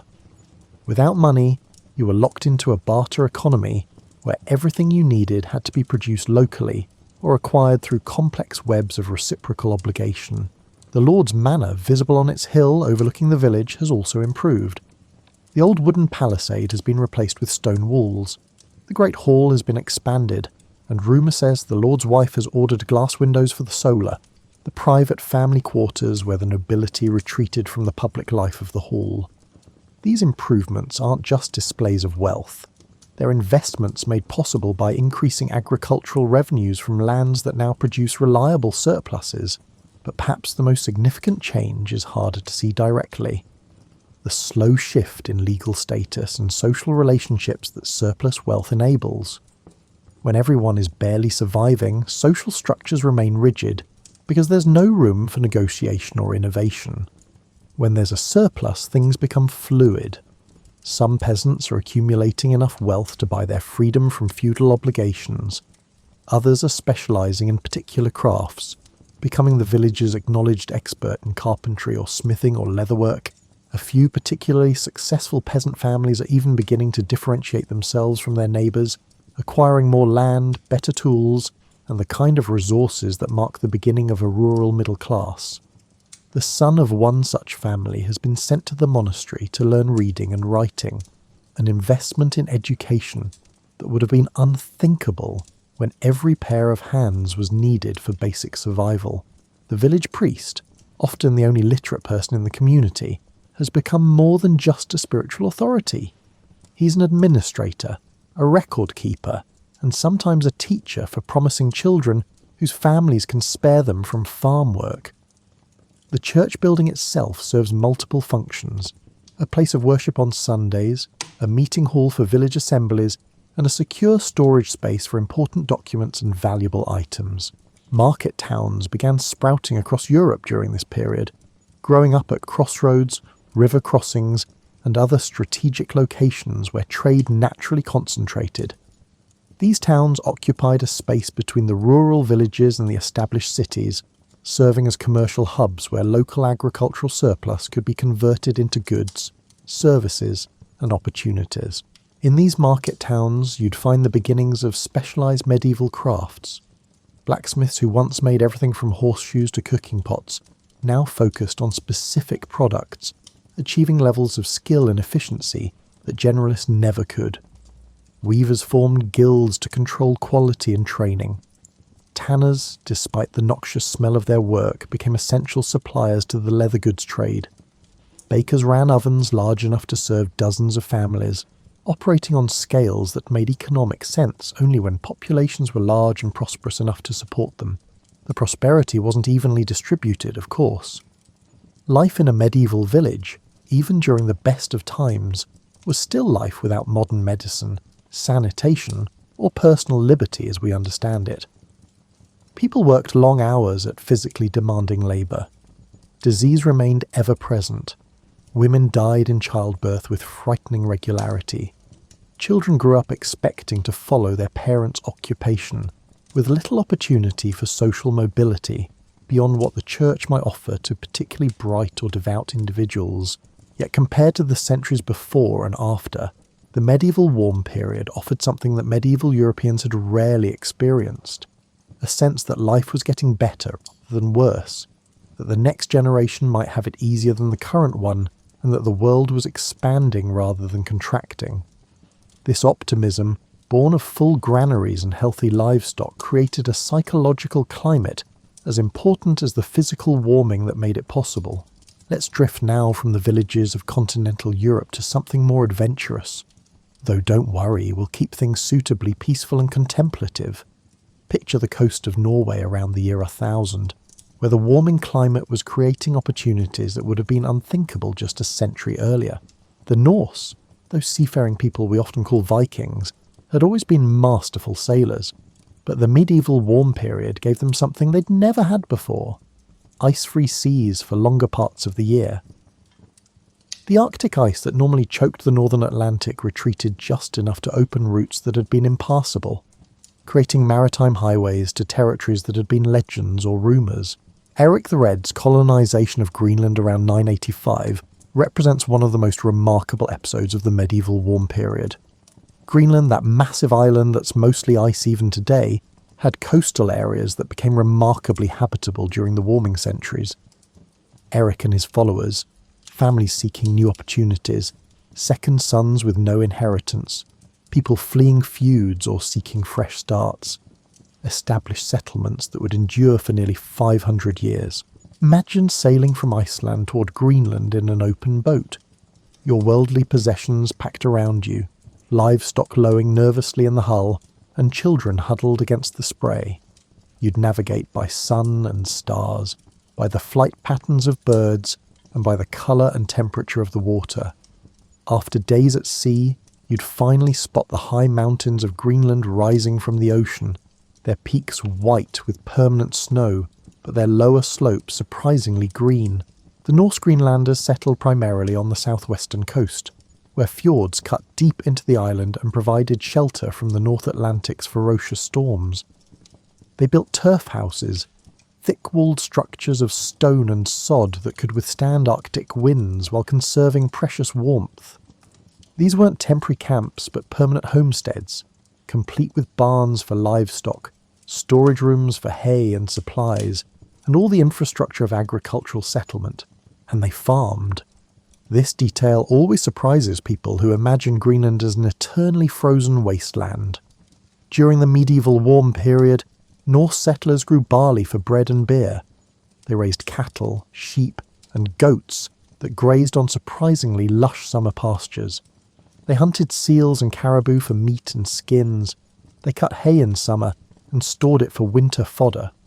They even exported walrus, ivory, and polar bear hides back to Europe, luxury goods that commanded premium prices in continental markets. Life in Norse Greenland was never easy, even during the best climatic conditions. Winters remained harsh, growing seasons stayed short, and the settlers lived at the absolute edge of where medieval agriculture could function. But for several centuries it worked.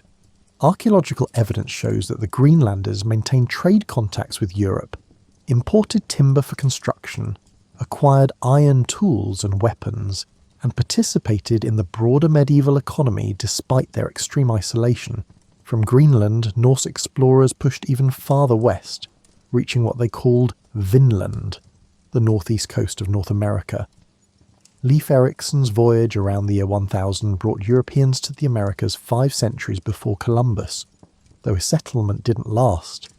The temporary camp at Lonso Meadows in Newfoundland stands today as evidence of this remarkable voyage, proof that medieval Europeans briefly touched American soil before retreating back to Greenland and Iceland. The warming climate also opened up new possibilities in the North Atlantic itself. Iceland, which had been settled by Norse colonists in the 870s, flourished during the medieval warm period. The island's livestock populations expanded, its fishing grounds became more productive, and its position as a way station between Scandinavia and Greenland made it a crucial link in northern trade networks. But the Norse Atlantic adventure wasn't just about exploring westward into new territories. It was also about the quotidian reality of living in these remote settlements, maintaining connections across vast stretches of ocean, and building communities in environments that tested human resilience in ways that more temperate regions never did. Consider the logistics of the Greenland colony. Almost everything made of wood, timber for buildings and boats, barrel staves for storage, firewood for warmth, had to be imported from Iceland or Norway. Greenland had virtually no trees, so every plank represented a successful trading voyage across dangerous seas. Iron was equally precious, and skilled craftspeople who could work metal were valued community members. Church bells, glass windows, communion wine, and countless other items required regular trade contact with distant Europe. The Greenlandic Norse maintained their European identity despite their isolation. They built churches modelled on Scandinavian designs, buried their dead in Christian graveyards, and maintained bishops who reported to ecclesiastical authorities in Norway. This connection to broader Christendom mattered deeply to them. They didn't want to be forgotten outposts, but recognised members of the European civilization, however remote their location. The warming period also affected Norse activities in more traditional waters. The waters around the Faroe Islands became more productive. Norwegian fishermen could venture farther north along the coast, accessing cod grounds that had been too dangerous or icebound in earlier centuries. Trade routes across the Baltic expanded as ice-free periods lengthened, connecting Scandinavia with the emerging cities of northern Germany and Poland. In a delightfully mundane way, the medieval warm period made sea travel less immediately terrifying. Medieval ships were remarkably seaworthy. The Norse Narr, the primary cargo vessel of the North Atlantic, could survive conditions that would sink more modern ships. But they were also open to the elements, uncomfortable and dangerous in ways that modern travellers can barely imagine. Warmer waters meant marginally less hypothermia risk for sailors, who inevitably got soaked by spray. Longer ice-free seasons meant extended trading windows. Reduced storm frequency, a debated effect of the warming, but suggested by some climate reconstructions, meant fewer shipwrecks and lost crews.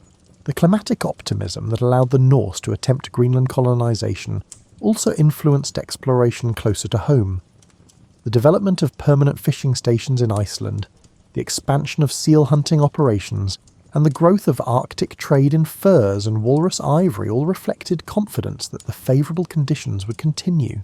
Let's turn now from the adventures of seafaring Norse to something equally ambitious but more stationary. The extraordinary cathedral building boom that swept across Europe during the medieval warm period. Get comfortable. We're going to spend time thinking about stone, faith, and what it means when a society has enough surplus wealth to invest in structures that take generations to complete. Around the year 1000, something remarkable began happening across Europe. Communities that had been making do with modest wooden churches decided to rebuild in stone. But they didn't just replace one building with another of similar size. They built upward and outward, creating structures of unprecedented height and ambition. The Romanesque and then Gothic cathedrals that rose during the medieval warm period represented engineering achievements that rivaled anything since the Roman Empire. The cathedral at Santiago de Compostela in Spain begun in 1075. Canterbury Cathedral in England, rebuilt after a fire in 1174. Chartres Cathedral in France, with its magnificent stained glass, was largely constructed between 1194 and 1220. Notre Dame de Paris started in 1163.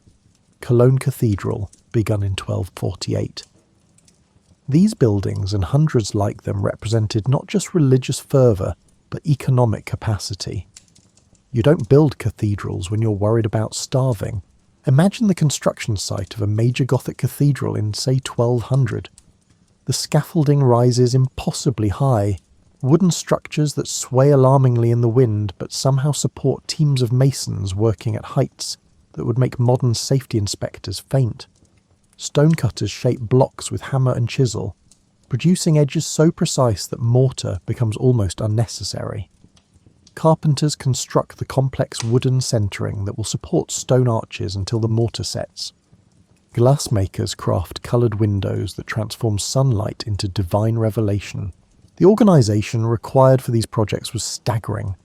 Quarries had to be opened or expanded to provide suitable stone.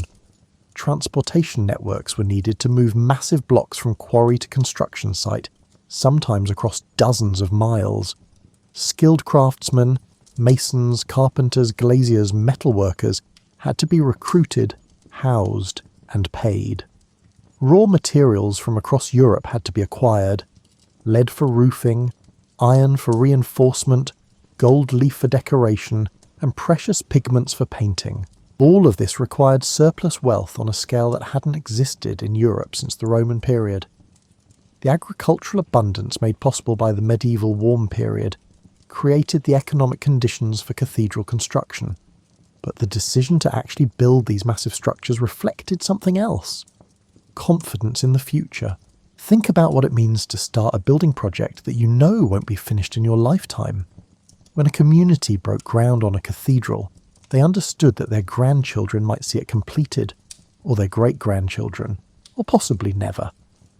They were investing resources that could have been spent on immediate needs: better housing, more food, stronger defences, in favour of a permanent monument that would serve generations not yet born.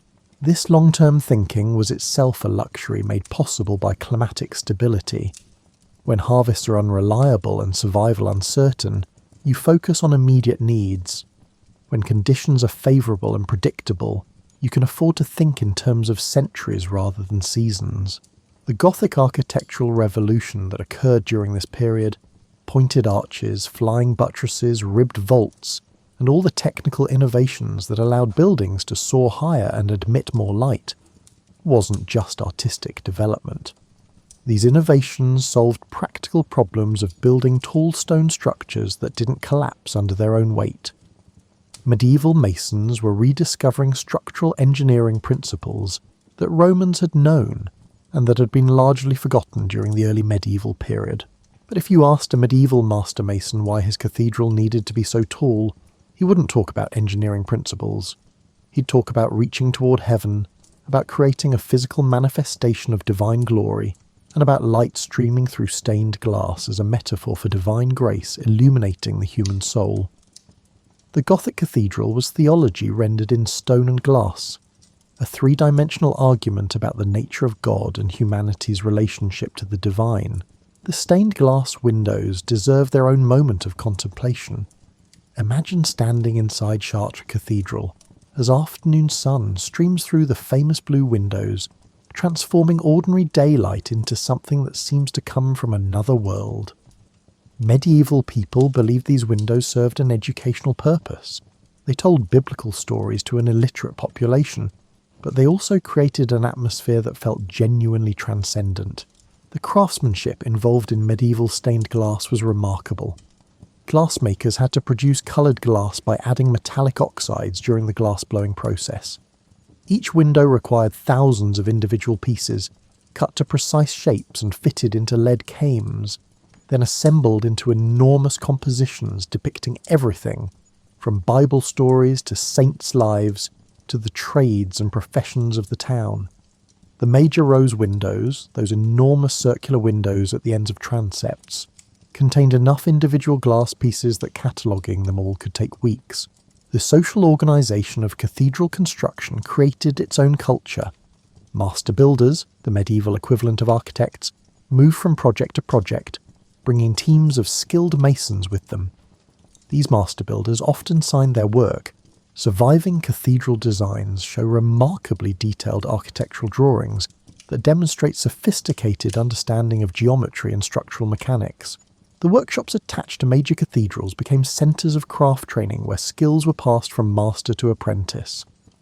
A young man hoping to become a stonemason might spend years learning the trade, starting with simple tasks like mixing mortar and gradually advancing to more complex work. The lodge, the workshop building attached to the construction site, developed its own culture, customs, and even primitive union-like organisations. Cathedral construction also created demand for specialised trades beyond the core building crafts. Sculptors decorated facades with biblical scenes and grotesque figures. Painters created enormous frescoes on interior walls. Metalworkers produced decorative ironwork for doors and windows. Woodcarvers crafted choir stalls, rood screens, and elaborate altarpieces. Each cathedral became a focus point for every artistic trade in medieval Europe. The economic impact of a major cathedral project on its surrounding region was substantial. Construction might employ hundreds of workers directly, while secondary effects, feeding workers, housing them, providing materials, supported hundreds more.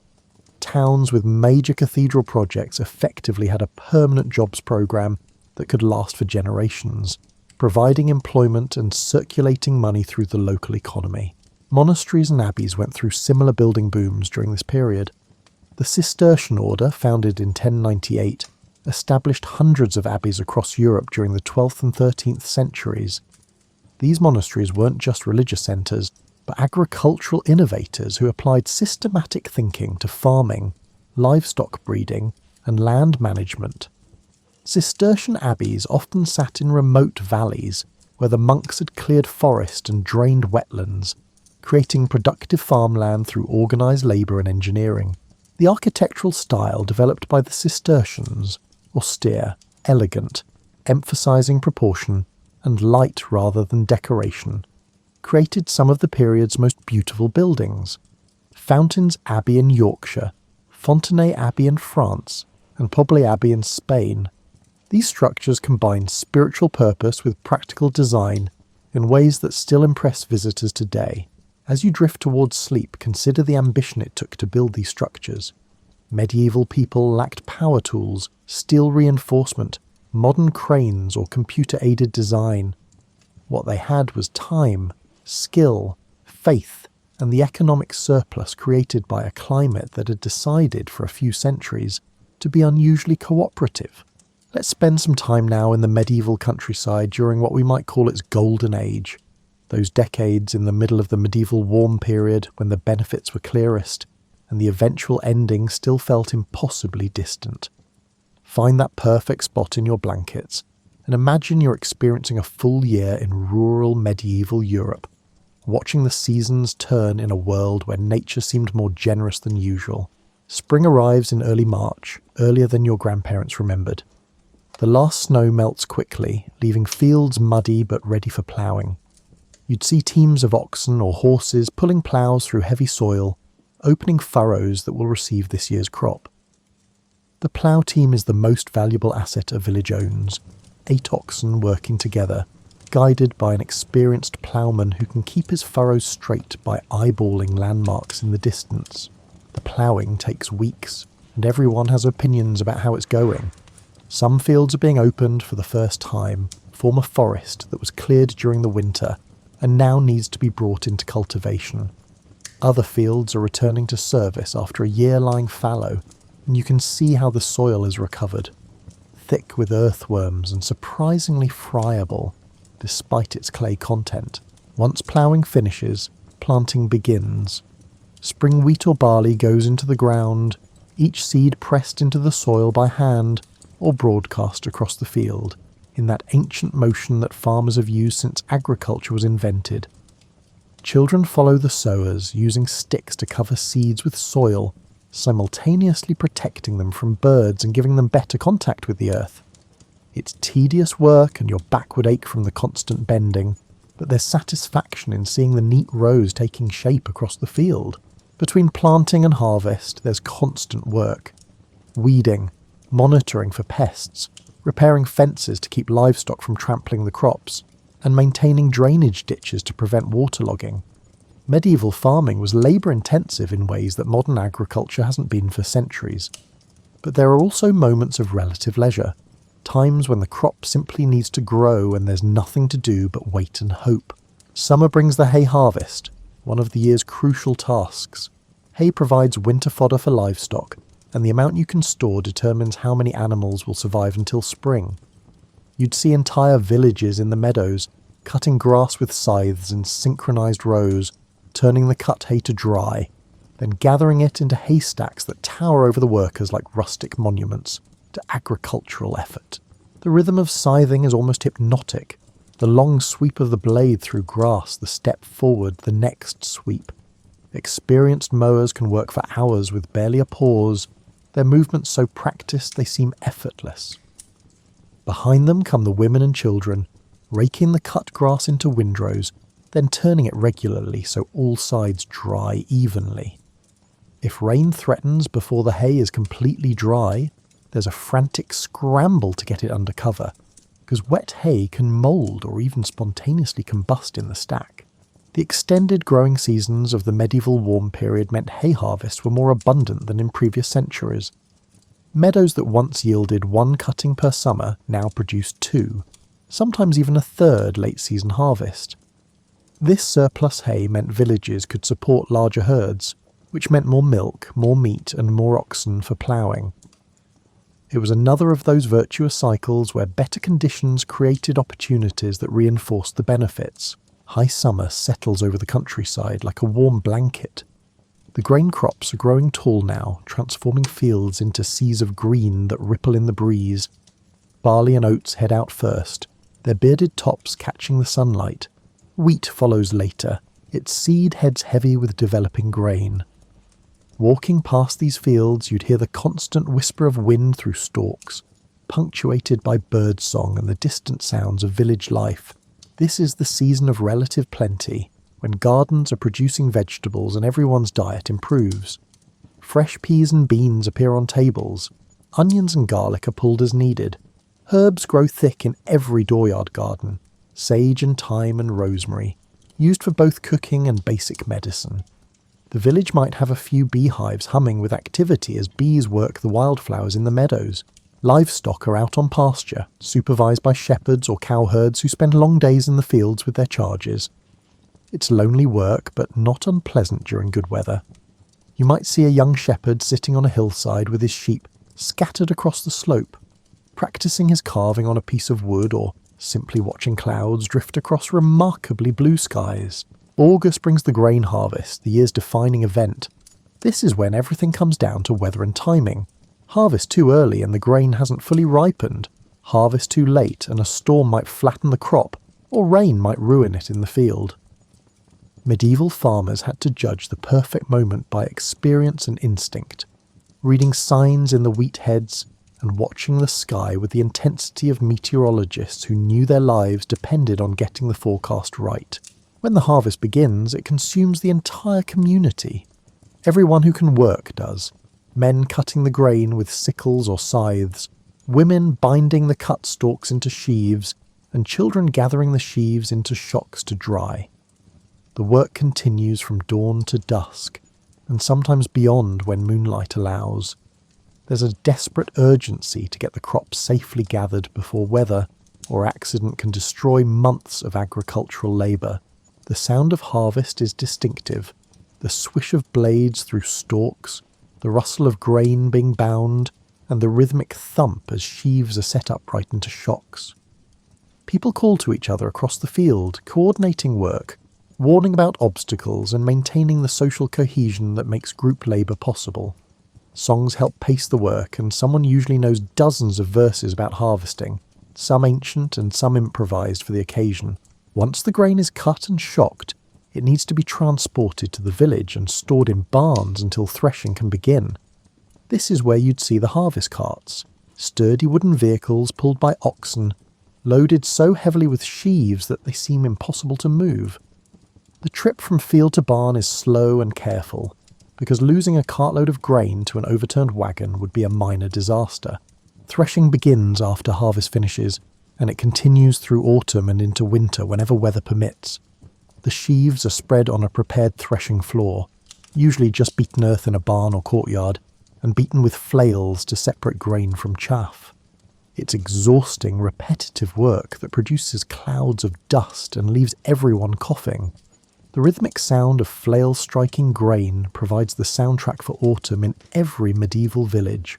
After threshing comes winnowing, where workers toss the threshed grain into the air so wind can carry away the lighter chaff, while heavier grain kernels fall back down. It requires a certain knack to get the tossing motion right, and it only works when there's enough breeze but not so much that you lose grain. Watching skilled winnowers at work has its own aesthetic. The graceful arc of grain through the air, the shower of chaff drifting downwind, and the steady accumulation of clean grain in baskets. Autumn is also time for the pig slaughter, one of the year's major events. Pigs, which have spent the summer growing fat on food scraps and forest mast, are killed and butchered in a process that transforms them into the preserved meat that will sustain families through winter. Everything from a pig is used. The meat is salted or smoked. The fat is rendered into lard. The blood is made into sausages. The intestines become sausage casings, and even the head is boiled for brawn. The work of butchering and preserving is skilled and communal. Families help each other, knowing their turn will come and they'll receive the same assistance. The smell of smoking meat hangs over villages in autumn, a scent that means security. You have food stored for the lean months ahead. Late autumn brings different tasks. Root vegetables are harvested and stored in cool cellars. Apples are picked and pressed for cider, or stored in straw-lined boxes, where they might last until spring. The last grazing is finished, and livestock are brought into barns or closer pastures, where they can be monitored during winter. Firewood cut during the summer needs to be split and stacked close to houses, where it will stay relatively dry. Winter in the medieval warm period was milder than in centuries before or after, but it was still winter.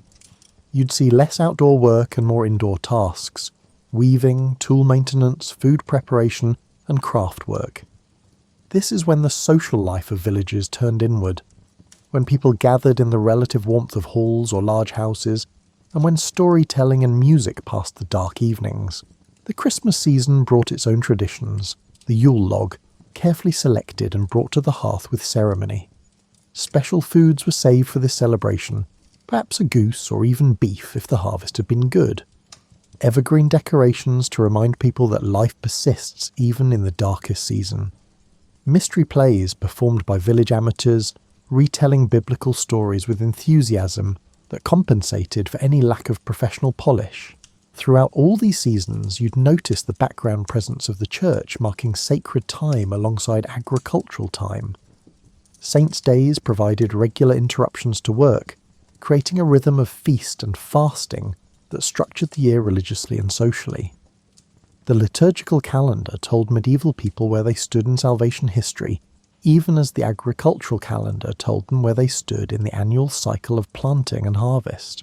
The medieval warm period didn't eliminate the hardships of rural life. People still worked incredibly hard, still faced dangers from disease and accident, and still lived within narrow social and economic constraints. But it softened some of the harshness.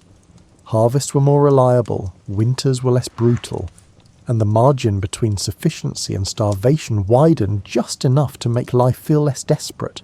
In the evenings, when work finally finished, you might see people sitting outside their cottages during the long summer twilights, simply enjoying the warmth and the relative prosperity. Children play games that have been passed down through generations. Adults repair tools or spin thread, the kind of light work that can be done while socializing. Someone might have a simple instrument, a pipe or a small drum, and provide music for impromptu dancing. These moments of leisure, these spaces where life was about more than mere survival, were the real gift of the medieval warm period. The climate didn't just provide food, it provided time, energy, and psychological space for medieval Europeans to build something beyond subsistence. The cathedrals and market towns and manuscripts all flowed from this fundamental surplus of resources and confidence.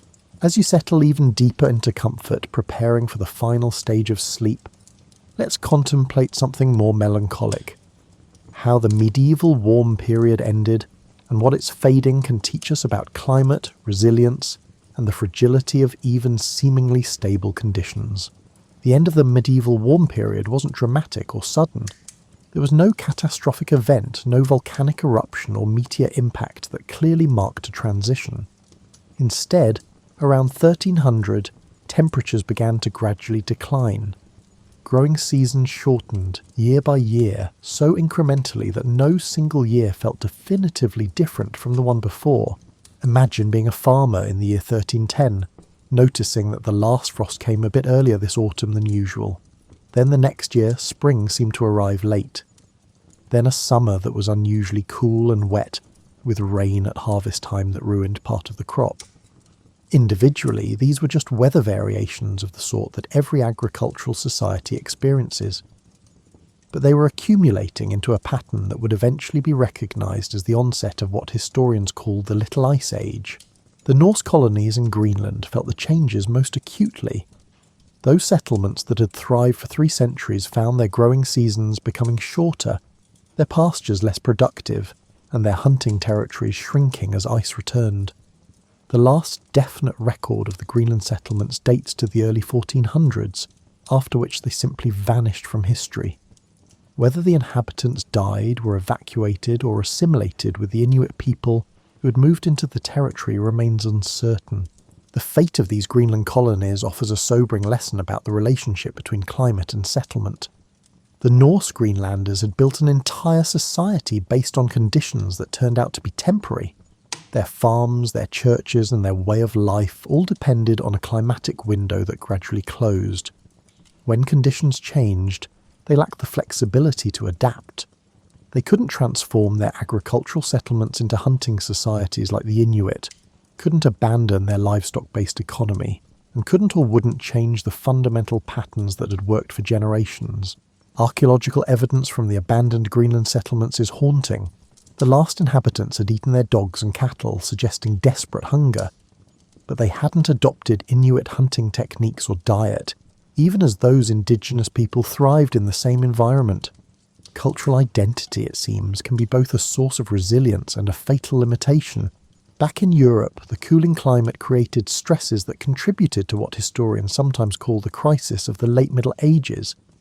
The Great Famine of 1315 to 1317 struck a population that had grown to levels sustainable only during optimal climate conditions.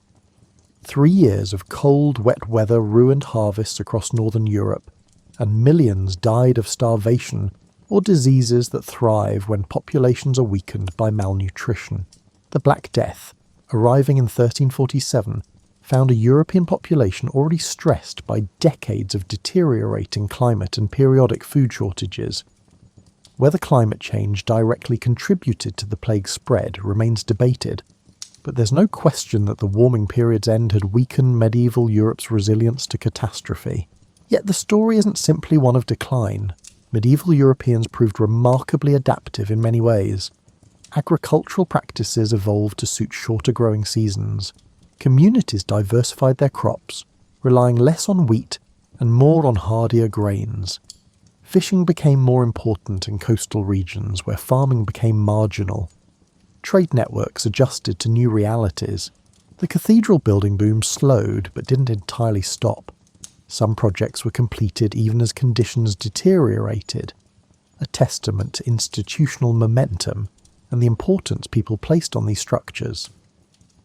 Other cathedrals remained unfinished for centuries, their incomplete towers standing as monuments to interrupted ambition. The end of the medieval warm period reminds us that climate isn't a static backdrop to human history, but an active force that shapes what's possible and what's difficult. Those 1 or 2 degrees of warming that characterised the medieval warm period had allowed European civilization to expand and flourish. The return to cooler temperatures constrained that expansion and forced adaptation. Modern climate science gives us tools that medieval people lacked.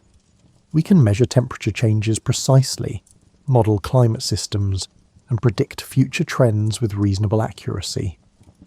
We know that the medieval warm period was primarily a regional phenomenon. It affected Europe and the North Atlantic strongly, but other parts of the world experienced different patterns. We understand that it was driven by natural variations in solar output and ocean circulation, not by any human activity. But we also know that our current warming is different, faster, more global, and driven by human greenhouse gas emissions rather than natural cycles. The medieval warm period offers both hope and warning. Hope because it shows that societies can thrive during warming periods and adapt to climate changes, and warning because it demonstrates that populations and economies built for one climate regime can face serious disruption when conditions shift. The medieval experience suggests that climate change creates winners and losers, and that the impacts are never evenly distributed. The Norse benefited enormously from warming that opened the North Atlantic, while other regions experienced different effects. When cooling returned, those same Norse settlements that had flourished during warm centuries were among the first casualties. Perhaps the deepest lesson is about the human tendency to assume that current conditions will persist indefinitely. Medieval Europeans who planted vineyards in England or established farms in Greenland weren't being naive. They were responding rationally to conditions that had persisted for generations. But those generations were a blink in climatic terms, a temporary window that felt permanent, only because human lifespans are so brief. As you drift towards sleep, consider how the medieval warm period changed everything for medieval Europeans without them fully understanding what was happening.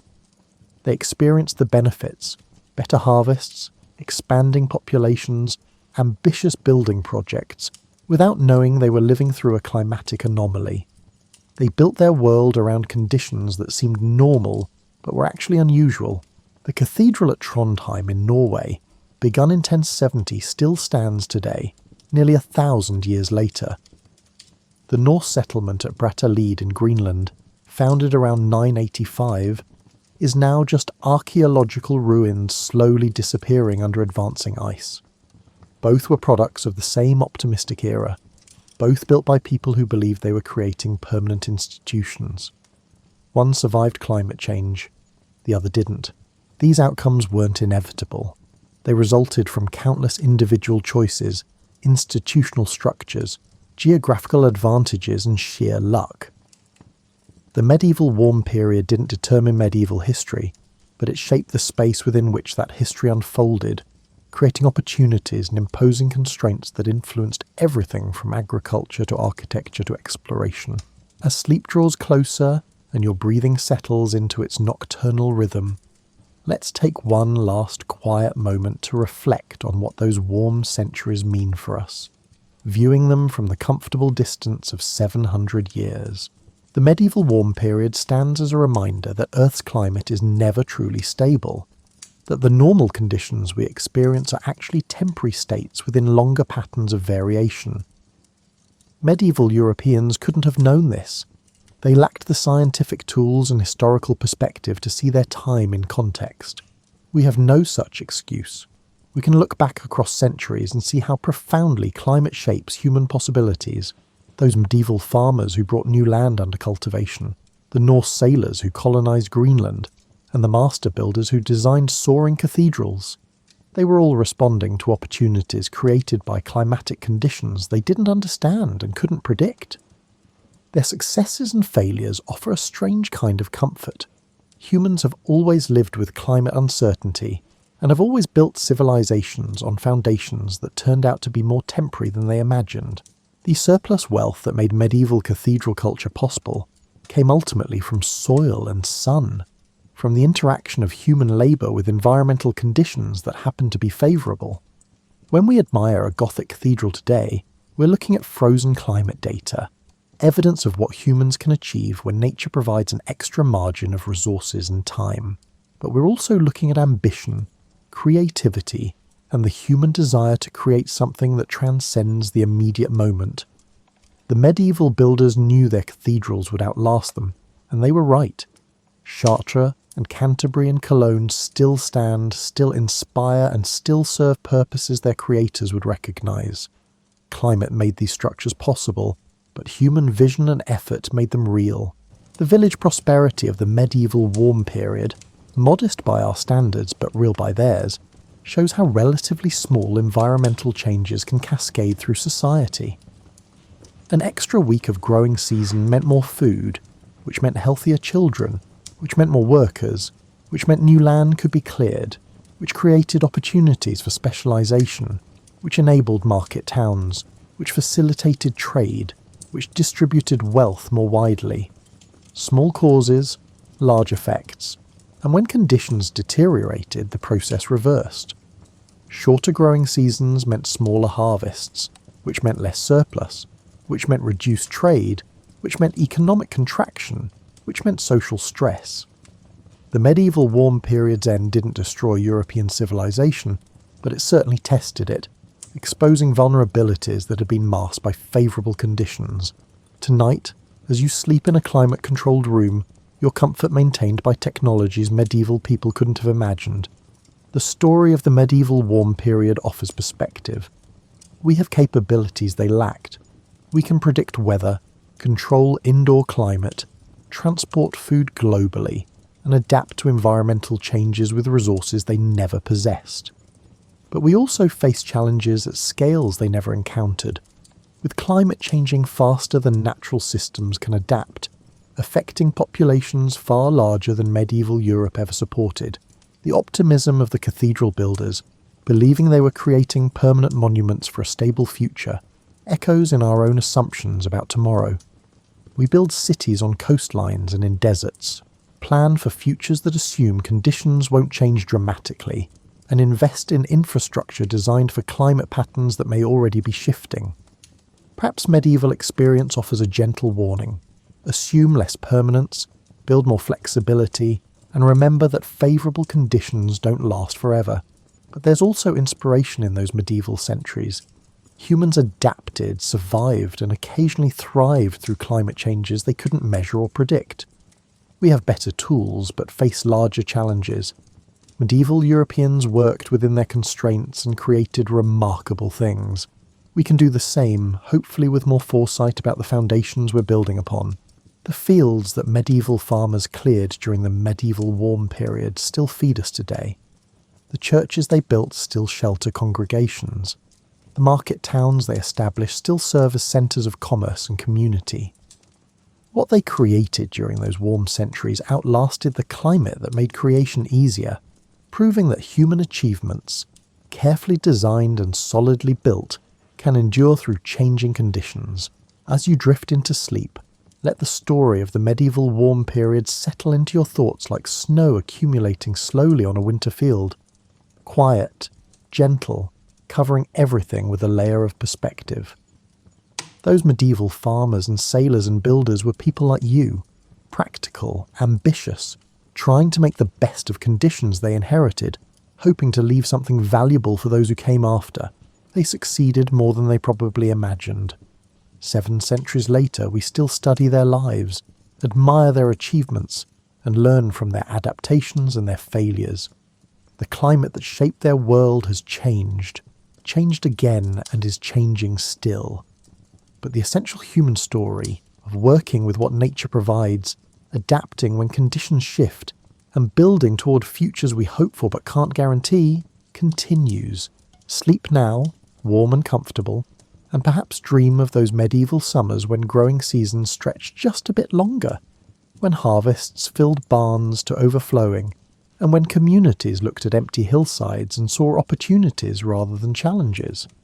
Dream of cathedral builders measuring stone by hand and eye, creating structures that would outlast not just their own lives, but the climate that made their work possible. The medieval warm period ended, but its lessons remain. Climate shapes history without determining it. Humans adapt, build, create, and endure through changing conditions. The margins between success and failure can be measured in degrees of temperature and weeks of growing season. And what we build during favourable times must be solid enough to survive when conditions shift, because shift they always do. Tomorrow you'll wake to your own climate, your own challenges, and your own opportunities. The medieval warm period is gone, but its story connects you to an unbroken chain of humans who have always lived with climate uncertainty, always built despite it, and always hoped that what they created would endure, and sometimes wonderfully it does.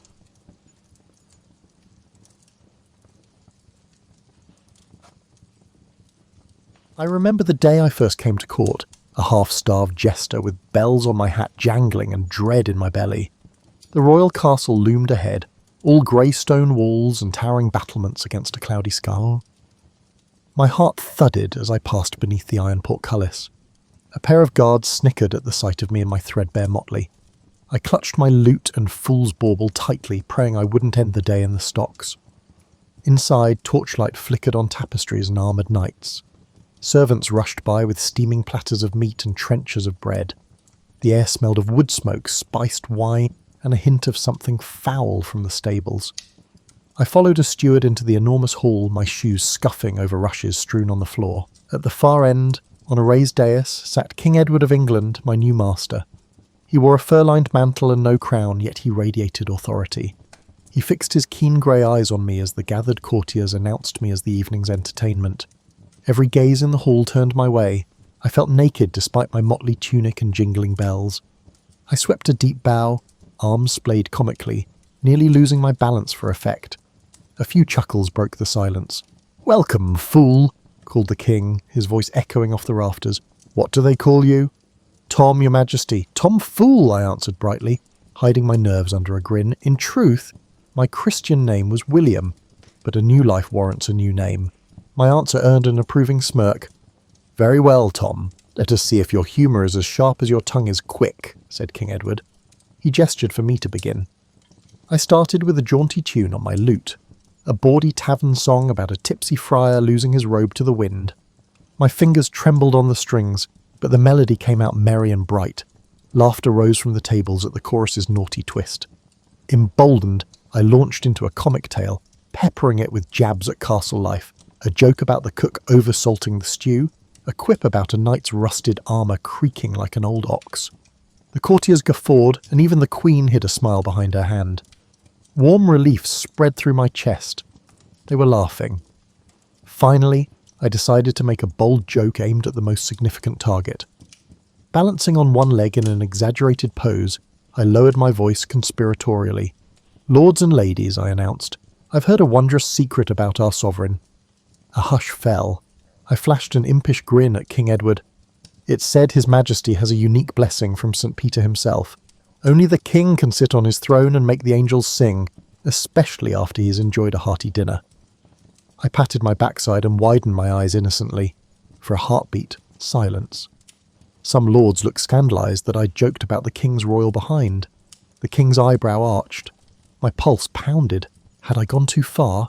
Then King Edward threw back his head and laughed, a deep, roaring laugh that shattered the tension. The court followed suit, laughter rippling through the hall. The king mimicked sternness by waving a finger at me. "Mind your cheek, knave, or I'll have you whipped for impudence," he said, still chuckling. I dropped to my knees in a mock pleading bow.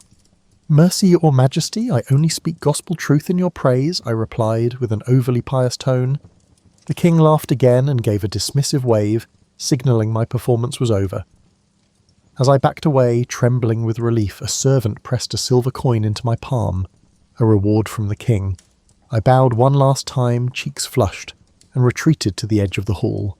My debut had been a success. That night the steward showed me to a small chamber in the castle's upper kitchens, simple but mine alone. I collapsed onto the straw-filled bed, exhausted but exhilarated. I'd arrived with nothing but my wits and earned not only coin but also a place in the king's household. I was no longer a wandering vagabond. I was the king's fool. As I stared up at the ceiling, I allowed myself a grin. Tomorrow, and each day that followed, I would balance between humour and power. In a court of lords and ladies, I, a mere fool, had found a foothold. By autumn of that year, I had become a familiar part of court life, ever ready with a quip to lift a mood. On one crisp evening at a harvest feast, the great hall hosted a grand banquet after a long day of festivities. The trestle tables groaned with roasted boar and spiced ale. I flitted around, refilling drinks and tossing one-liners. Most laughed kindly, but Sir Roger, a burly baron with a perpetual scowl decided to sport with me. "Ho there, fool!" he bellowed, feigning joviality. "We hear you juggle anything. Try these." He suddenly hurled 2 oranges at me. The first I snatched out of the air, but the second struck my cheek sharply before splattering on the floor. Laughter erupted. Pain flared in my cheek, and my face burned as nobles howled at my expense. For an instant I nearly flung the remaining orange at him.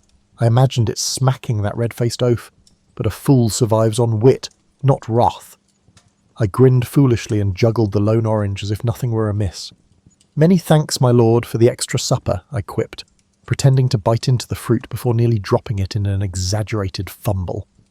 The onlookers laughed anew, this time with me rather than at me. Even Sir Roger, satisfied that I'd accepted the mockery, gave a reluctant chuckle. I made a grand bow, swallowing my wounded pride. When I risked a glance up at King Edward, he was watching me with a faint smirk. Later that night, a royal page summoned me to the king. Heart pounding with worry, I made my way to his private chamber. Had I overstepped in some way at the feast? I entered to find King Edward alone by the hearth, gazing at the letters spread on a table. His crown sat off to the side, as if even gold and jewels grew heavy for him tonight. "Tom, come here a moment," he said. This was no summons for entertainment. His tone was pensive. The king rubbed a hand over his brow. "News from the shires," he muttered. "Poor harvests and empty storehouses, yet my lords demand their taxes in full." He sighed, then glanced at me. "Do you have a zest for that?" His question was earnest, not a command for a silly face or song. I took a breath. "Sire, if I may spin a small fable, sometimes answers slink out better in story form." At his nod, I spoke softly. I told of a farmer who had a skinny mule that pulled his plough. When drought withered the crops, the farmer threatened to whip the mule to make it work harder, but the beast begged for a bit more feed so he'd have strength to pull. The farmer relented and fed the mule extra grain. Come spring, they tilled enough land to survive and even thrive when rains returned. As I finished, I stole a sidelong look at King Edward. He stared out the window, stroking his beard. For a moment I feared I'd been too bold. My tale's meaning was clear. Then he gave a low chuckle. "Clever mule," he mused. "Clever enough to get his belly full." I bowed my head, relieved. "Mules often do, your majesty, especially when they bray in rhyme," I said with a jingle of my cat bell. He turned to face me, and I saw a trace of admiration in his worn eyes. "You've a sharper wit than many in silk, Tom. You wrap wisdom in nonsense." I felt a warmth in my chest. However, I responded lightly, saying, "Ah, it's but a fool's simple fable, sire." King Edward managed a slight smile. "On the contrary, I will consider what you have implied." He clapped a hand on my shoulder, a gesture of trust and thanks. "That will be all. Get some rest." I bowed deeply. "Good night, your majesty." Before departing, I turned back with a cheeky bow. "And don't forget to feed your mule, sire," I said. King Edward barked a brief laugh and waved me away. I slipped out with a grin. Walking back to my quarters through the dim corridors, I felt nearly weightless. Tonight I had stepped beyond mere entertainer. I had, in my small way, shaped the king's thoughts. It was exhilarating and a little terrifying. A fool's jingling cap, I realised, could carry surprising influence if I used my wit wisely. Although favour can change quickly for the time being, the king relied on the hidden truths within my pranks. Winter brought hardship and unrest. A poor harvest left many starving, and whispers of rebellion drifted into court. King Edward's temper, once jovial in my company, grew brittle as dried kindling. More often I saw him frown at reports from his barons, grain riots, poaching in the royal forests, a distant village refusing to pay tithes. Fear and anger coiled around the court like smoke. One bleak afternoon the king held open court to dispense justice. I stood at the edge of the hall, bells quiet, sensing the tension. One by one, prisoners were brought before the throne. A gaunt farmer who'd slain a deer on Crown land begged mercy, claiming it was to feed his starving children. Next, a ragged group of villagers accused of sparking a food riot in the north were dragged in chains. My stomach tightened at their hollow cheeks and terrified eyes. The barons and courtiers looked on with hard disapproval. Sir Warwick, the king's stern-faced adviser, urged severity. "An example must be made, your majesty," he declared loud enough for all to hear. "Clemency for lawbreakers in famine would only breed chaos. Show them the cost of defiance." I watched King Edward's face as Warwick spoke. A muscle in his jaw twitched. The king's eyes, usually so keen and alive, were clouded with worry. He would rather not seem weak. The farmer was up first for judgment. King Edward announced that the farmer would receive a public whipping as punishment. The poor man broke down in tears, grateful that he had avoided the noose. I let out a breath I hadn't realised I was holding. But then came the villagers. A guard read out their crime, leading a mob to raid a granary owned by the crown. An old woman among them cried out, "We only took the grain because our children were dying." Her voice echoed in the hall. Sir Warwick shook his head in disgust. The courtiers murmured angrily about treason and thievery. I bit my tongue, 1,000 thoughts clashing in my mind. These folk had broken the law, yes, but out of desperation. I glanced toward the king. Edward's face hardened as he prepared to deliver his verdict. "By my royal authority you shall," he began, likely meaning to condemn them to the dungeons or worse. But before I knew what I was doing, I stepped forward. My heart thundered in my chest, but I couldn't stay silent. Perhaps I'd spent too long weaving truth into jests. The truth now came out bare and unadorned. "Your Majesty," I interjected in a loud and clear voice to ask if I might offer a fool's perspective. A shocked hush fell. One did not interrupt the king at trial, certainly not a fool. I dimly heard Sir Warwick's hiss of annoyance. King Edward turned his cold gaze on me, more startled than furious. At least yet. I swallowed hard. There was no turning back. I adopted a deliberately light tone, though my pulse pounded in my ears. "These poor souls stand accused of stealing bread," I said, gesturing to the trembling villagers, "and truly that is no jesting matter. But I wonder, sire, if a father is to be whipped for feeding his children venison, and mothers are to be cast in dungeons for snatching a few loaves." I forced a thin smile. "Perhaps your humble fool should be punished as well, for I've been stealing your valuable air all these years without paying coin for it." A few nervous titters came from the back of the hall, then died immediately. The king's eyes narrowed. I pressed on, my voice gaining a desperate strength. "Only a fool would make light of hunger, my lord. I speak not to mock your justice, but to beseech your mercy. Starvation makes fools of us all." I bowed low, my head bent so I couldn't see his reaction. My hands were shaking. No one else dared breathe. For a heartbeat there was silence so deep I heard the distant drip of wax from a candle. Then, "Enough," King Edward said quietly. The word fell like an axe. I looked up. His face was flushed not with mirth but with anger. "I'll hear no more." He stood from the throne, and in that moment he loomed larger than I'd ever seen him. "Who is king here? You fool?" His voice was deceptively soft, quivering with restrained rage. "Do you presume to lecture me on duty and mercy, dressed in motley and bells?" Every utterance from his lips felt like a boulder hurled towards my head. I opened my mouth to stammer an apology, but he silenced me with a glare. "Take him," the king snapped to his guards. In an instant, rough hands seized my arms. My bell-tip cap tumbled to the floor as a guard yanked me backward. I heard a few gasps among the courtiers. Lady Marjorie covered her mouth in dismay. Sir Warwick simply watched with a thin smile. My cap's little bells jangled on the stones, a faint jingling that seemed to underline my folly. King Edward's voice echoed in the rafters, cold and formal. For his disruption and insolence, let the king's fool receive the same punishment he pitied. He should receive 20 lashes before the court at dawn. Terror washed over me. 20 lashes. My knees nearly buckled. I wanted to beg for forgiveness, to plead that I'd only spoken out of concern, but my tongue felt paralysed. 2 guards dragged me from the hall as the king's attention returned to the stunned prisoners before him. As they hauled me away, none dared to object or even meet my eyes. They threw me into a draughty antechamber, where I collapsed to the floor.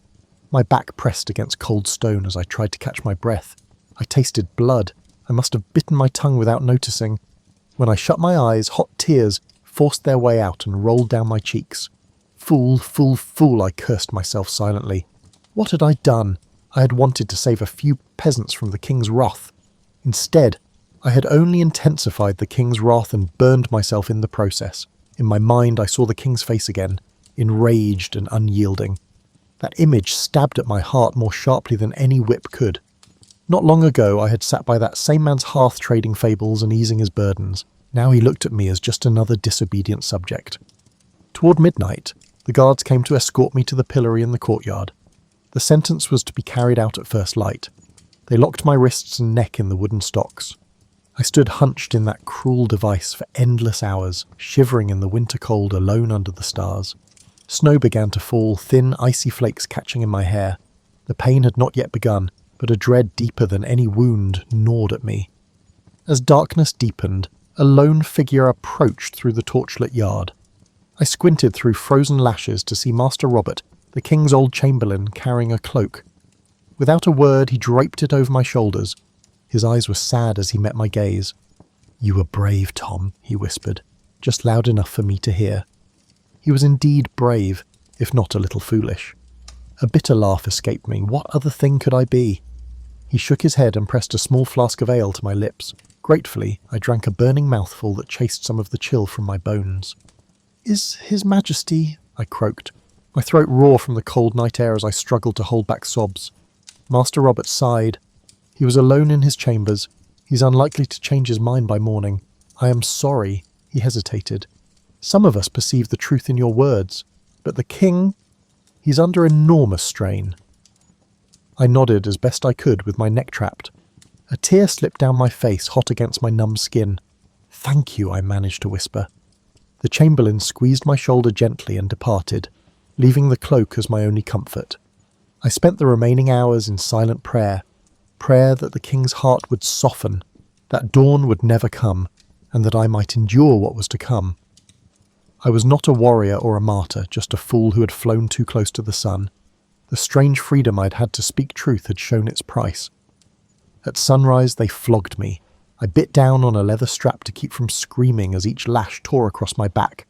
Fiery pain exploded with every stroke.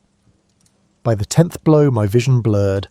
By the 20th I hung limp in the restraints, unable to stand. I dimly heard an official read out my crime of insolence to the gathered courtiers as the punishment was delivered, as if it were some theatre, and I was the main spectacle. When it was mercifully over, they released the pillory's lock, and I crumpled to the snow. The world spun for a moment as I lay there with my cheek against the white, trampled ground. I could hear distant applause from one or two nobles, an ugly mockery. Warm blood trickled under my shirt. 2 guards lifted me to my feet and carried me away as if I were worthless trash. I drifted in and out of consciousness. Once, through a blur of tears, I thought I saw the king watching from a high window. I couldn't discern his expression. They dumped me in my little chamber and left without a word. I don't know how long I remained motionless on the floor, curled up and gasping. Eventually a kind maidservant slipped in and tended my wounds with vinegar and clean bandages, clucking softly in pity. I thanked her in a hoarse whisper. By nightfall I could at least sit upright on my straw cot. Every movement sent bolts of agony through my welted back. I stared at the dark ceiling, hollow and heartsick. A fool I had been indeed, thinking I could speak for the weak and not be struck down. As the castle around me bustled with the evening supper and song, I lay in silence, tasting bitterness like bile.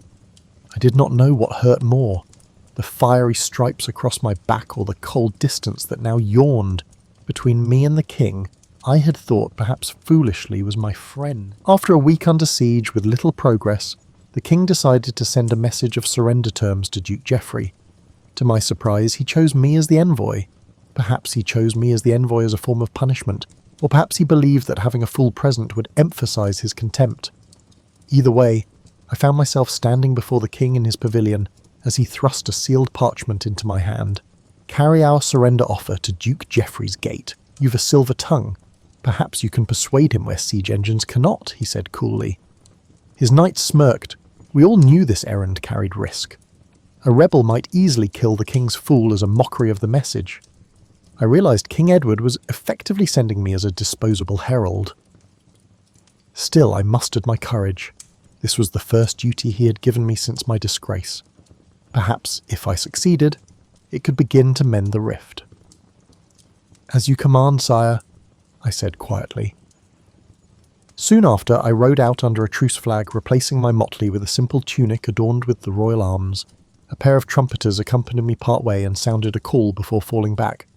Alone, I approached the castle's gate across a field littered with broken arrows. My spine prickled, expecting at any moment to hear the sinister twang of a bowstring and feel an arrow between my shoulders. But none came. Instead, a knot of the Duke's soldiers emerged atop the battlements, crossbows trained on me. "I come bearing a message from King Edward," I shouted up in as steady a voice as I could manage. Eventually, the iron portcullis creaked upward, just enough for a handful of armoured men to drag me inside. I was roughly searched and relieved of my small dagger, more a tool than a weapon. Then they shoved me into a torchlit great hall where Duke Geoffrey himself awaited. He was a formidable figure in steel plate and a crimson cloak, a middle-aged man with a scarred brow and weary eyes. "So," he said, his voice echoing off the stone walls Edward sends his fool to parley. "Is he so short of loyal knights?" Snickers echoed from the Duke's men around me. I straightened to my full height, trying not to let my knees quake. "Loyal knights are too valuable to risk on Duke Geoffrey," I replied, before thinking better of it. My old reflex for wit had slipped out. Some of the rebel soldiers bristled, but the Duke barked a short laugh. "Hand me the message, fool," he said. I presented the parchment with a slight bow. As he read the king's offer, amnesty in exchange for immediate surrender, his face showed no flicker of concession. When he finished, he scoffed. "Empty promises. Did Edward think a few pardoning words would make me kneel? He must consider me more foolish than you." A tense silence fell. I realised all eyes were on me, awaiting a response. If I returned empty-handed and tongue-tied, I'd earn only scorn. So, drawing a shaky breath, I addressed the Duke.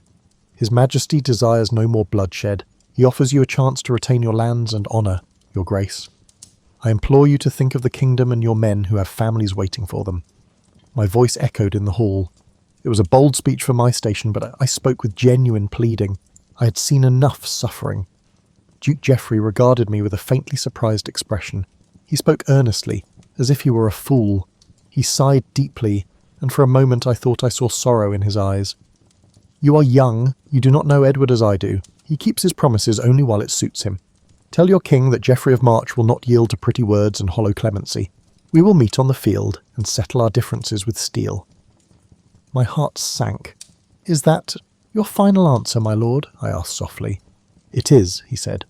Then he leaned forward and added in a low growl, "Tell Edward that by week's end I shall sit on his throne or die in the attempt."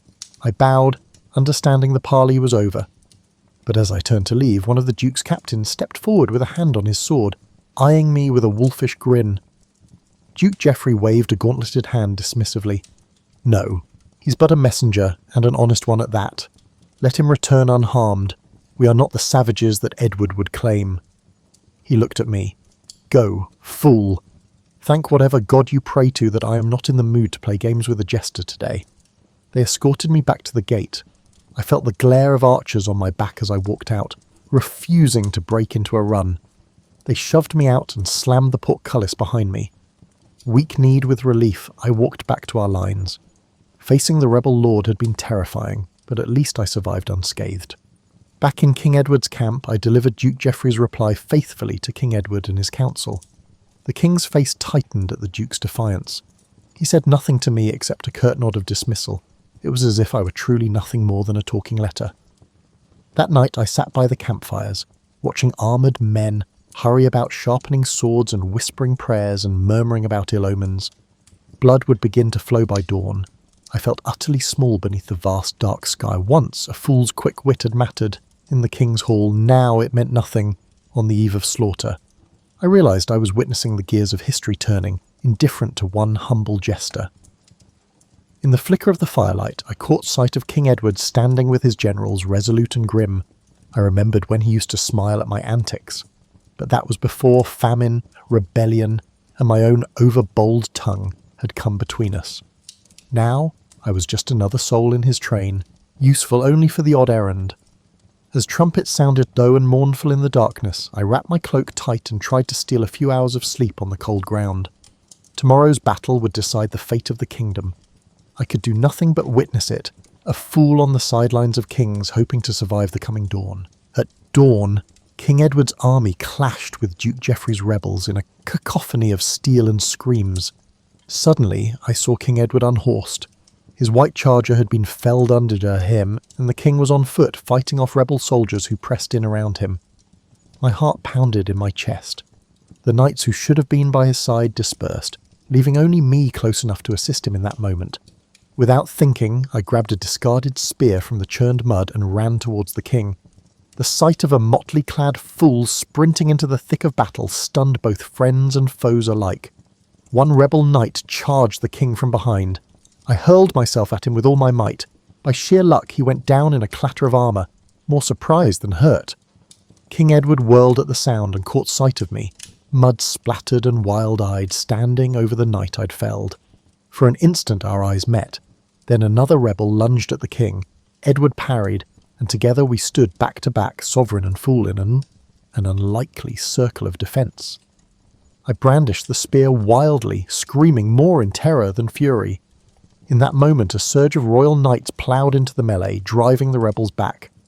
As the enemy fell into confusion and began to retreat, we pulled the king onto a fresh horse. The battle soon turned in our favour. Duke Geoffrey's line broke under the onslaught of the king's rallied forces. By noon it was over. The rebels threw down arms or fled. Victory belonged to King Edward, but it came at a terrible cost.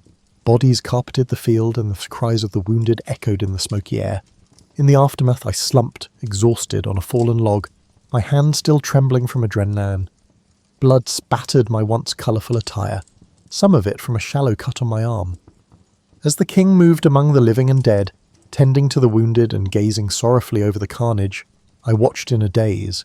When at last the king approached me, I struggled to my feet and bowed unsteadily. I expected perhaps a reprimand for plunging into the fight unbidden. Instead, King Edward dismounted and stepped forward.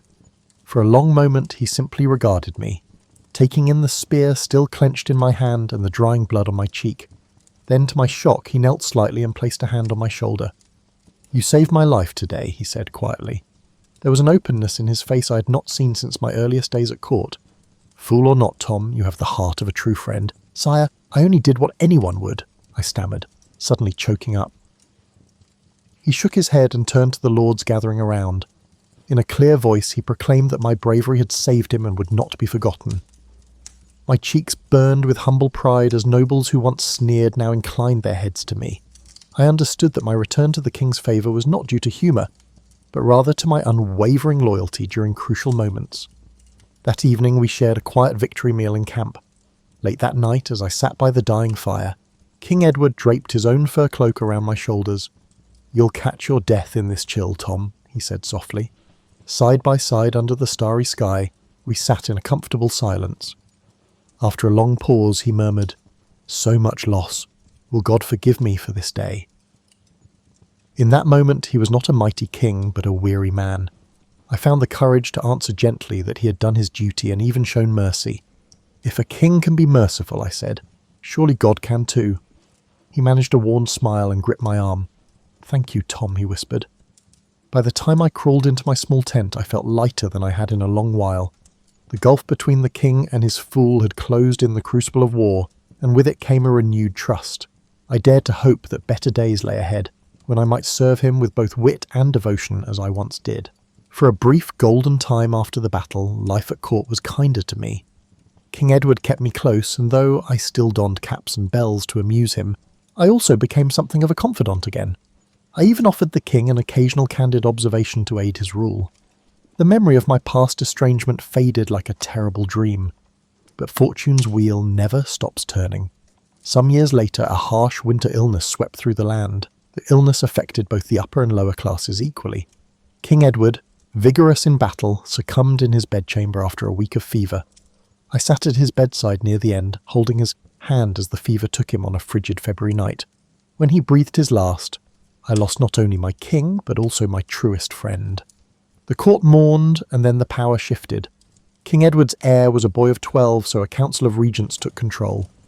Almost overnight, the atmosphere at court changed. The new rulers had little use for the old king's fool. To them I was a remnant of Edward's era, at best irrelevant, at worst a nuisance with too many of the late king's confidences. In the weeks after the funeral I became increasingly unwelcome. The boy king, guided by stern advisers, showed no interest in my antics. I used to sit near the throne, but now I found myself standing at the back of the hall. One grey morning I was summoned before Lord Warwick, the very adviser who had urged my flogging years ago, and now one of the prince's regents. He regarded me with cold disdain. "The crown has decided your services are no longer required. he said flatly. He pushed across the table a small purse of coins, perhaps meant as a gesture of compensation. You are to leave the palace by sundown. I felt a pang of disbelief. I dared to ask if I had given offence or could make amends, but Warwick silenced me with a glare. The young king was too busy to indulge a fool's prattle, he said. They didn't require a jester to interrupt them. For an instant anger flared. I had bled for this kingdom and the late king valued me, but one look at Warwick's face told me protest was futile. These men saw only a clown, not a counsellor. I took the leather purse with trembling fingers. It felt pitifully light. I bowed my head. "As you command, my lord," I murmured. There was nothing else to do. To resist would mean imprisonment, or worse.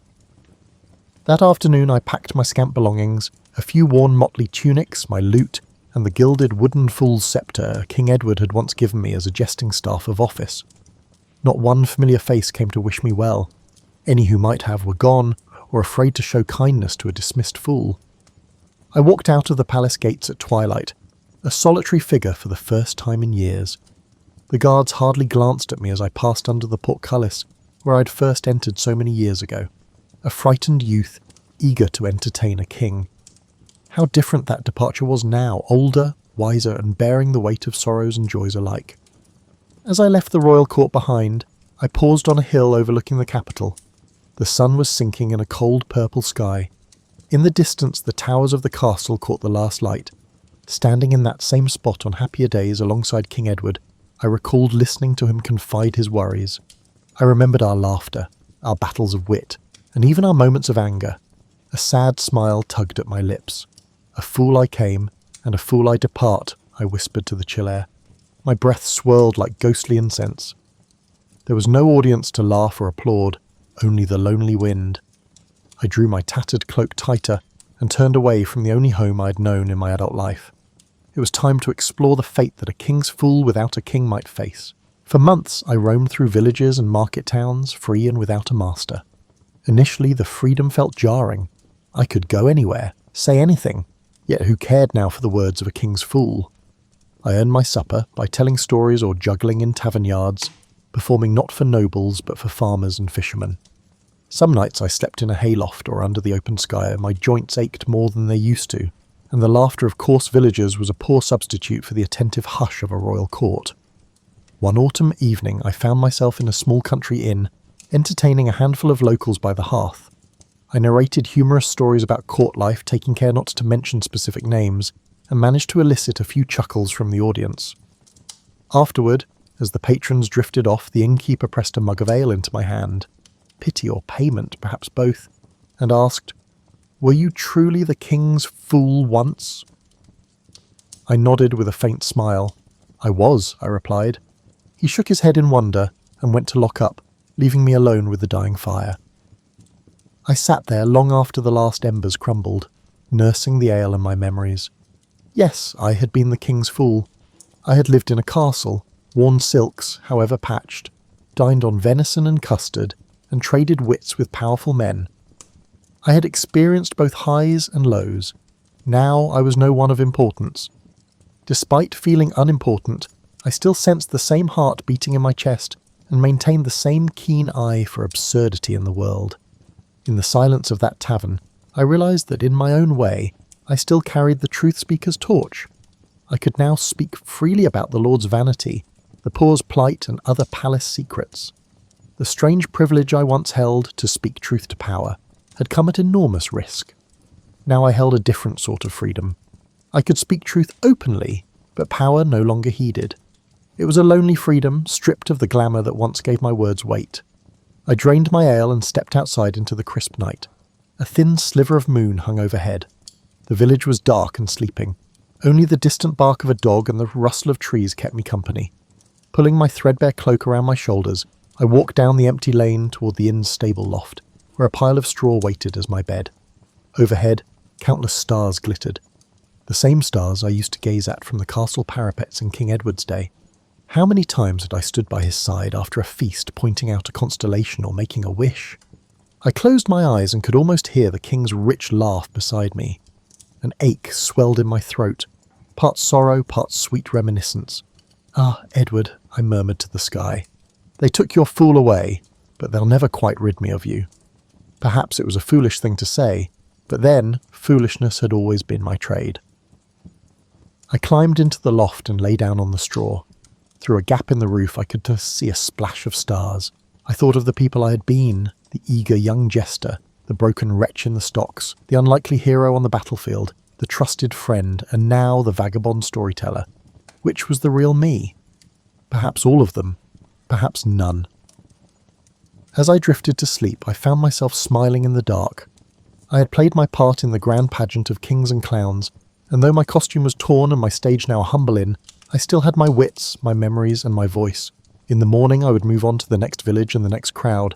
Maybe I'd make them laugh, maybe I'd make them think. Either way, the spirit of the King's Fool lived on as long as I drew breath. Whatever tomorrow brings, I will meet it as I always have, with a jest on my tongue, a tear in my eye, and hope in my foolish heart.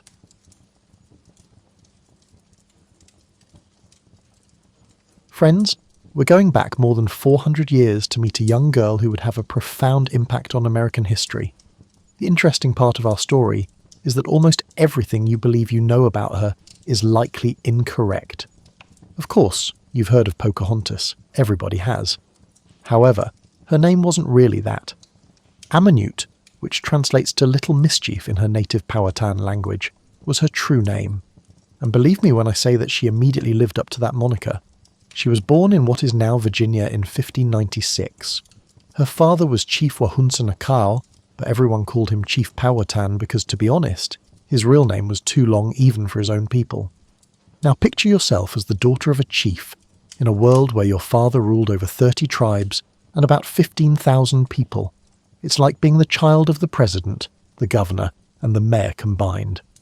Ammonute, however, was no ordinary spoiled princess who sat around munching on grapes. Oh no, she was actually getting her hands dirty out there. The tidy suburban communities you may imagine when you think of home were nothing like the Powhatan world. Through forests so dense that sunlight hardly reached the ground, these vast villages were connected by well-travelled paths. Imagine a forest where you would get lost trying to find your car keys, but these people knew every tree, stream and hiding place as well as you do the rooms in your home. Ammonute adapted to this world like a sponge. She already showed signs of being what we might politely call spirited, the type of child who would sneak out of the longhouse to go exploring when she was supposed to be helping with dinner preparations or climb the tallest tree just to see what was on the other side of the hill, while other kids her age were learning to weave baskets and tend crops. You would find the way of life of her father's people to be both remarkably alien and oddly familiar. They had politics, a lot of them. The Powhatan Confederacy resembled a sophisticated neighbourhood association, but instead of fighting over lawn care, they were settling territorial disputes and negotiating trade agreements. Chief Powhatan was effectively in charge of a small country, complete with all the hassles that came with juggling conflicting interests, personalities, and the occasional neighbouring tribe that felt they could just walk in and take over. Little Ammonute was in the midst of all of this, keeping a close eye on everything and not missing anything. Before she could pronounce the word correctly, she was studying statecraft. You know how some children, even when adults believe they are being subtle, have an amazing ability to pick up on every nuance of adult conversations? Ammonute was doing just that, but she was also learning to read the political winds of a whole confederation of tribes. Being the daughter of the chief meant that everyone expected you to do great things, but no one knew exactly what those great things should entail. Boys had clear careers. They would either be hunters, warriors, or, if they were fortunate and intelligent, political leaders. But girls were making their own rules, especially girls like Ammonute, who had a special combination of intelligence, curiosity, and a total disregard for staying out of trouble. Ammonute was known for her ability to charm her way out of nearly any predicament by the time she was 10 or 11 years old. Imagine the type of child who, when caught exploring the basement during lunch, could persuade the principal of the school that she was, in fact, conducting educational research. That was Ammonute, but she was interacting with tribal elders who had been around long enough to recognise most ploys rather than a principle. What set her apart, though, was more than just her charm or intelligence. She was innately able to see connections that others failed to notice. Ammonute could see complex situations and find solutions no one else had considered, much like a person who can quickly identify where the odd-shaped piece goes in a jigsaw puzzle. Nobody could have predicted how crucial this specific set of skills would become. You know how it feels to be going about your day as usual, perhaps reading a book or doing some yard work, when something totally out of the blue occurs and alters everything.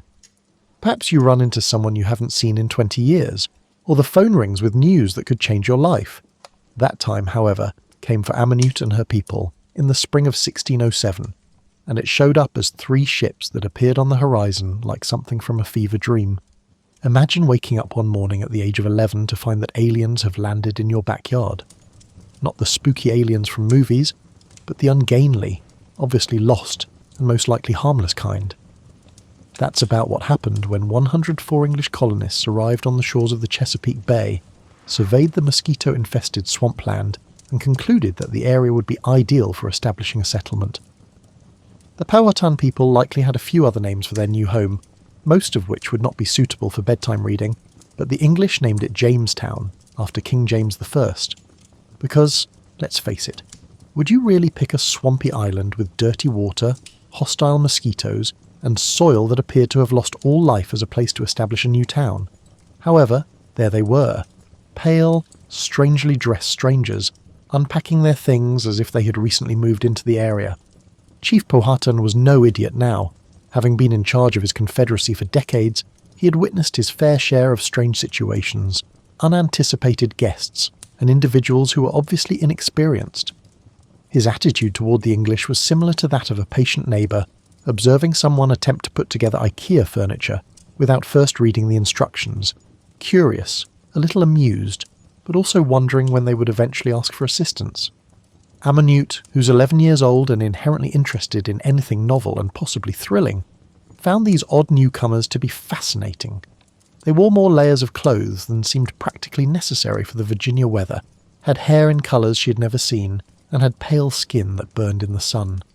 She loved puzzles, and they were like walking puzzles. However, what was most fascinating about these English colonists was not how they looked, but rather how utterly unprepared they were for, well, everything. These were individuals who somehow persuaded themselves that they could arrive in a foreign country and start discovering gold strewn about like spare change.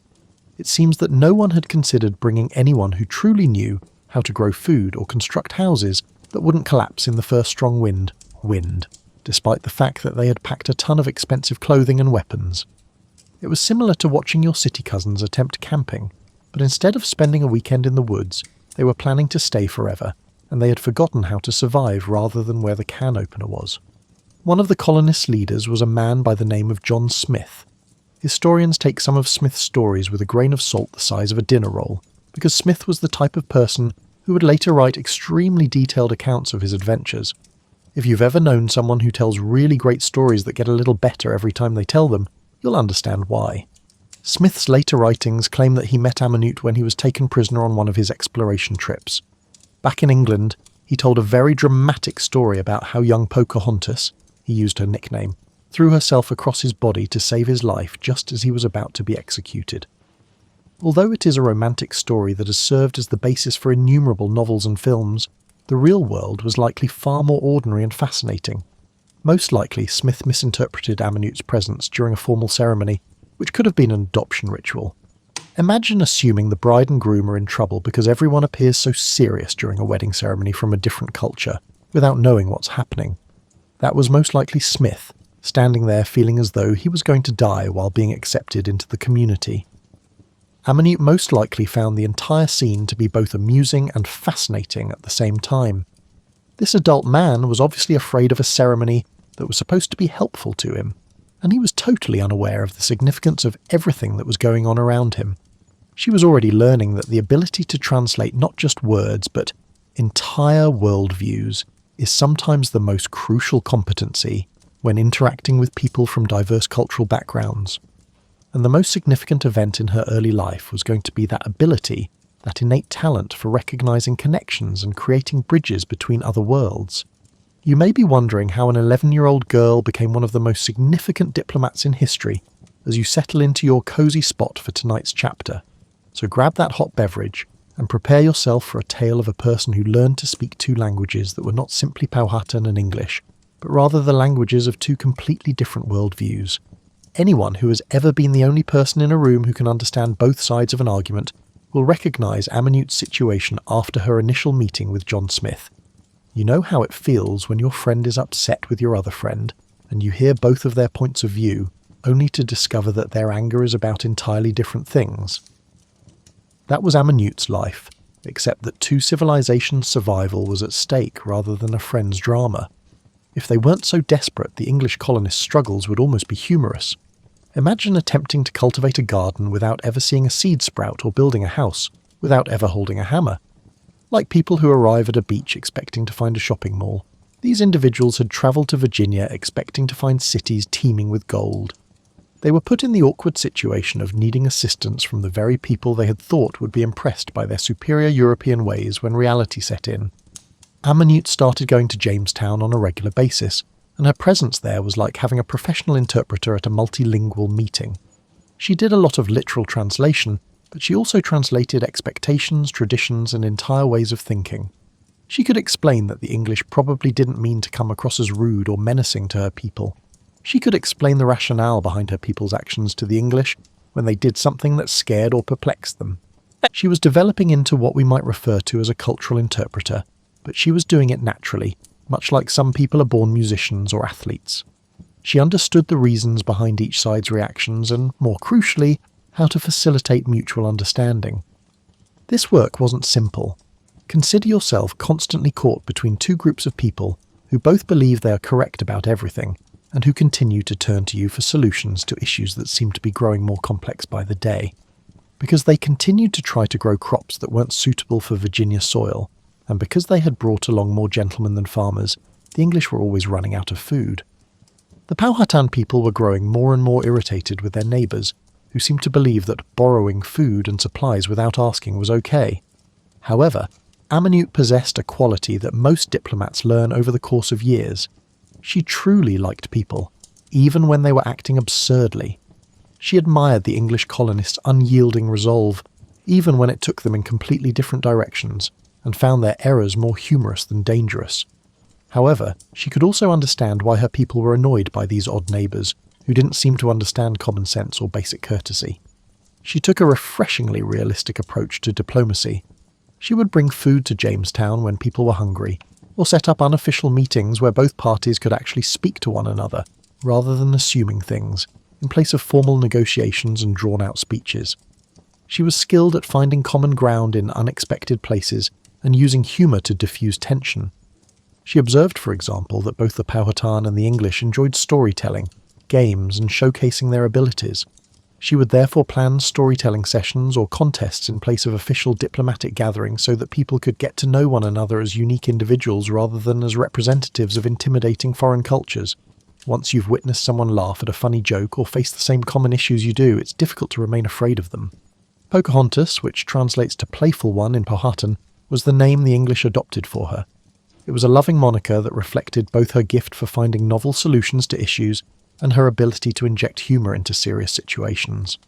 Aminute could find ways to remind people that they had more in common than they realised, much like a person who can make a group of quarrelling relatives laugh together by telling the perfect story at the right time. She was vital to both communities' survival by the time she was 13. The Powhatan people needed her to help them deal with these unfamiliar but seemingly permanent new neighbours, and the English needed her to help them understand how to live in Virginia.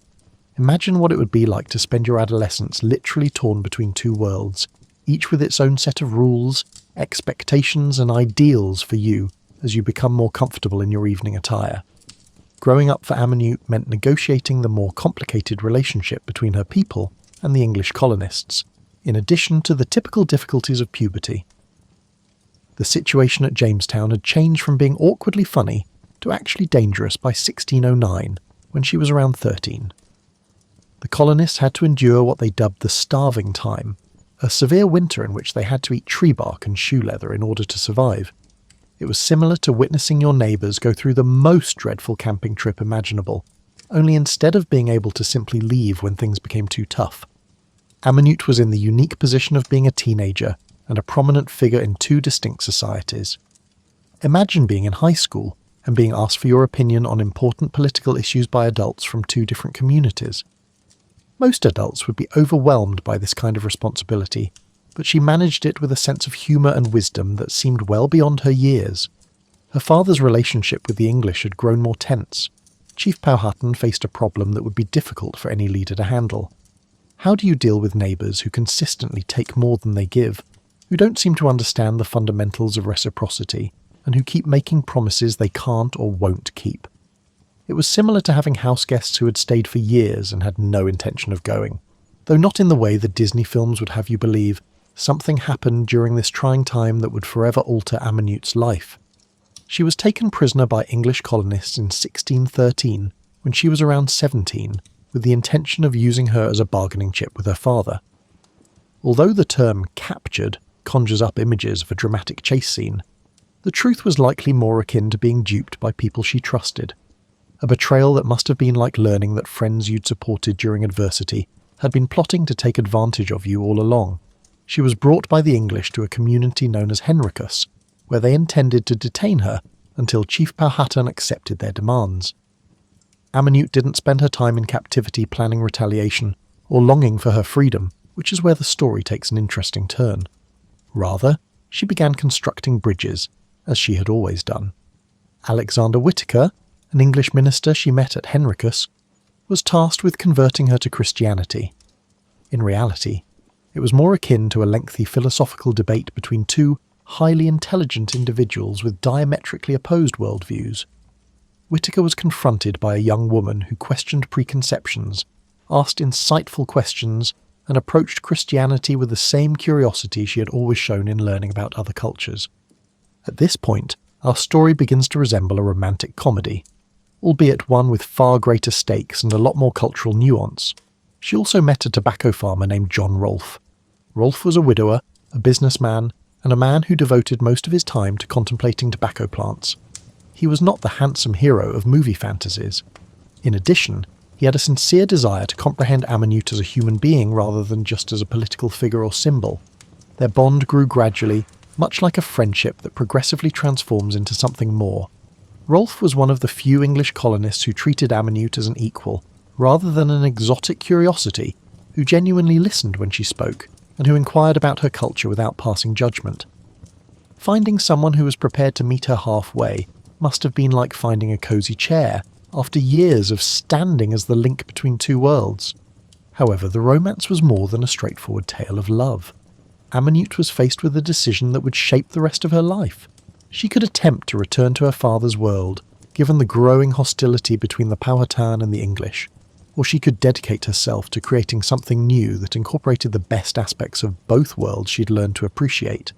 She made her choice in 1614.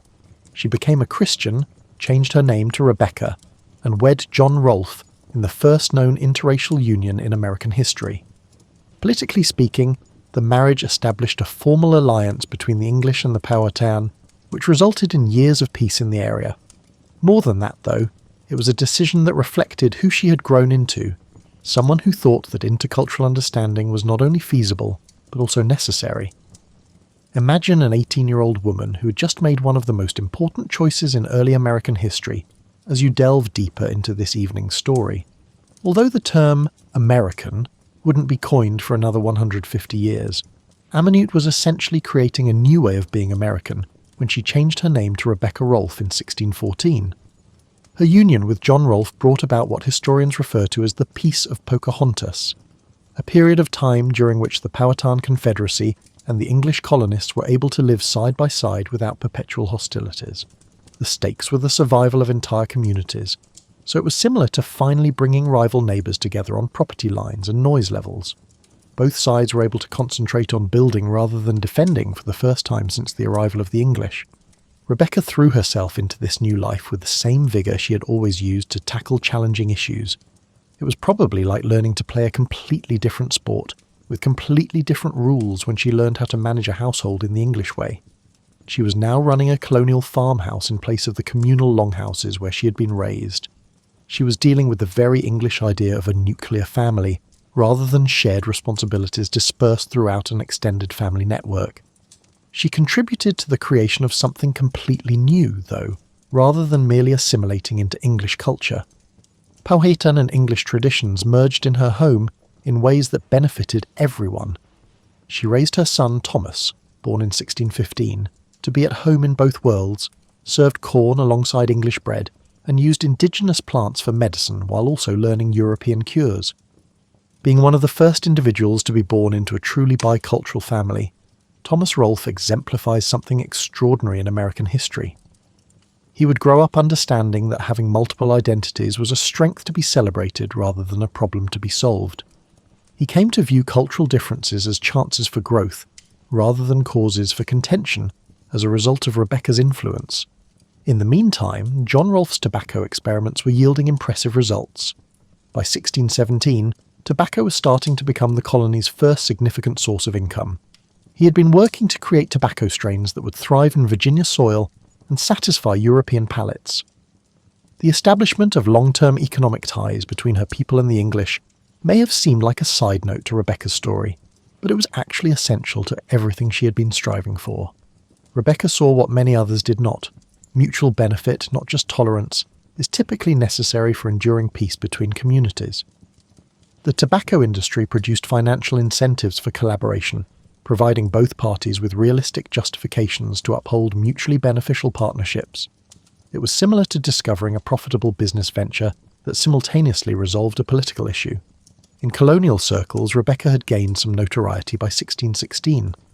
Both sides of the Atlantic were captivated by tales of the Indian princess who, despite their exaggerated nature, had saved John Smith and subsequently wed an Englishman. She was viewed by the Virginia Company, which was constantly searching for methods to draw in more colonists and investors, as the ideal spokesperson for the success of their colonial endeavour, in part as distinguished visitors and in part as tangible evidence that the colonial experiment was successful. They invited Rebecca and John to come to England. Rebecca saw this invitation as an amazing opportunity to visit the country of the people she had been working with for almost 10 years, and perhaps to speak directly to English authorities about treating her father's people fairly. She had no idea what the trip to England would be like. One of the biggest cities in the world in 1616, London was a place of both extreme wealth and debilitating poverty, grand architecture and foul odours, sophisticated culture and cruel entertainment. Walking through London must have felt like visiting an alien planet to someone who had grown up in Virginia's forests. However, Rebecca adjusted to London society with the same poise that she had displayed in each of her previous difficult circumstances. She attended court events, met with nobles, and enchanted everyone with her intelligence, dignity, and innate ability to negotiate. She became the first Native American to be welcomed as a guest of honour by English royalty when she was introduced to King James I and Queen Anne. More significantly, she made use of her time in England to tell her people's story. Not the idealised one that English audiences desired to hear, but the truth about a civilised society deserving of dignity and justice. She discussed the agricultural innovations, the intricate political structure of the Powhatan Confederacy, and their aspiration for peaceful coexistence with their English neighbours. The establishment of true understanding between peoples who had initially viewed one another as incomprehensibly foreign was, in a sense, the result of everything Rebecca had been striving for since she was 11 years old. She had turned into a living example of how such comprehension was not only feasible, but also had the potential to serve as the cornerstone of enduring harmony and shared prosperity. Pour yourself another cup of tea and settle in for what may be the most moving part of Rebecca's story as we draw to a close our evening journey together. Because sometimes, rather than on either side, those who dedicate their lives to constructing bridges between worlds find that they are most at home in the crossing itself. Anyone who's ever felt torn between two different versions of themselves will recognise Rebecca's time in London as both triumphant and difficult. She was hailed as evidence of the success of English colonialism, hailed as an exotic princess, and admired as a Christian convert. However, she was also exhausted, homesick, and becoming more conscious of how little the England she was seeing resembled the impoverished towns she had left behind in Virginia. During her months in London, she ran into John Smith once more, the same John Smith who had made her famous with his dramatic rescue story. Their encounter was likely awkward, as reunions with old friends can be when both of you have undergone difficult-to-explain changes. Smith was now earning a living as a writer and professional explorer, sharing his tales of the New World. As a mother, wife, and unofficial ambassador, Rebecca had to negotiate the complicated politics of two continents. The thing that most impressed her about Smith was how his account of their early interactions had developed over time. In his stories, the ceremony she recalled had evolved into a last-minute escape from certain death, probably a formal adoption ritual that he had misinterpreted. Hearing someone characterize your childhood neighborhood as a perilous wilderness when you remember it as just home was like that. However, Rebecca refrained from publicly correcting his stories. She had discovered that sometimes the understanding that develops from shared narratives, even if they are flawed, is more significant than the truth. Despite their embellishment, Smith's stories had influenced English audiences to feel pity for her people. Perhaps the larger truth that these stories conveyed was more significant than the literal truth, if dramatic tales of romance and rescue helped English people see that Native Americans were deserving of respect. In addition to being a well-known visitor, Rebecca actively supported her people during her stay in England. She consistently argued that the Powhatan Confederacy should be regarded as a valid political entity deserving of respect and equitable treatment when she met with representatives of the Virginia Company, religious leaders, and political figures. She was effectively acting as an unofficial ambassador, attempting to influence English colonial policy from within by utilising her special position. But the physical strain of London life was wearing thin. For lungs used to Virginia forests, the city's air, heavy with smoke from innumerable coal fires, was harsh. For someone accustomed to a more active outdoor lifestyle, the rich foods, formal attire, and ongoing social obligations were draining. The psychological toll of always being on, always standing in for something greater than herself, always conscious that her actions would be taken as proof of her entire people, was the most difficult of all. Rebecca, John, and infant Thomas got ready to leave for Virginia at the beginning of 1617. She couldn't wait to return home, see her family, and get back to work fostering useful collaboration between the Powhatan and English communities. Rebecca became gravely ill with what was likely either tuberculosis or pneumonia, which were common diseases that killed people in the 17th century London just after the ship had left the Thames River. At around age 21, she passed away in Gravesend, England, in March 1617. According to John Rolfe, she expressed her faith and hope that her work would continue in her final remarks. Although the precise location of her grave has been lost to time, it was in St George's Church in Gravesend. Although Rebecca's remarkable life came to an end with her passing, her influence persisted. She'd contributed to the peace between the Powhatan and English, which persisted for a number of additional years, allowing both groups to build stronger bonds. Her son Thomas became a prosperous planter who remained connected to his Powhatan and English roots, eventually visiting his mother's family in Virginia as an adult.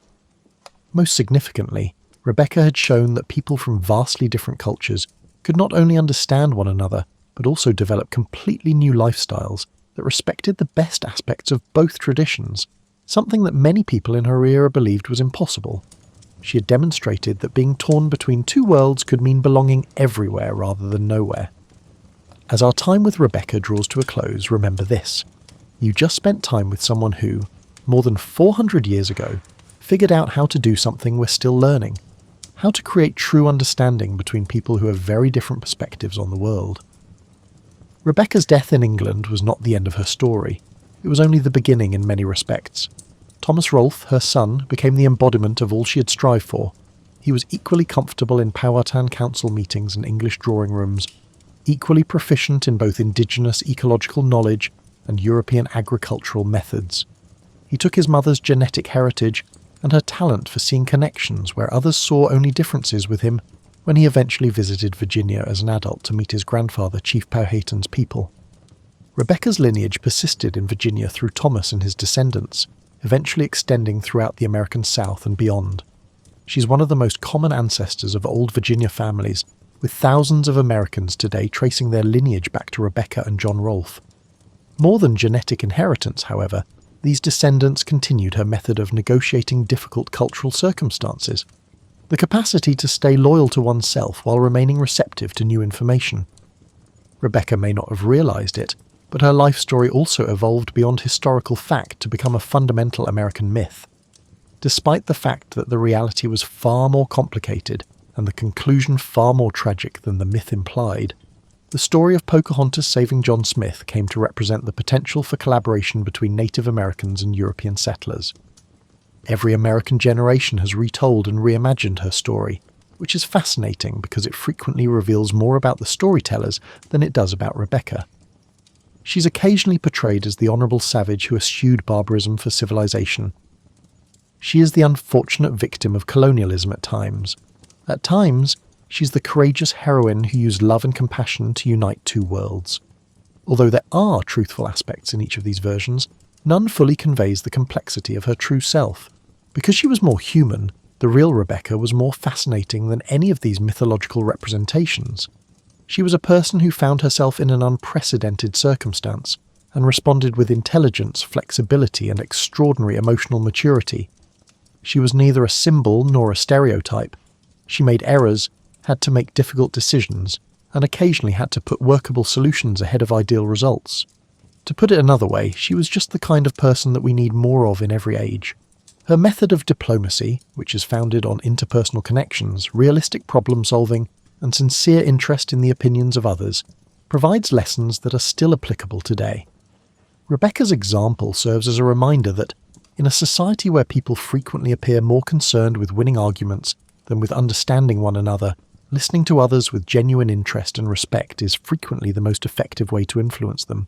She also illustrated something that is worth reiterating in the present, that learning from others does not necessitate sacrificing your own values, nor does preserving your own cultural identity require rejecting everything about other cultures.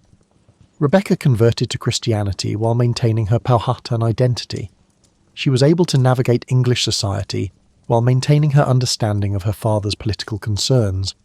She instilled in her son a sense of pride in his entire heritage, not just the aspects that were deemed acceptable by society. Most significantly, Rebecca demonstrated to us that serving as a bridge between other worlds is not only feasible, but also necessary.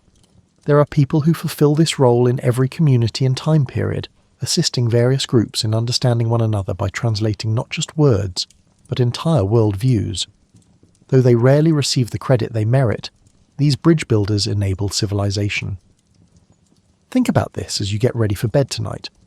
Although Rebecca's life was short, just 21 years, she was able to stop wars, bring about enduring peace, forge new kinds of collaboration, and show that individuals from very different backgrounds could not only live together, but also produce something beautiful. She demonstrated that one individual could alter history if they worked with tolerance, humour, and sincere concern for other people.